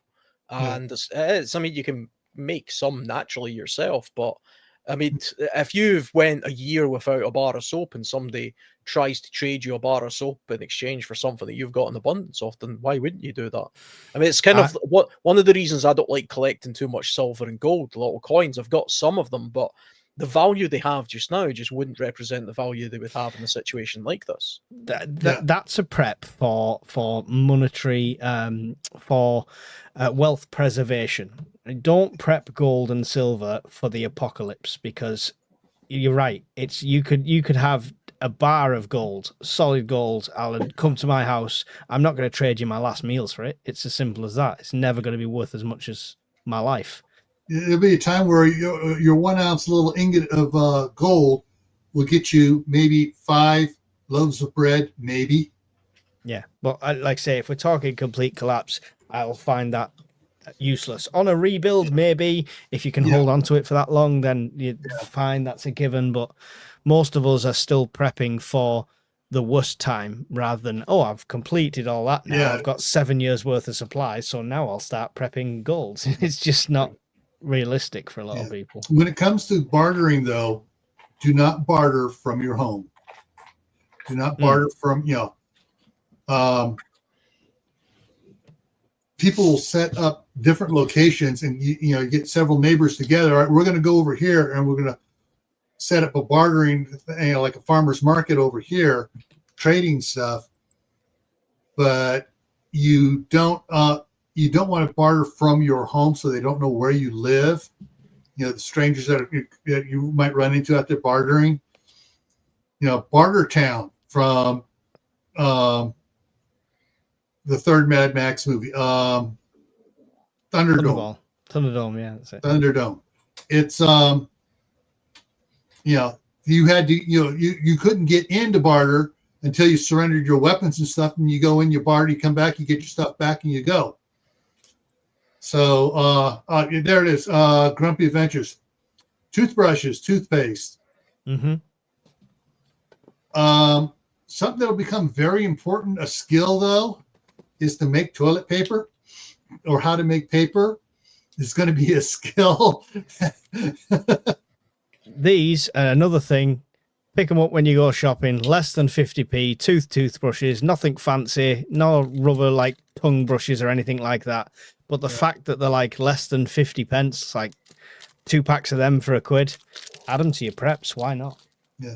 Kaylin has a point about silver. Silver, you can make it into the collated silver solution, but you don't need that much to make it. You're not putting a lot of silver into it, just a little of it. Yeah, and there's ways you can use it for filtering and stuff like that. It is probably the most useful out of them precious metals. Yeah, but you're talking long term there. Are you going to be shaving silver? Are you going to be doing all that? Are you going to be creating that in that short term scenario? I think. Yeah. I suppose the idea of trying to use precious metals as a type of currency, I think that would be kind of problematic. I mean, even just a little bits. People just don't really know the value of stuff. So, I mean, if I was trying to buy bread with a gold coin, I mean, here's a 1/10 ounce gold Britannia. And I just had a quick look online. That's £370 now to buy that. Right now, I've got the exact same 1/10 ounce silver coin. I just had a quick look there, and it's like £35. Now they're the same size. Obviously, they're one's gold and one's silver. It's what? When did that go up so much? I've got a wallet full of them. Yeah, I might be looking at the wrong thing, but the gold is definitely £370 from what I'm looking at. But can you imagine trying to buy a loaf of bread and you're like, "Here, mate, how much bread will you give me for this?" And he's like, "I'll give you 2 loaves." And in the back of your mind, you're like, "Bloody hell! I paid £375 for this back in the day, or even this." Let's be fair, Alan. That'll be the average cost of bread in this country soon. I tell you what, though, what is an interesting thing? I haven't looked at the price of gold for a long time, but see, when I bought this little coin here, this one, I paid £181 for it. There you go, making money. So if I was to sell it, I will have made something. But you can also start small. That's copper. Yeah. So, you haven't got the money for gold, you can get copper as well. And rather than spending the extra to get a minted piece of copper, just get copper bars. Yeah. So that was gifted to me. So that was sent from a subscriber. Yeah. So if you get like copper, and in a block bar, industrial bar, will have uses beyond later on. Of course, you can also, after the die-off, and there's going to be a die-off with TEOTWAWKI, all these houses that have all copper wire in them and stuff, copper pipe. Mm-hmm. Yeah, that's gonna be salvage material there. Becoming a coppersmith, learning how to use it, silversmith. So Kaylin said the good dental goodie bags there, the dental floss and stuff. Yeah, save that stuff. What was it?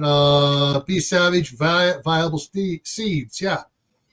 Once you're growing your own garden and you're collecting seeds, you can collect seeds at a phenomenal rate, and those would be something to barter off with. You're not giving them food. It's like, hey, all right, here, I'll give you this for this. You can grow your own next year.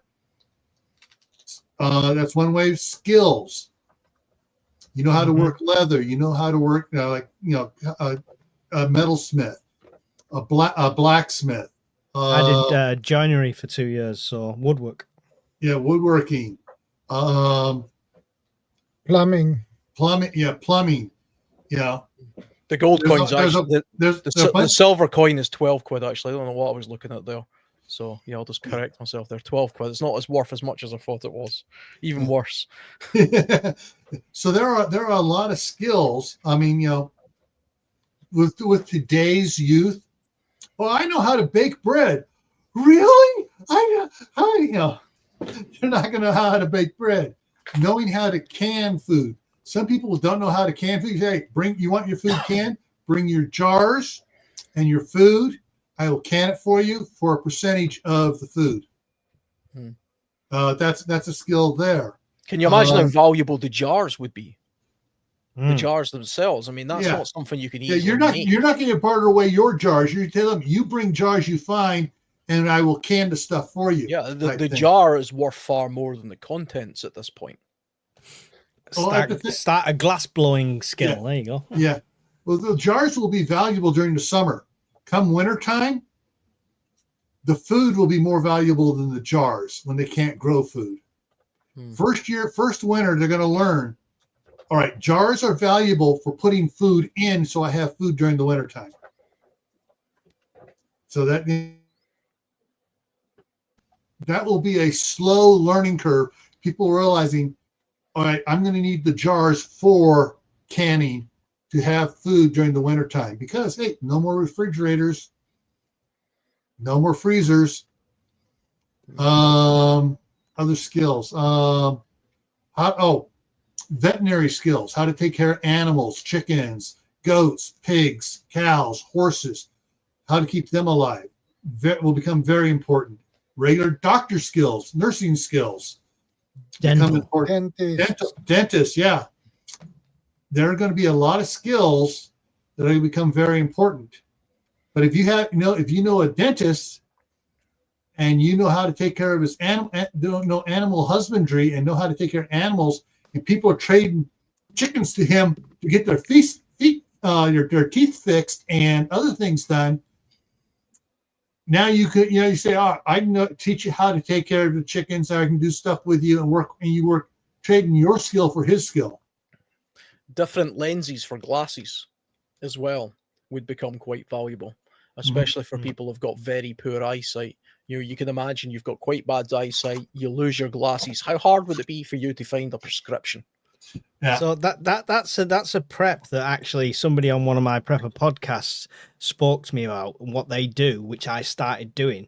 So I don't know if you guys have the same over where you are in the dollar stores and stuff like that, but over here, like in the pound shops or the cheap shops, we've got these glasses that are just like plus 0.5, plus 1, plus 1. Cheaters, we call them cheaters. Yeah. So I've got from the bottom all the way to the top 2 pairs of each in my medical preps. My eyes are fine, 20/20 vision. Now, but in 5 years' time, I'm not going to be able to during the apocalypse. I'm not going to be able to go to Specsavers. So it's just in case. I've got all these medical preps. Why not pre-prep a potential deterioration of eyes? Plus, your prescription changes as you get older as well. So you're going to have to change the lenses out. And if you've got a collection of different lenses, because there's nothing magical about a prescription, it's just a different kind of lens. And if you've got a variety of them, you can fashion some sort of way of changing them in and out over a period of time. If you had an abundance of them, that would be very valuable because that's not an easy thing to make. Yeah, but right now is a cheap thing you could get. Like I say, like pound shops do them and stuff like that. Yeah. The thing is, my glasses are not prescription. I started getting cheaters so I could read stuff up close because long distance away, I can see fine. So when I get up close here, I can read the chat. I got to have the glasses on. I started out with 1.25s. Then a couple years later, it was 1.5. Then it was 1.75. These are 2.25. My other ones here are. Is it going to show it? It's not. It's blurry. These are 2.5. Sometimes if I'm on the computer a long time writing, I'll start out with these, and halfway through the day, I got to switch to these because my eyes get tired and I need, be able to see better. It's one of those things that a lot of people don't prep because they prep based on current condition, right? Yeah. So I'm prepping everything for a 40-year-old bloke, right? What happens when I'm 50, when I'm 60? Same with like women and stuff like that when they're going through changes and stuff like that. It's you, if you're genuinely prepping for a future like this, then you got to think you age, you deteriorate, you might have conditions, you might have anything. I've got crutches, I've got things like that, you know, anything that like that everyone gets the first aid, but they don't think about just general, we are human beings, we wear out. Yeah. It's like for our first aid kit, my wife, for the one, the big one we have in California, she got a 4.0 to put in the first aid kit for getting those splinters out that you can't hardly see. Yeah. And so I got, when I got up here, I got same thing for the first aid kit here. And then I go, oh, wait a minute, I need to put one in here in this bathroom here, not in the first aid kit, because this one has the best. Is right here where I get splinters, or I go to when I get splinters. I don't have to pull out the big first aid kit. And so along with that, you're going to need tweezers, fingernail clippers. And if you stock up on these things, you can trade these things and they will be worth a lot. It's because once a person gets a torn fingernail, these things become gold. Yeah. A hairbrush would become quite valuable as well. No, it won't. Yeah, well, you'll have a big beard. You say that now, but when you've got a big, horrible beard, you know, that you can't cut because you haven't got very many scissors anymore, you're going to want to brush some of that muck out of there. My son, my youngest son, and I both have straight razors as well. Mm. You know, good prep. Old-fashioned with the with the strop. And do you know, a lot of people don't know you can actually sharpen just normal razors with a strop, a belt. You know, you can actually sharpen them up, not for very long, but you can do it, and it'll extend the life of them. But even if you go way back to the very earliest humans, some of the first man-made artifacts ever found were things like combs. And, you know, because grooming products are incredibly, we take it for granted now, but you're living in the wilderness. You're going to have lice. You're going to have long beards. You're going to have long hair. You're going to get muck in them and dirt in them.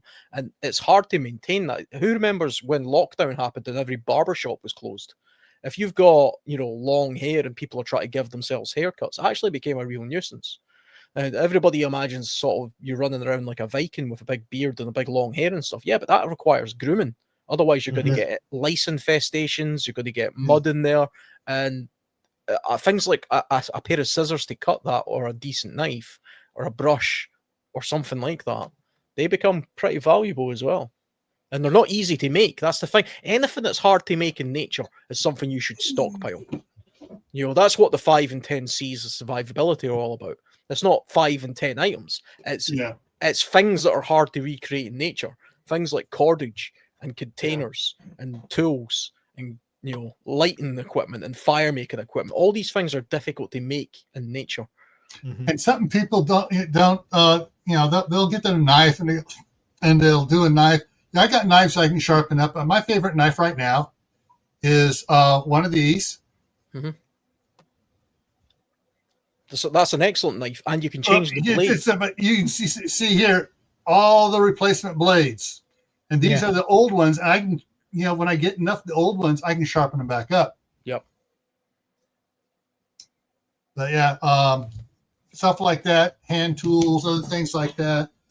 But trading, bartering, skill, being a nice knife smith, learning how to make knives, learning how being I'm not sure what it's called, but Clay Hayes is his channel name.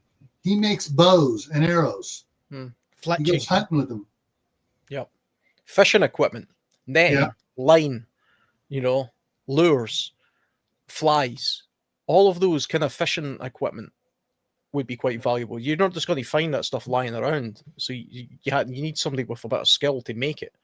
Yeah. And if you live in a coastal area, that's a primary source of protein for you. That's your lifeline right there.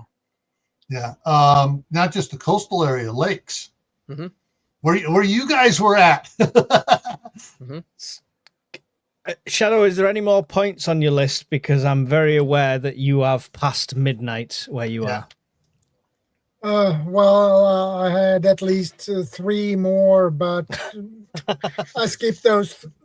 I skipped those 3 because it's late. I past my Yep.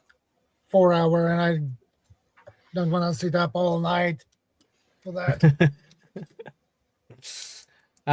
Well, I'll let you go. I'll jump off because we don't want to be talking away while you're falling asleep. So, thank you to everyone who joined through my channel. Don't forget, everyone here has a channel. Go and find them: ShadowScoutSwede, World Survivalist, Greyman Prepping, and Patton Camp Family Compound. Camp Patton Family Compound.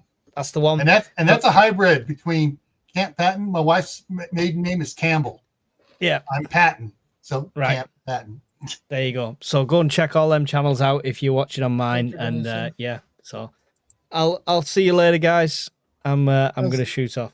Catch you later, Mike. Yeah. See you later. See you later, Mike. Yeah. And before I drop off, I go live in less than 2 hours on Greyman Prepping, Gray with an A. And we're exploring events tonight.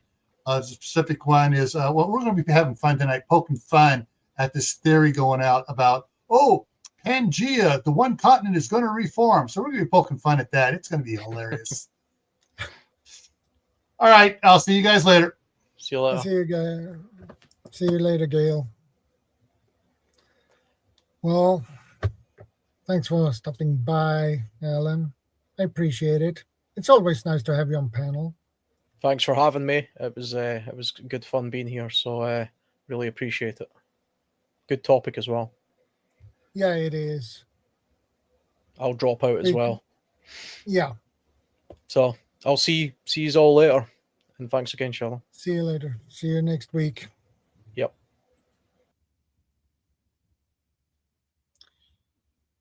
Okay, guys. Thank you for stopping by. I appreciate it. Good night, everyone. And remember, be part of the solution, not the problem. I will see you next Saturday, same time, same channel. God bless. And we are